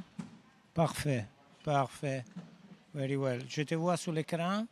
Maintenant c'est... Yeah, yeah, perfect. As usual. As usual. As usual. No problem at all. Okay. Yeah. Looks very good. Looks very good. It's also the background is perfect. Cioè not too flashy. You see what I mean? Not too reflecting. Not too mirroring. Okay. Yeah. I'll do that. I'll do that in a minute. The only problem that the picture risk always to be, you know, it's a picture of a screen. Can you take just a picture there of the? Yeah, exactly. Sorry, because I'm in the corner of all the technical. I'm in the backstage. Thank you. Thank you. Yeah, you are. Bon, you see what it is, huh? Just that you have an idea. Perfect, perfect. And I will be sitting in the room. It's kind of, you know, squared rectangle table. And then there is another line on the background and another line on the background like a gallery. So I will be one of them in the center so I can see both the big screen and the small screen. Julie has sent to you earlier also a proposal. We will do anyhow as Edwards Europe social media. Poi then if you want to rework on that, you let us know. And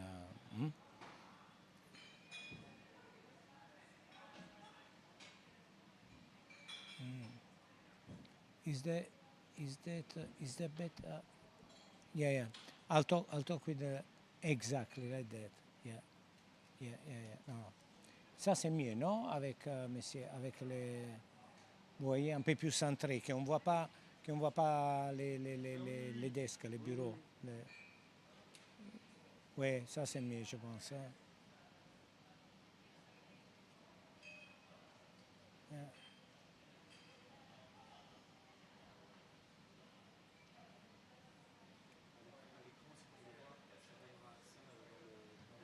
Pardon. Dites-moi. Qu'est-ce qu'il y a? Dans le stream, ça donnera ça. Dans le streaming, ce sera comme ça. Ah, ok, parfait. Parfait, c'est bien net comme ça. Ouais. On entend Andrea sur le Ok. live streaming. On y est. On doit maintenant s'arrêter net parce qu'il commence à mettre le live streaming. Autrement,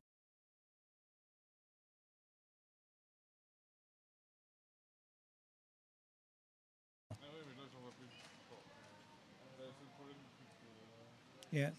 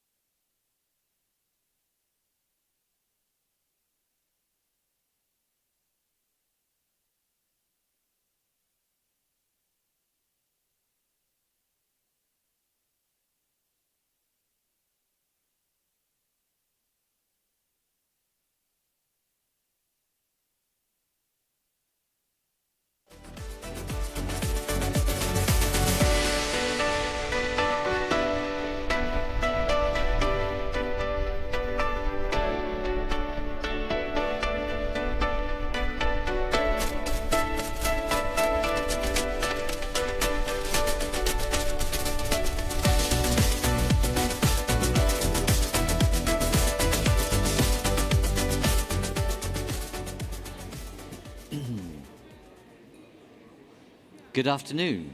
A very warm welcome to all of you.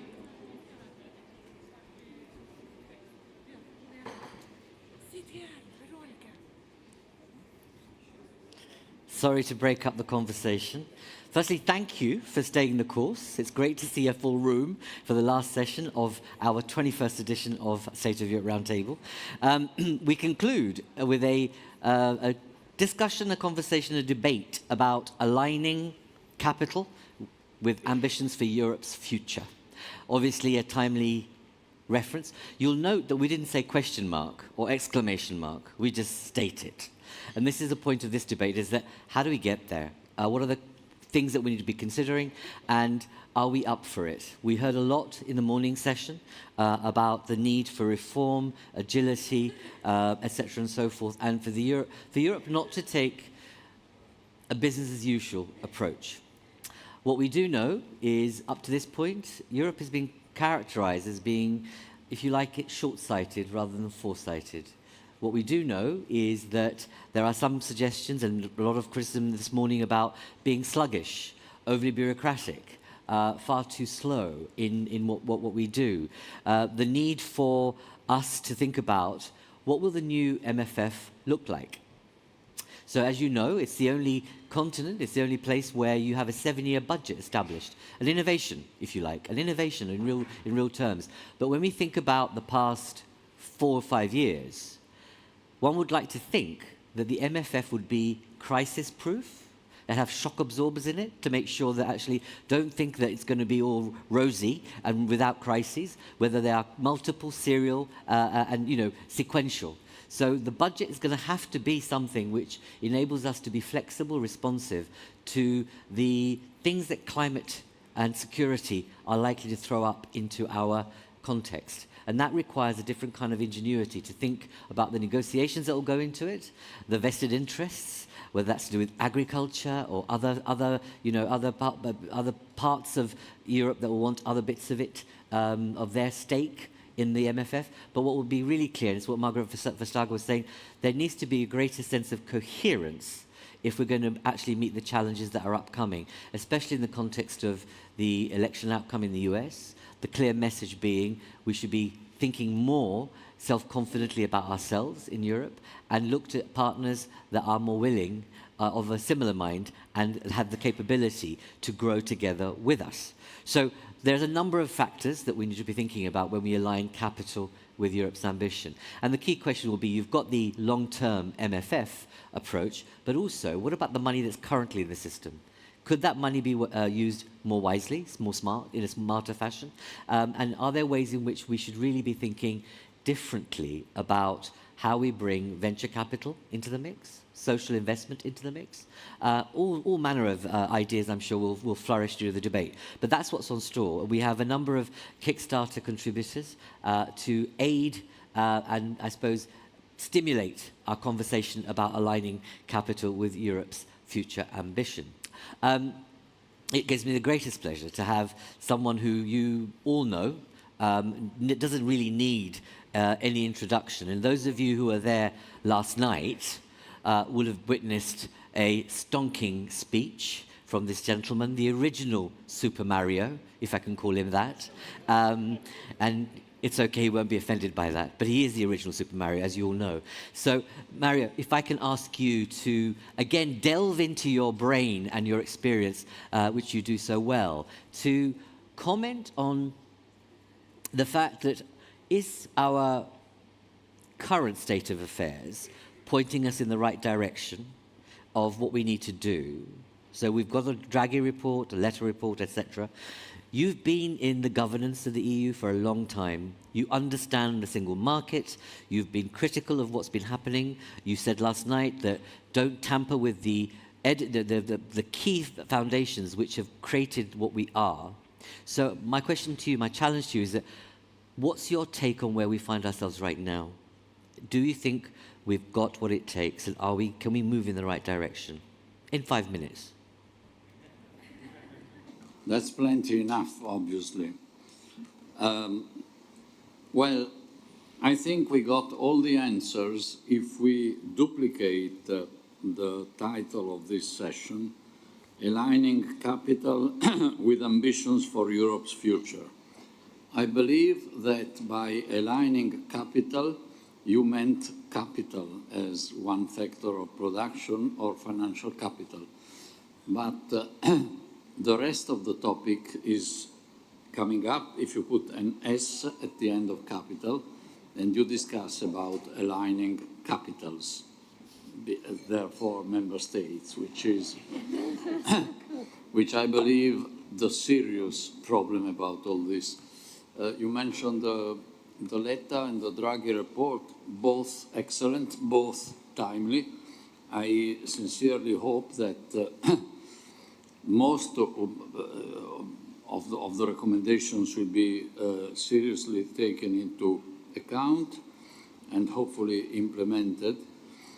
But I think we would delude ourselves and not take the issues seriously enough if we neglected, as we are doing since a number of years, the fact that the common denominator of many of Europe's lacks of progress, delays, insufficiencies are simply little forms of obstructive nationalism, often at the level of implementing the rules that, with a certain grandiosity, were announced years earlier. For example, if you ask the general public, do we have in Europe a banking union or a capital market union? Yes, because they've been announced. People have praised them for years. Do we have them in practice? No. And that is not obtained simply by urging the EU institutions to do more. But I would urge the EU institutions to use more fully their duty, not just power, of being the guardian of the treaty. There is so much to be done in terms of infringement, repressing the behavior of member states and others who simply violate the rules. That, of course, is, in my view, the red line throughout what needs to be done. Certainly, and the more we do that, in my view, the less staggering would be the figure of extra capital that we need, by the way. But for sure, all this will need, the Draghi report clarifies that particularly well, more money, more funds. What is probably needed is to put that into the normality. We will have a mature budget for a mature union when we will cease to consider first COVID, then a few years later, I don't know, the control for migration, then of course defense, as occasional, episodic reasons to raise huge sums of money. We simply need ordinarily a less exciting, a less sexy, but more adequate budget based more than today on own resources, because we don't know exactly what the different needs will be, but we know that they will be there. And talking about own resources seemed to be a fantasy exercise a few years ago, but then when the occasion came, and under the leadership of that lady who said to many of us concerning common debt of the EU, never, certainly never in my lifetime.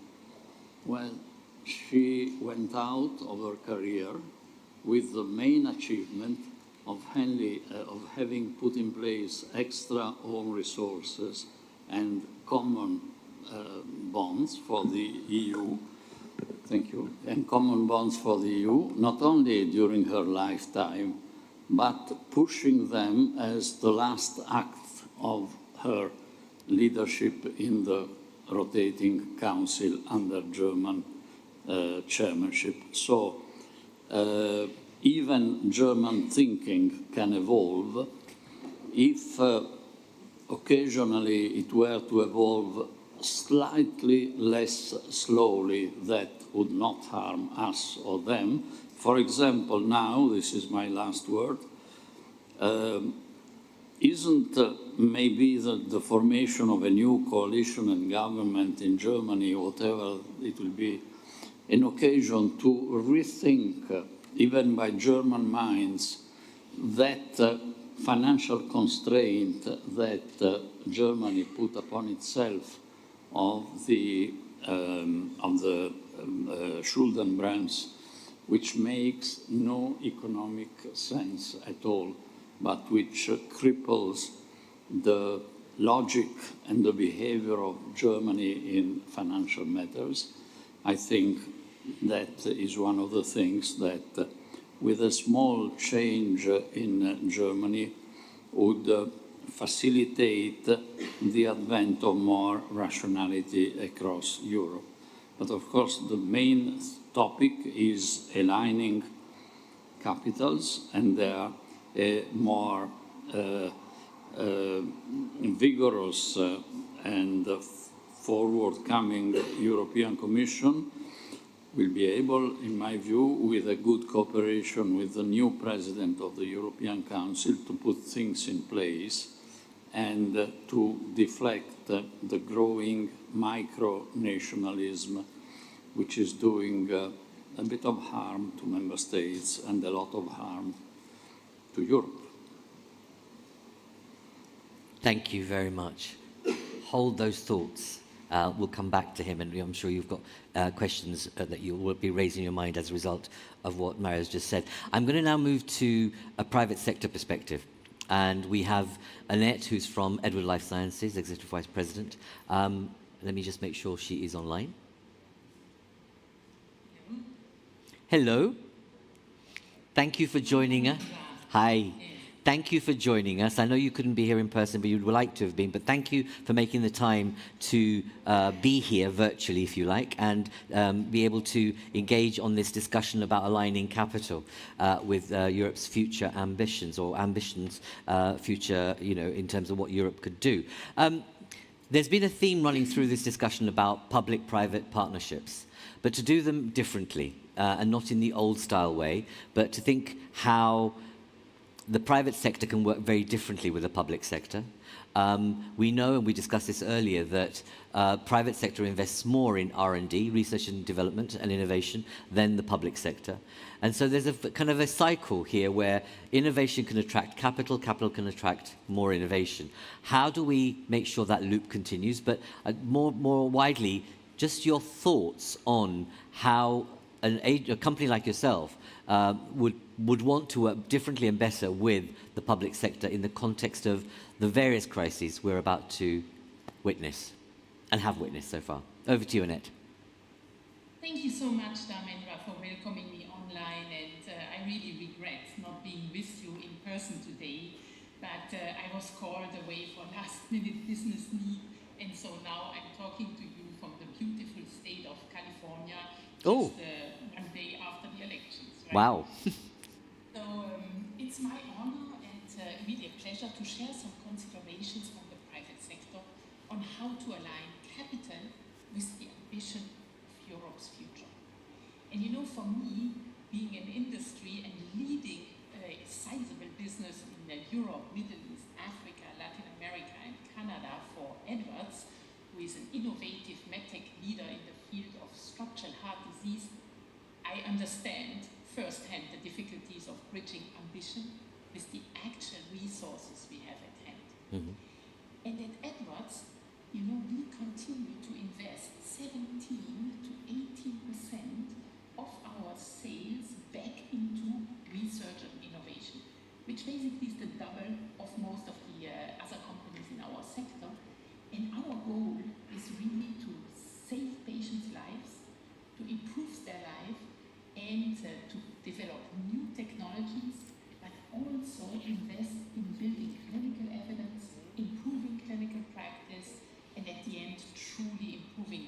patient outcomes so that we can bring value not only to the health of those patients, but to the overall healthcare system and society. And the reality that we face today is really a strong headwind when it comes to policies, regulations to adopt breakthrough innovation. And we discussed today that Europe, now more than ever, stands in front of important decisions. How to radically accelerate our green and digital transition, or how to protect our citizens from climate change, geopolitical tensions. All of these are critical. But allow me to add one additional challenge and maybe a different perspective. And the challenge that I'm talking about is the challenge that affects directly people's daily lives, that are directly affecting people's ability to contribute to society, and that are affecting the economy at large. Indeed, if you look at the demographic challenges that we are facing, they are huge. By 2040, 155 million European citizens will be over 65 years. And although life expectancy is continuously going up, there are still huge gaps when it comes to how many years men and women are actually living in good health. Because that's what counts. It's not about being alive, but being well. And today, if you think about a woman, the life expectancy is 83.2 years in the European Union. But that women will only spend 64 of these years in good health, and the rest, the 20 remaining years, will be plagued by poor quality of life, frequent hospitalization, represent a huge burden, not only for the person, their family, but to society and our healthcare system as a whole. And this ill health, as we call it, is actually coming mainly from diseases that we can prevent, detect, treat, but for which we are not prioritizing investments or innovation. An example from the area that I'm working on is cardiovascular disease. It's the #1 killer in Europe for men and women. And it does not only generate a huge burden, again, on healthcare system and society, but it's also generating huge inequalities. Inequalities that mark social division across gender, generations, and geographies. As an example, I take again the example of a woman. Women have overtaken men in mortality from cardiovascular disease. And in Europe, women have much worse outcomes and are exposed to often more conservative, more inefficacious treatment options. So this takes me to the perspective that I wanted to bring to you today. The role of innovation as an enabler of healthier and wealthier society. In other words, the role that innovation can play as an instrument to actually align capital and ambition. Coming from the innovative medtech space, I see a world of possibilities to accelerate sustainable change that does better for citizens, bring competitiveness back to Europe, and create well-being for society.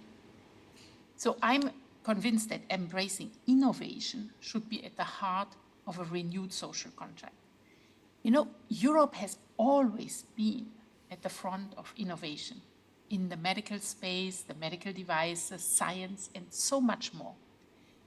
Through relentless research, risk-taking, and creativity in Europe, we have been the continent that has pioneered a number of technical and scientific breakthroughs. If I look at Edwards, a significant part of our business and our origin is really minimal invasive transcatheter heart valve technologies.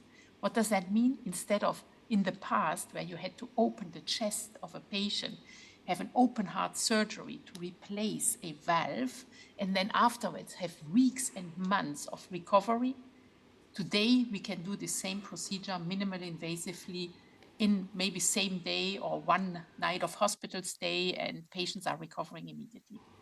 But this innovation actually originated 20 years ago from Rouen in France, and that's where it came from. But if we look now fast forward, today the picture is much grimmer. Europe is no longer able to attract innovation and investments into medical science. Data shows that medical technologies are brought to patients first now in the US, and then in Asia, in Japan, and then maybe at the third place, if things are going well, to Europe. And these challenges are multiple. They tend to generalize in other sectors beyond healthcare too. And what it brings is unpredictability and inefficiencies, lengthy regulatory processes, which really create and lead to disinvestments from industry, and a siloed budgetary approach leading to risk-averse decision-making. We see artificial separation appearing between public and private research, innovation and collaboration. So how do we revert all of this? So my answer is to bring back innovation. Innovation is at the core to increase well-being, health, and to really improve the overall situation of our population. I think it will be a critical success factor to address our economic competitiveness in Europe. And I don't only mean innovation in technology, but I'm thinking about innovation in processes, budgetary decision-making, in collaboration. And we need to drastically enhance these public and private partnerships. The objective of the public and the private sector are the same. We want to bring value to society, serve the citizens, and generate well-being. But in the decision-making, we seem to be opposed. And we need to do better in building synergies, having public and private work together to tackle Europe's pressing challenges. The European Public-Private Partnership Initiative, like the Innovative Health Initiative, are already good steps in this direction, but they are still small-scaled if you look at the overall budget and activity. Indeed. What I think is that we need to radically accelerate access to innovation. Today in Europe, it will take 3 years or more before breakthrough innovation reach patients that desperately need them. 3 years of waiting, whilst knowing that these treatments are already accessible in US, Canada, Japan, Australia, and probably soon UK and Switzerland as well. So we need to be more straightforward and pilot and test trial new approaches. We need to call for a reform of the medical device regulation that was put in place a few years ago. And we need to include a priority review pathway for true innovation in medtech. So what I'm saying is that we urgently need to invest smartly, not necessarily more, but smartly, so that we can design systems that will adopt innovation, new processes that enhance the efficiency and capacities. And in healthcare, that means better prevention, better detection, optimized patient pathway, elevating the capacity that we have in the healthcare system. So to conclude, I'm a strong believer that Europe can and must again be the hub for innovation, foster competitiveness, whilst protecting the health and the well-being of our citizens. And to achieve this, we need a bold vision for innovation, and combined with strong partnership, rethink our regulation and really collaborate together. And as Edwards, we stand ready to do so. So thank you for your attention. Thank you, Annette. Thank you. That's very, very effective. And you, very similar comments to what we heard from other private sector partners this morning in terms of Coca-Cola, etc. If you were to say something to the new mandate in terms of the idea or the notion you would like to foster about making sure innovation sits at the heart of what the new mandate does together with the private sector, what would that look like for you? What would you want to say to Ursula von der Leyen about wanting this to happen? What are the practical things that you think she should do? Yes, so I think, as I said, what we really need to tackle is look again as a well-intended regulation, but that unfortunately created unintended consequences. And I think we have an opportunity to address this, to reform it, and really, partner together to find new pathways, so that innovation can come fast to Europe, that we are again #1, competitive, not only in providing better outcomes, but also attracting investment and being an economy which can flourish thanks to innovation and competitiveness. So that's really where I would start to tackle the issue. Partnership, reform of the regulation. Great, thank you, Annette. And obviously stay with us, because I'm sure there'll be questions and issues we want to raise again in the conversation. I'm now going to turn our attention to an agency of the EU. So, Lena, thank you for being here. Lena heads up the European Environment Agency. And, you know, you've experienced all the ups and downs of policy making, and you've seen how things have changed on environment policy. We know that we're paying the price of inaction right now. Valencia is a case in point, and elsewhere. We know that we need to accelerate the green transition in a way that we can't imagine, but we need to. How do we do the competitive thing, which is the big mantra, which could easily become carbon-inducing, but reduce carbon, be innovative, competitive, and not leave anyone behind? So how do we there's an important thing about, if we get the issue of social inequality wrong, we'll have more of what we've witnessed in the past few days. Thank you, and honored to be here today. And yes, quite a challenge you put to me. I think we are starting to understand the cost of inaction in the climate area. So really the devastating floods now just recently in Spain, some months before in Central Europe, also previously, of course, here in Germany, Belgium. So, and we, in the European Climate Risk Assessment, we have been able to now assess better, what is ahead of us and already impacting Europe. And we are talking about massive costs of inaction. 738 billion during the decades from 1980 to 2023, but also just recently, 162 billion, 2021 and 2023 alone. So it is getting worse and more frequent. But of course, climate adaptation is only one need that we have. It's not the only one. So if we want to really achieve the goals of the European Green Deal, we will need massive investment. And of course, we also have global commitments. And we want to be a front-running continent in those.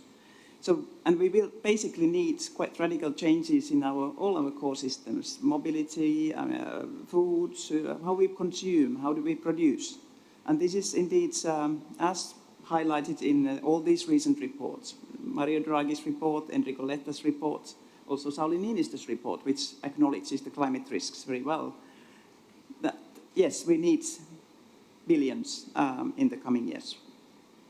But these are investments, so not costs, or they should not be mixed with costs. And of course, we should at the same time stop the harmful subsidies, so get some savings from that. So we really need to make the wise choices so that the investments can deliver both the environment and climate policy objectives, but also bring, as you point out, economic and social benefits. Examples could be like investment in areas of renewable energy and public transportation, so they would benefit basically all, also those who are less well off, and reduce the socioeconomic inequalities by providing affordable access to basically the very vital basic resources and services like electricity or transportation. Investments in reducing pollution, and I can refer to the previous speaker.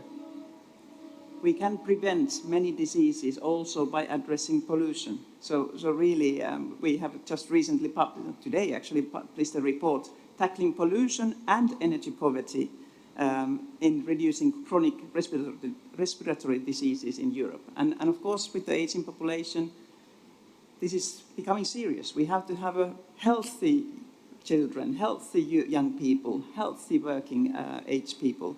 And of course, all this would help to reduce the healthcare costs in our societies, really preventing the problem before curing.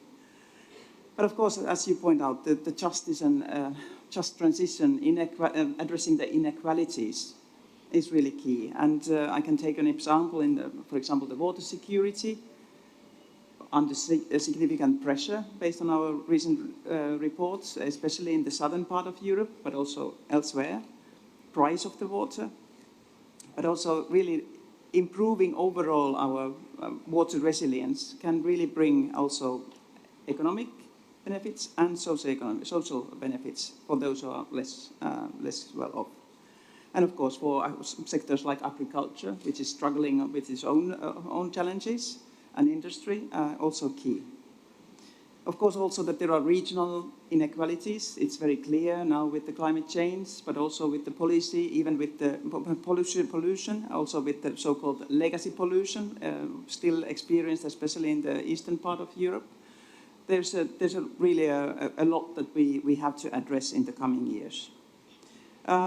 So we need to really build societal resilience, and it needs to be also built in these converging challenges of economic, social, geopolitical, environmental challenges, which really create now systemic risks to the world as we know it. So we need, let's say, cohesive and coherent policy making, so that all policies, from climate, environment to economic, labor, markets, social policies, they need to go into the same direction towards the sustainability transitions that we would need. And we need to make the wise, right investments also in the social sustainability and justice. And if we manage to do that, I believe that the benefits, the returns will be high. It sounds like nirvana, by the way, but never mind. It sounds like nirvana, but never mind. Yeah, well, but it's this is our task as an agency, is to bring the knowledge and also the solutions that many regions, many municipalities, many countries are now putting in place to find the solutions to climate adaptation, to water resilience, to prevention of pollution, and hopefully in many cases actually finding synergies between these different environment and climate goals, and taking into account the social inequalities, not to worsen them, no maladaptation, for example, but really trying to find the wise solutions. Thank you. But it goes back to Mario's point that we need to align the capitals on this agenda if you're going to get coherence. And we have a number of member state politicians in the room here, which I'll call upon. And if I don't call upon you, please put your hands up, because I'm really interested in your views of creating this coherence across the EU, and obviously Mario's point about aligning capitals. I'm now going to shift our attention to someone who's a very well-known academic, an economist, who has been in the realms of looking at Europe and its economy, as well as other things, written widely, extensively. And the question I want to ask you, Charles, is when you look at the state of the EU economy, and we have this iconic-ish report, Draghi, asking some significant amounts of dosh to be put in, and a different kind of behavior. What's your take on whether... what's your take on the state of our economy first, and whether you think we're up to it, given the kinds of changes that Draghi is suggesting? And do you think the report's missing anything? Well, thank you very much for inviting me. I'm very delighted. And starting with a Draghi report is a good idea. There are essentially two parts in the report. One is diagnosis of the situation, which is part of your question. And then there is another part, which is a list of policy recommendations. Now, to summarize what I think, and then I'll give some explanations, I think the diagnosis is excellent. It's a very consensual view among economists based on years of work. And it's well summarized. But I have big problems with some of the policy recommendations. Now, on the state of the European economy, what the Draghi report does is to essentially calling out the failures of Europe in a number of key economic aspects. essentially growth, innovation, technology. On innovation and technology, we have fallen behind the US. We were always beyond, but for many years we were closing the difference, and now the difference has opened up. And in terms of innovation, we are even falling behind China, which is not very good at which has not been very good at innovation lately, but until lately. So there is something which is deeply wrong, and this diagnosis, you don't have to be an economist. You look through the window, and you look at what happened at COVID. I mean, we had one lab that managed to discover a vaccine, but wasn't able to produce it. We had to produce it in the US with the other lab, and since then nothing has come really from European research. You look at artificial intelligence, we are not in the game. You look at chips, the production of chips. Well, there is one company in the Netherlands that is discovering the next generation of chips, but they were produced in Taiwan or elsewhere. So we are not on the game on everything that is at the frontier, and that of course over time means we are not going to grow as fast as, say, the US or China. Well, China, it's a different story, but the standards of living are falling back, and that's affecting everybody. Now people are very concerned, and I am too, about inequalities, but when the economy is stagnating, the first victims are usually the poorer people. Now, the causes, we had this beautiful presentation about from Annette about the cost of regulation, and everybody who's in business will very quickly talk about all the problems of that European over-regulation or poor regulation is doing, and that's where the Draghi report is very interesting, because it documents that pretty well. The other diagnosis that the report proposes is we have a poor ability to convert academic research into innovation, productive innovation, and again, Annette talked about that quite at some length, and she knows way better. We have a hard time at mobilizing savings. Europeans save more than the Americans, so there is a lot of money around, but it doesn't seem to go in the right places. And finally, what the Draghi report, I think, is talking about is the problem of fragmentation. It's been mentioned before today here. We are 27 countries, and each one has its own set of explicit or implicit objectives. Each one wants to have a champion in each industry, and so on and so forth. So that's not working. Now, what does the Draghi report proposes? Well, it does propose less regulation, and I'll come back to all of that. He's proposing a better links between universities and the private sector, which is doing this connection is going badly. And that's where I disagree. He proposes 800 billion to be spent on industrial policy. Okay, so why I disagree with that? Well, for a number of reasons, but simply there is not enough money going around in the public sector. Either many countries have very large public debts, or the others have more moderate public debts, but because they have been tightening, and I disagree with my old friend Mario Monti about the German debt break. Germany has half of the public debt of Italy. There must be an explanation. It's not in the genes. It's just because there is a machinery in Italy or in France or in many countries where having a high debt is just fine. And in Germany, it's considered illegal. You will probably want to react. So whatever the cause is, there's just not much money, public money floating around. The good news is that there is a lot of private money floating around, but we have to mobilize it. And there was a discussion earlier, I think, Mario, and there I agree with you, about the Capital Markets Union.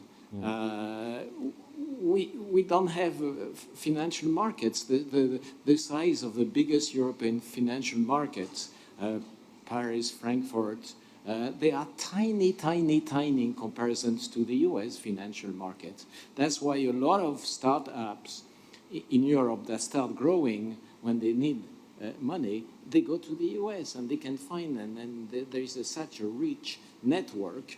And not only the firms that need to borrow, but savers who want to do venture capital or things like that, they also do it through the US markets, just because we don't have a capital market, a single capital market like in the US. Now, I like very much Mario talking about obstructive nationalism.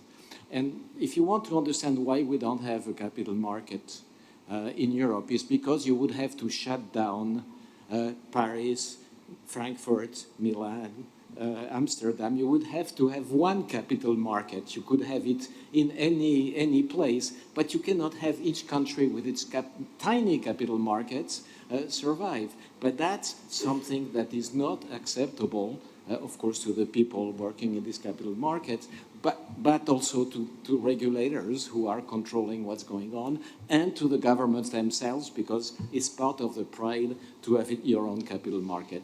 Now, the result of that is that the savings of Europeans don't go to the right place, and that the companies that need a lot of money to grow can find European money in the US. There is another good news, is that doing the right things that I mentioned, except for industrial policy, doesn't need money, doesn't need much money. And I have a little bit of disagreement with Lina. There is a simple solution to fighting climate change, is to have some form of carbon tax. Now, in Europe now we have the emissions trading, and that does everything you need. It's going to give all the incentives to the consumers and to the firms to do the right thing. You don't have to think hard, do we need to isolate houses? Do we need to impose electric vehicles? You just have a tax that's going to rise and rise and rise and give predictability, and it's going to do the job. We are close to that with the emissions trading, which is just a way of not calling it a carbon tax. But for years, for a decade, the emissions trading was essentially undermining itself by distributing permits. So the more you polluted, the more permits you got, and the more permits you got, the more you were polluted. Now, the thing is turning around, hopefully. It's going to happen. We may have problem with the US now because we will have to have this border adjustment, and I expect Trump not to like any tax on any imports from the US, and he can derail things. But this is an example of things we don't need to subsidize everything we think is good for us. Most of what we need is to give incentives to firms, including financial means, but also proper prices, to do the things that we want them to do. Now, let me just finish on a little bit more of a provocation. We are living a period of exceptional challenges. We've talked about climate change, but of course there are all these geopolitical threats and the war in Europe. So this is big. We have enormous acceleration of innovation in biotechnologies, probably in the digital world, and we have fallen behind that. So we need to face all of these things, and it cannot be business as usual. It's just not possible to have all the politicians and the administrations, and everyone is going to make an argument for his or her own cause, saying we need more for this, we need to do that. It's got to be changed. Now, let me just leave you with one observation. First, cutting regulation is free. Not only it doesn't cost anything, but you can get rid of a big bureaucracy that is inventing new regulation and creating all the means to control the regulations that they create. So that's saving money. Now, the Commission has a nice budget. The sad part of it is that 2/3 of the budget, basically all that it spent, is essentially useless.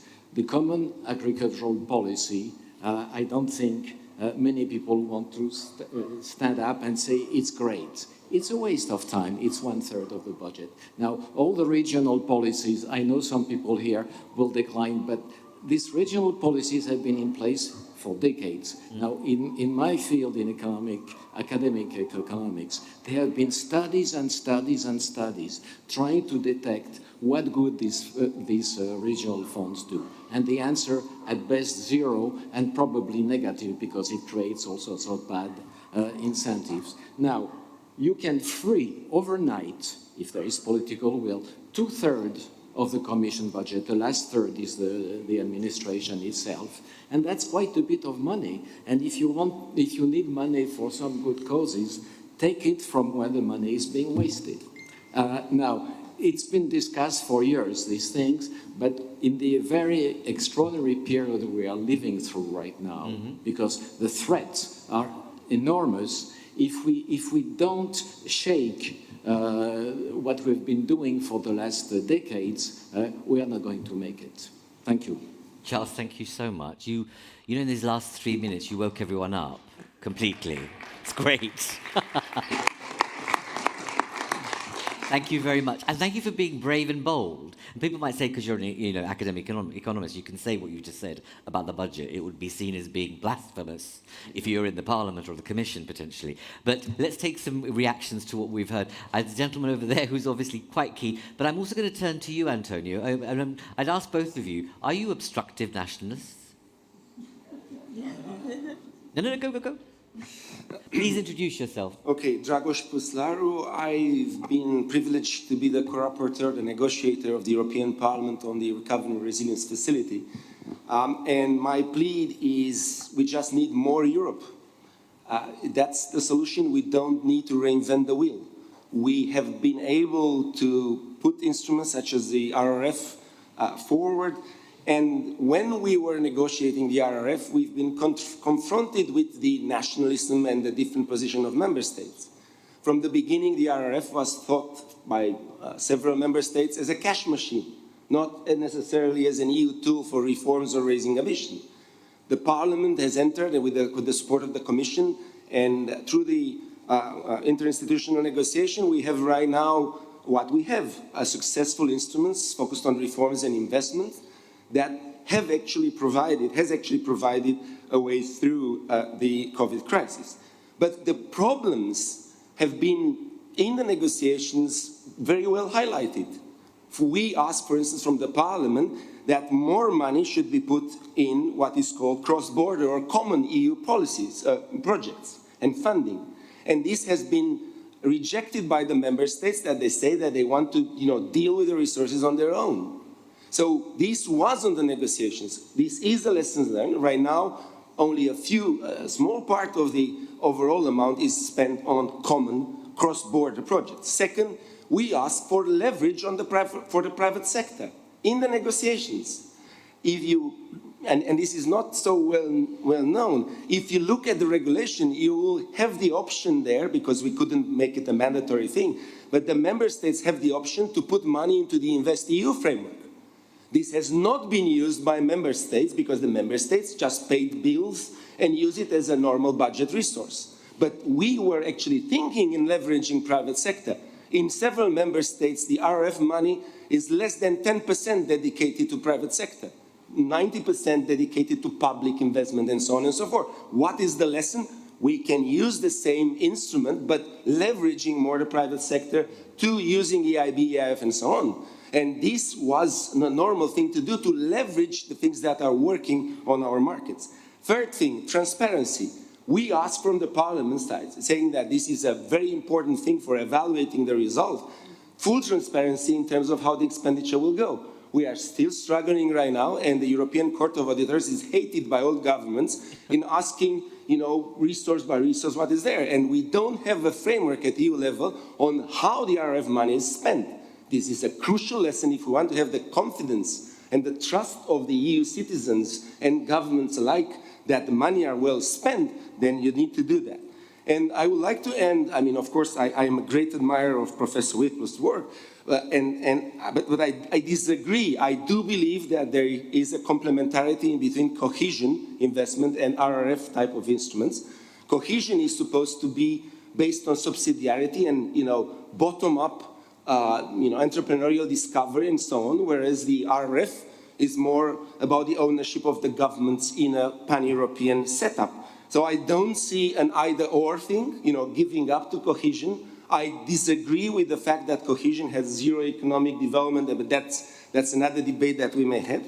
And last but not least, I do believe that capital, as saying aligning capital with ambitious Europe future, is not only financial, but also human capital. And this is actually crucial for the development that we need to do, given the demographic crisis. And I do believe, and you've witnessed me in other conferences on this thing, that social investment needs to actually be integrated in the national accounts. We have a UN reform right now of the national accounts that is going towards the lines of OECD quality of living the things that are more related to social. And I do believe that there is a wonderful opportunity to come up not just with the things that we have not achieved yet, as Mario Monti mentioned, the things that are there in terms of ambition but we have not achieved, but also, highlighting the ambition to not to talk about silos anymore, financial market and social separately, but to deal them together as the RRF suggested with the pillar structure. So in my view, again, it's about more Europe, delivering of what we've promised, and not necessarily reinventing the wheel of coming up with new things that have not been tested. We do have right now the right instruments and the lessons, and the fact that we've been discussing while negotiating the RRF about these things should serve us as a very good basis right now, for being successful in the future. So thank you very much for highlighting these issues here. Thank you, Dragos, for being so forceful. But tell me something.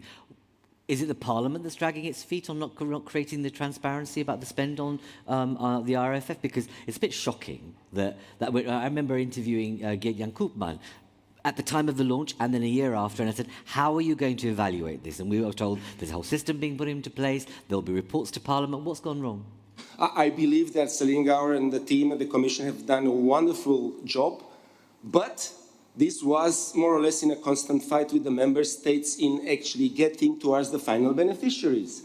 Because if you just keep the money, reporting the money at the level of intermediate beneficiary at governmental level and not understanding where the money is reaching in the final beneficiaries, you have an issue with that. I don't believe that we have an interinstitutional issue of Parliament fighting the Council or whatever. I believe that member states have not yet understood that fragmentation, well described in the drug report, is also the fact that you need common projects. You need common procurement. Sure. You need things that will unite us and not divide us, because otherwise you cannot expect a stronger EU if you are not pooling resources and do things together. This is actually, 101 of economic development, if you want to follow up. Sure, but it's a chicken and egg situation, isn't it, as we've heard? It's about political will. Where there is a will, aligning capital. There is a way. Thank you. Absolutely. Thank you for that. I'm going to come to you, Antonio. I won't repeat it, but I meant it for effect. That are you a national? Are you an objectionable nationalist, or not an objectionable nationalist? But are you objecting to things that are common? But what's your take in response to what Charles has said about the budget? But also, you've referenced before in the first session about the need to create some sort of win-win situation between subsidiarity and sovereignty and an EU-wide approach. What's your response? Yeah. So starting with the private funding. We have a serious problem here with uncompletion of the Capital Markets Union, and we are more than willing to share whatever sovereignty that we still have there to pool powers and sovereignty to have a serious capital markets union. That requires not only the choice, and I don't even know if Charles is right in the sense of having a physical financial capital in Europe. I don't know if technology doesn't allow us today to have multiple financial centers working on a common infrastructure. I don't know. But I do know that we lack European-wide products, financial products, both private pension products and common safe debt products that probably, as in the US, are very important to accelerate and to facilitate the existence of a large and profound market. So I think we have to work on that. Also, a very important aspect are the litigation and insolvency rules.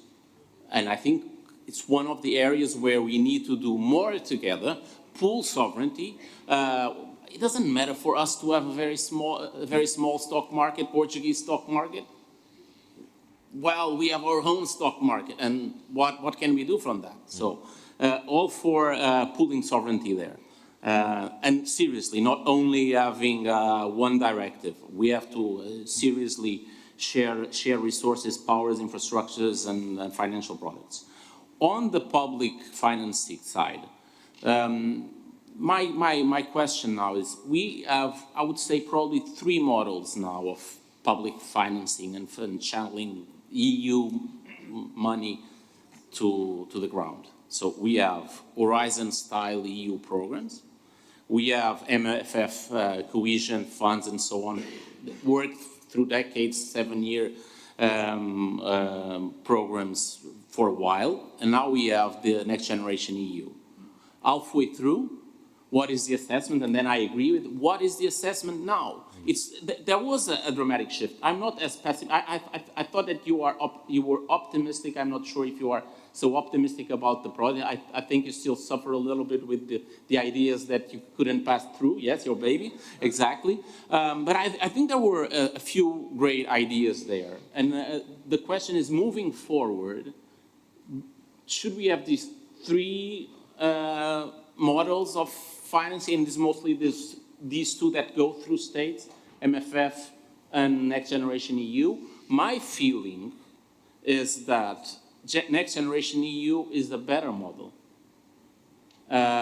in terms of the differences and the variety of sources of financing, some flexibility that's embedded in the usage, and the idea that payments are more based on execution of the investment, of the reform, than the previous one. I don't know if the previous model is not exhausted. And I like the idea of complementing it with private leveraging. I think matching private funds could be a good way of doing some arbitration, whether the investment is going to a rational direction or not.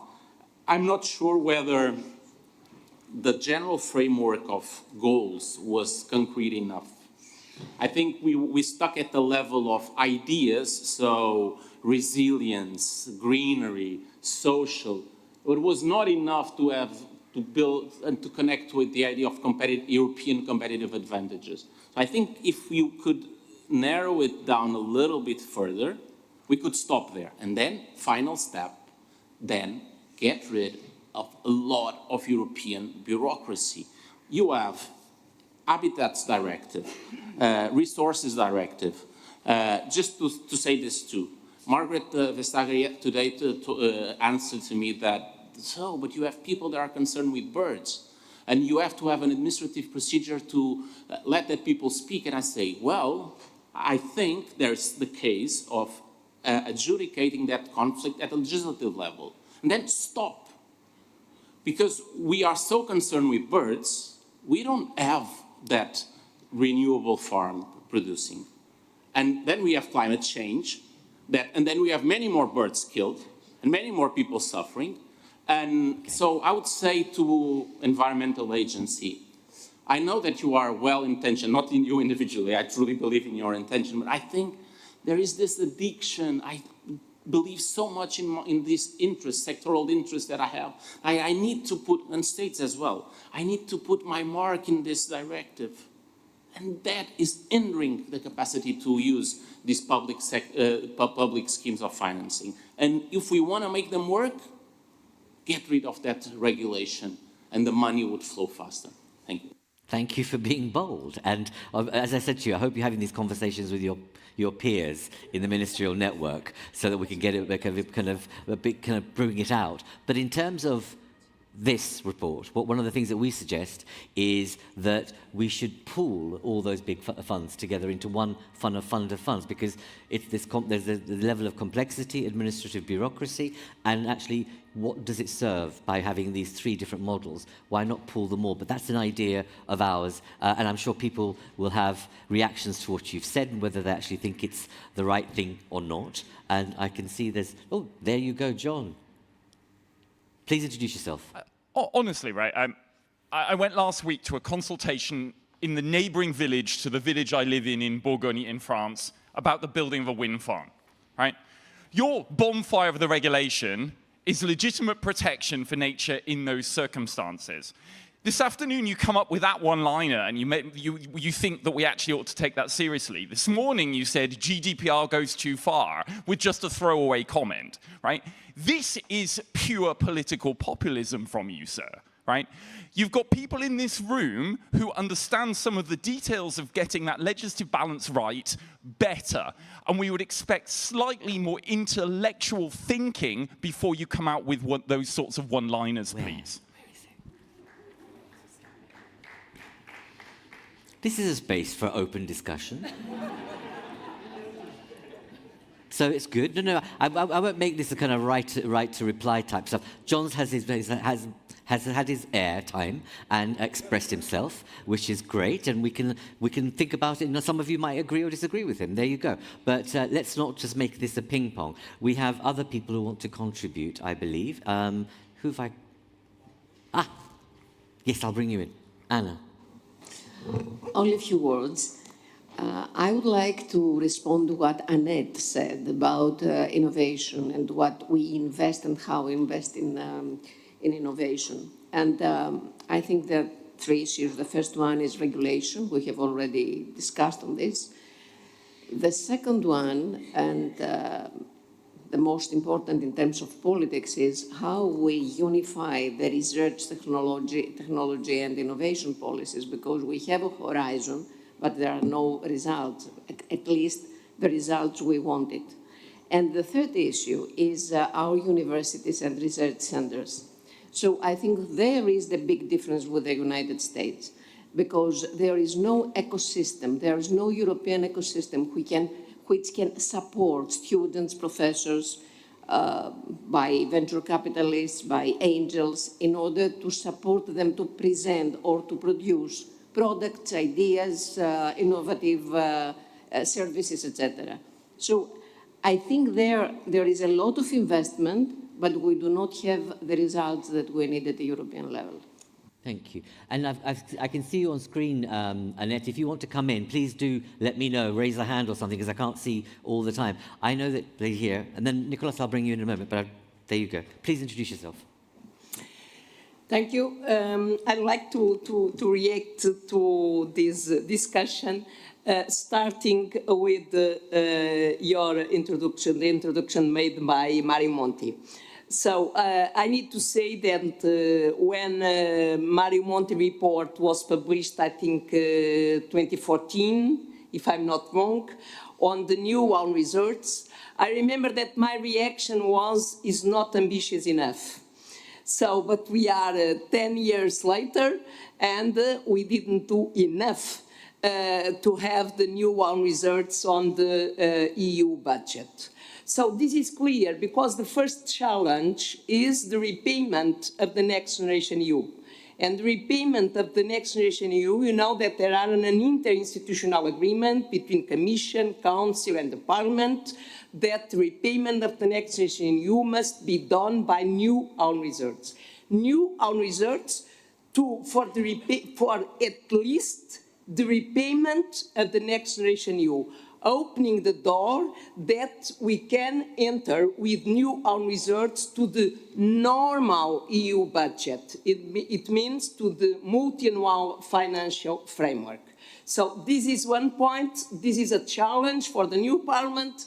We work very much together, me and Dragos, and of course we know the challenge that we are confronted, because it's clear that the EU budget is not enough to be used to repay the Next Generation EU.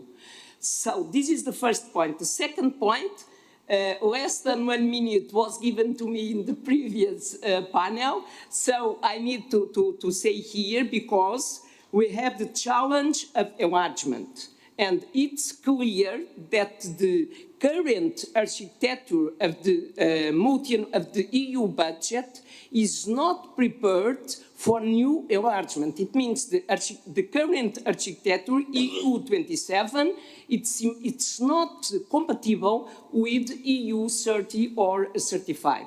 So it's clear that we need to have a new architecture of the EU budget from the financing side and the expenditure side.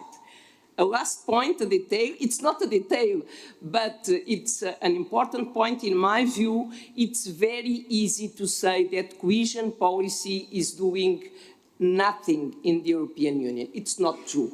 And my invitation is to read a lot of assessment reports on the impact of cohesion policy. So I think that this is important.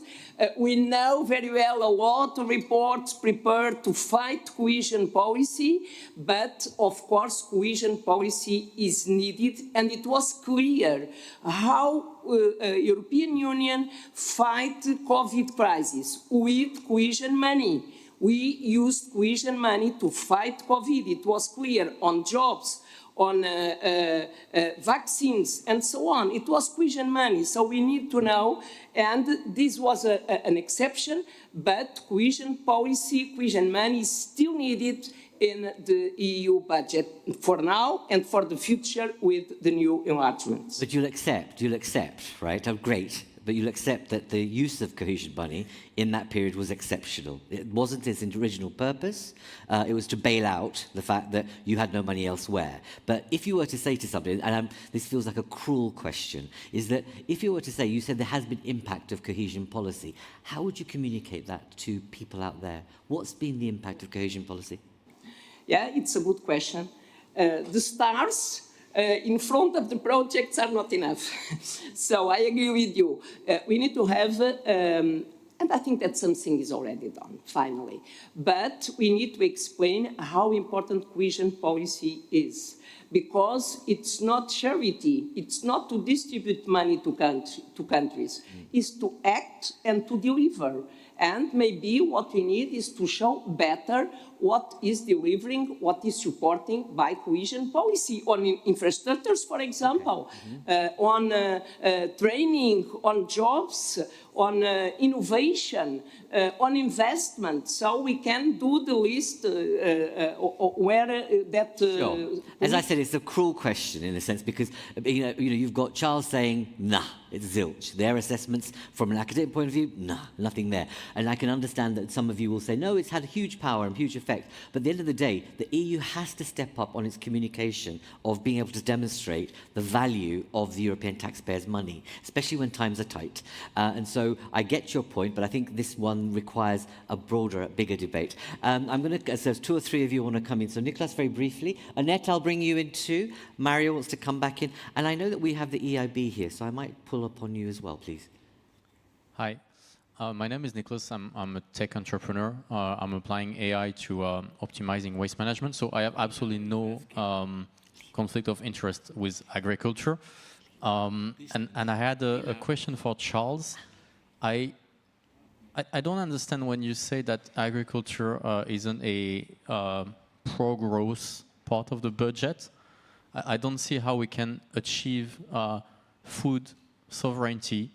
I don't see how we can achieve the green transition reducing the budget of the common agriculture policy. So that's a very naive question to you. And maybe one... But is that a deliberately naive question? Do you have a view on that? Because there's a lot of questions about how it's stacked up, the cap. And those people who are, let's say, the middle of the ladder of farming don't get the benefits. It's the large stakeholders that get most of the dosh, is the argument that's been made. I used to be an elected official in a very rural area in France. And so I'm a Frenchman and I love to eat. So yeah, I do have an opinion on that. Obviously, yeah, the common agriculture policy is feeding a lot of very fat farmers. We should probably refocus this on, I would say, poorer farmers and probably on more sustainable stuff. But that's reallocating the budget. That's not saying that it's not a pro-growth budget. Okay. And I actually had a second question. Very briefly, though. Very briefly. Public tenders.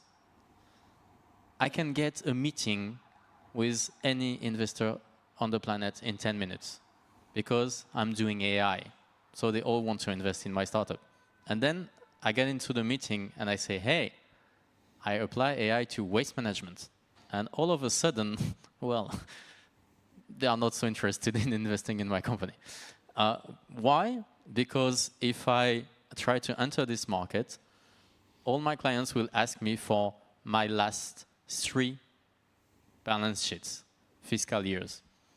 I got created last year. How can I show you my last 3 fiscal years? And that's regulation, that's tenders. So how can we unlock some capital by reforming? But that question is about risk-taking, because someone's going to have to ask for some experience base rather than just throw you the dosh. But they do it in the US. They do it in the US very well. Yeah, I know. They have some amazing investments in water, in waste management, in electricity from startups that were just created 6 months ago.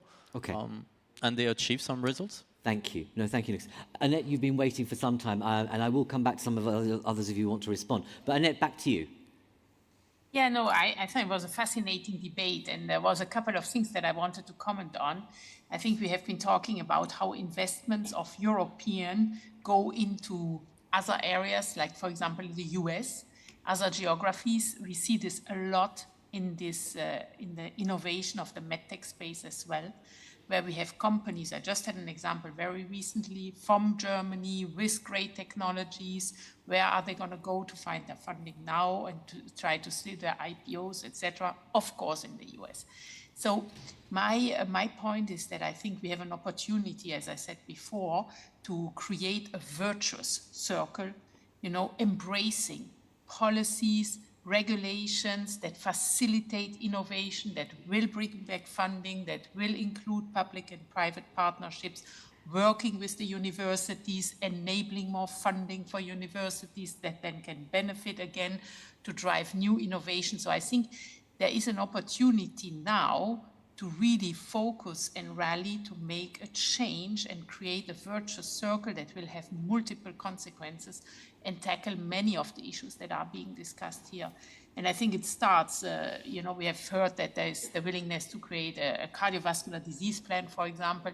If there is a willingness to change regulations, that all these things are being, you know, elements to create that virtuous circle. And I think it can address a lot of these things. So I just wanted to confirm that many of the issues tackled here, we see them in the same way on the private side, and there is a willingness to partner and tackle. Indeed, just it's the art of conversation and bringing people together around the table that could actually solve so much. Kim, if I can come to you, from European Investment Bank, what's your take on this debate about innovation, funding, investment, and making sure we get more bang for the buck, but getting better collaborative practice between private and public sector? Thanks a lot. I think it's, my name is Kim Jørgensen. For the sake of Kim Jørgensen from the European Investment Bank. And I think, just to start, EIB, I think, is mentioned more than 40 times in the Draghi report. So I think we are seen as part of the solution at least. And last year we did 88 billion of euros in loans, and we are in the process of changing our gearing ratio so we can do more. But I think it has been mentioned that the two biggest challenges we have right now is the capital market union and the need to scale up. We have a lot of money for seed capital, for startups, but we have this big problem of financing scale-ups. And here I think we need to bring in a better partnership between the public sector and the private sector, and I think EIB, we can play a role here, because we definitely need to find more innovative ways of financing, and we need to find way of de-risking investments in scaling up of capital. And I think we can play a big role here, and our assessment is also that we actually don't lack capital. There's a lot of capital out there. It's basically just to find the right way and new ways of bringing it in. A lot of member states, including the one I'm from, Denmark, don't want to pay in more public money to the budget. So we need, because we have so many challenges, we simply need to find new ways of doing it, and a better partnership with private funding. And this is not a comment from EIB, but basically from my own country. In Denmark, the government are still negotiating something called a three-party agreement to basically change agricultural farming land to bring it back to nature, I mean to forest and other things. And here they have concluded a completely new model where the Novo Nordisk Foundation has paid in 10 billion Danish kroners, that is 1.5 billion of euros, into a public policy agreement with the Danish Parliament, which is something completely new. I know this is a specific model you have in Denmark, but if we can bring in some of the pension funds and private foundations in a better way in the strategic direction, and that I think we would need to look at that for the next MFF. But in terms of, just briefly, you say you could play a role in this. Is that the role you can play, is to be able to facilitate this kind of innovation? Or what do you need from the Commission to be able to play that role? I think we can definitely play a role. It's clear that the Commission will play a key role. I mean, the Commission will need to be the steer, but I think we need maybe a little bit less control from the Commission in order to bring in these private sectors who actually see us as a partner, one potential partner at least. Okay, and it's clear that we don't make use of special purpose vehicles in the way that other countries do. You can create co-investment endowments and foundations in a creative way that could bring public-private money together, but we don't do it. So I now have only literally 7 minutes or so left. Mario, you wanted to come back, so I will absolutely privilege you. Yes, thank you very much. It's a correction and a question. The vigorous intervention of Mrs. Marques mentioning my report of 2014 on own resources prompts me to declare guilty for having said last night that my report, I meant the 2010 single market report, was produced before becoming Italian Prime Minister. But you are right, the other one was produced after I had been. So this gives us a new methodological breakthrough, because it's a bit simplistic to speak of reports of former Italian prime ministers, with the difference that for those who have already been prime ministers, alas, they can no longer have a pre-prime minister report produced. To Charles, maybe I misinterpreted, but you said, I believe, that you disagree with me in the sense that there are merits to having a budgetary constraint of sort. I totally agree. And I spent my life trying to do that in Europe and in Italy.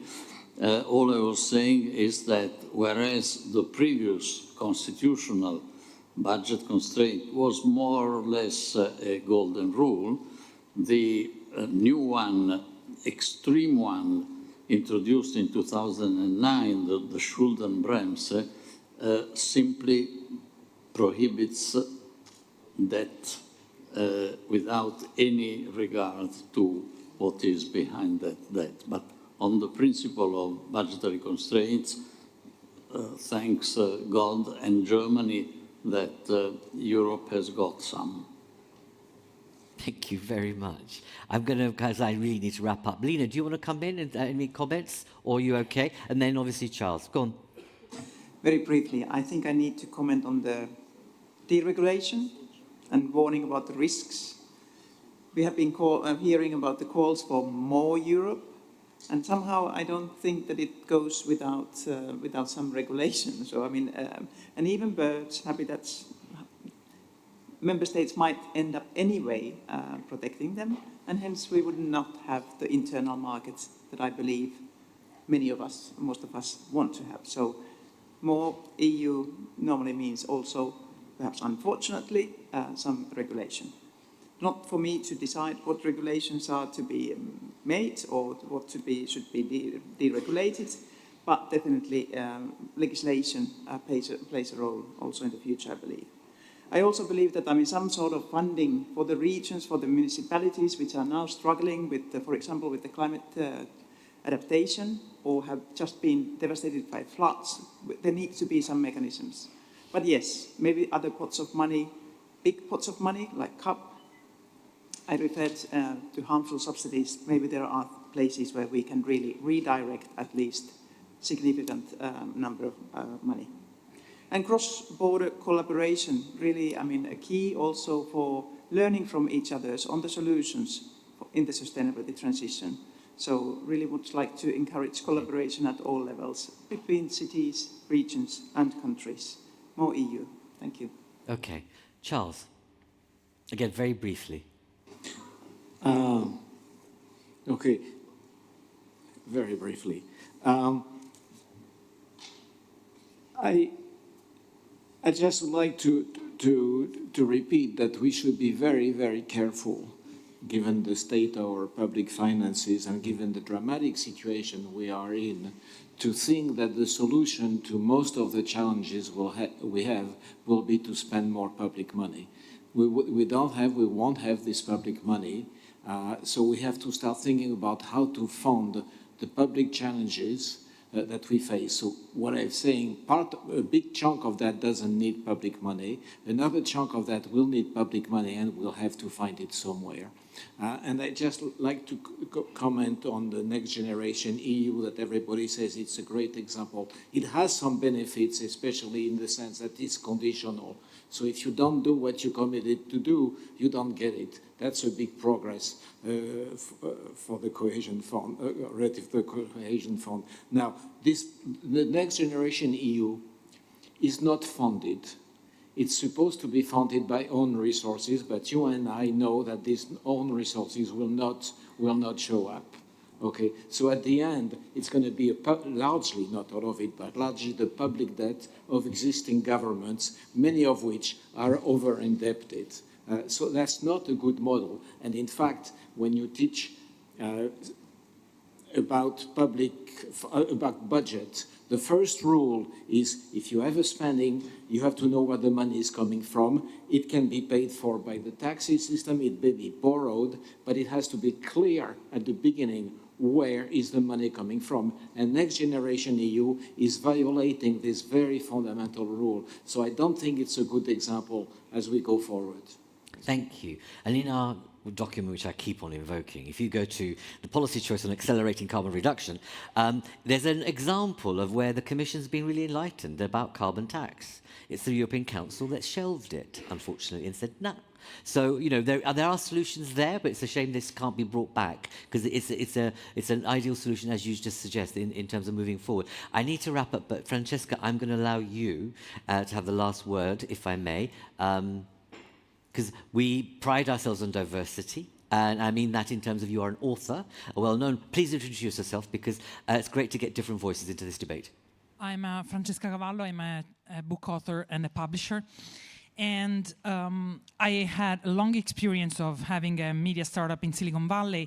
And one thing that I want to say is that, yes, I moved to Silicon Valley and I was able to scale my company really fast. But every morning as I was heading to my office with ping pong tables and video games and the entire starter package, I saw people living in tents in the street that I was walking to go to my office. So one thing that we should all take into consideration about the American system that has been, referred to quite a lot today is that inequality is not a collateral effect of the regulation in the United States. It's by design. So one thing that is not often talked about, but is absolutely outrageous, is that one child out of 5 lives below the poverty line in Silicon Valley. So this is something very important when we talk about this. And one thing that I learned after moving back to Italy and being frustrated with the slowness of everything else compared to my experience in the United States is that a safety net that prevents people from falling very fast is the same thing that prevents people from going too fast when they're rising. So in a way, I think that a little bit we need to accept that we are going to be a little bit slower when we are growing, because that's the same kind of protection that protects us from falling very, very fast. One last thing. When we talk about deregulation, I understand all of the perplexity, and I think that many of the rules that we have are very important, but the simple things that you need to operate a company, to open a company and to operate it, all of the things that can be simplified should be simplified, because if even the very simple things are incredibly complicated, then of course you come to hate regulation, because you're like, there is nothing I can do without feeling trapped. Yeah, absolutely. Thank you for, I'm glad I brought you in, because that sense of, there you go.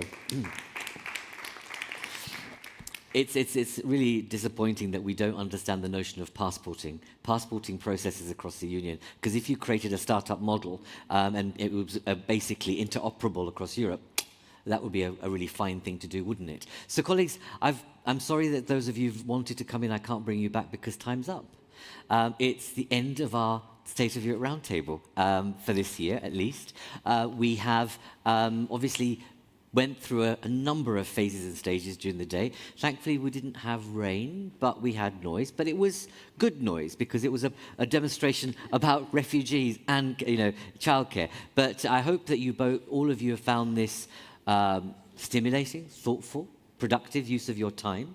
We had a very good interactive discussion. People disagreed. It wasn't a bubble for once, which is really very good. But that's what you can get from us, because we try to make sure there's always a multidisciplinary, multi-stakeholder approach to our debates.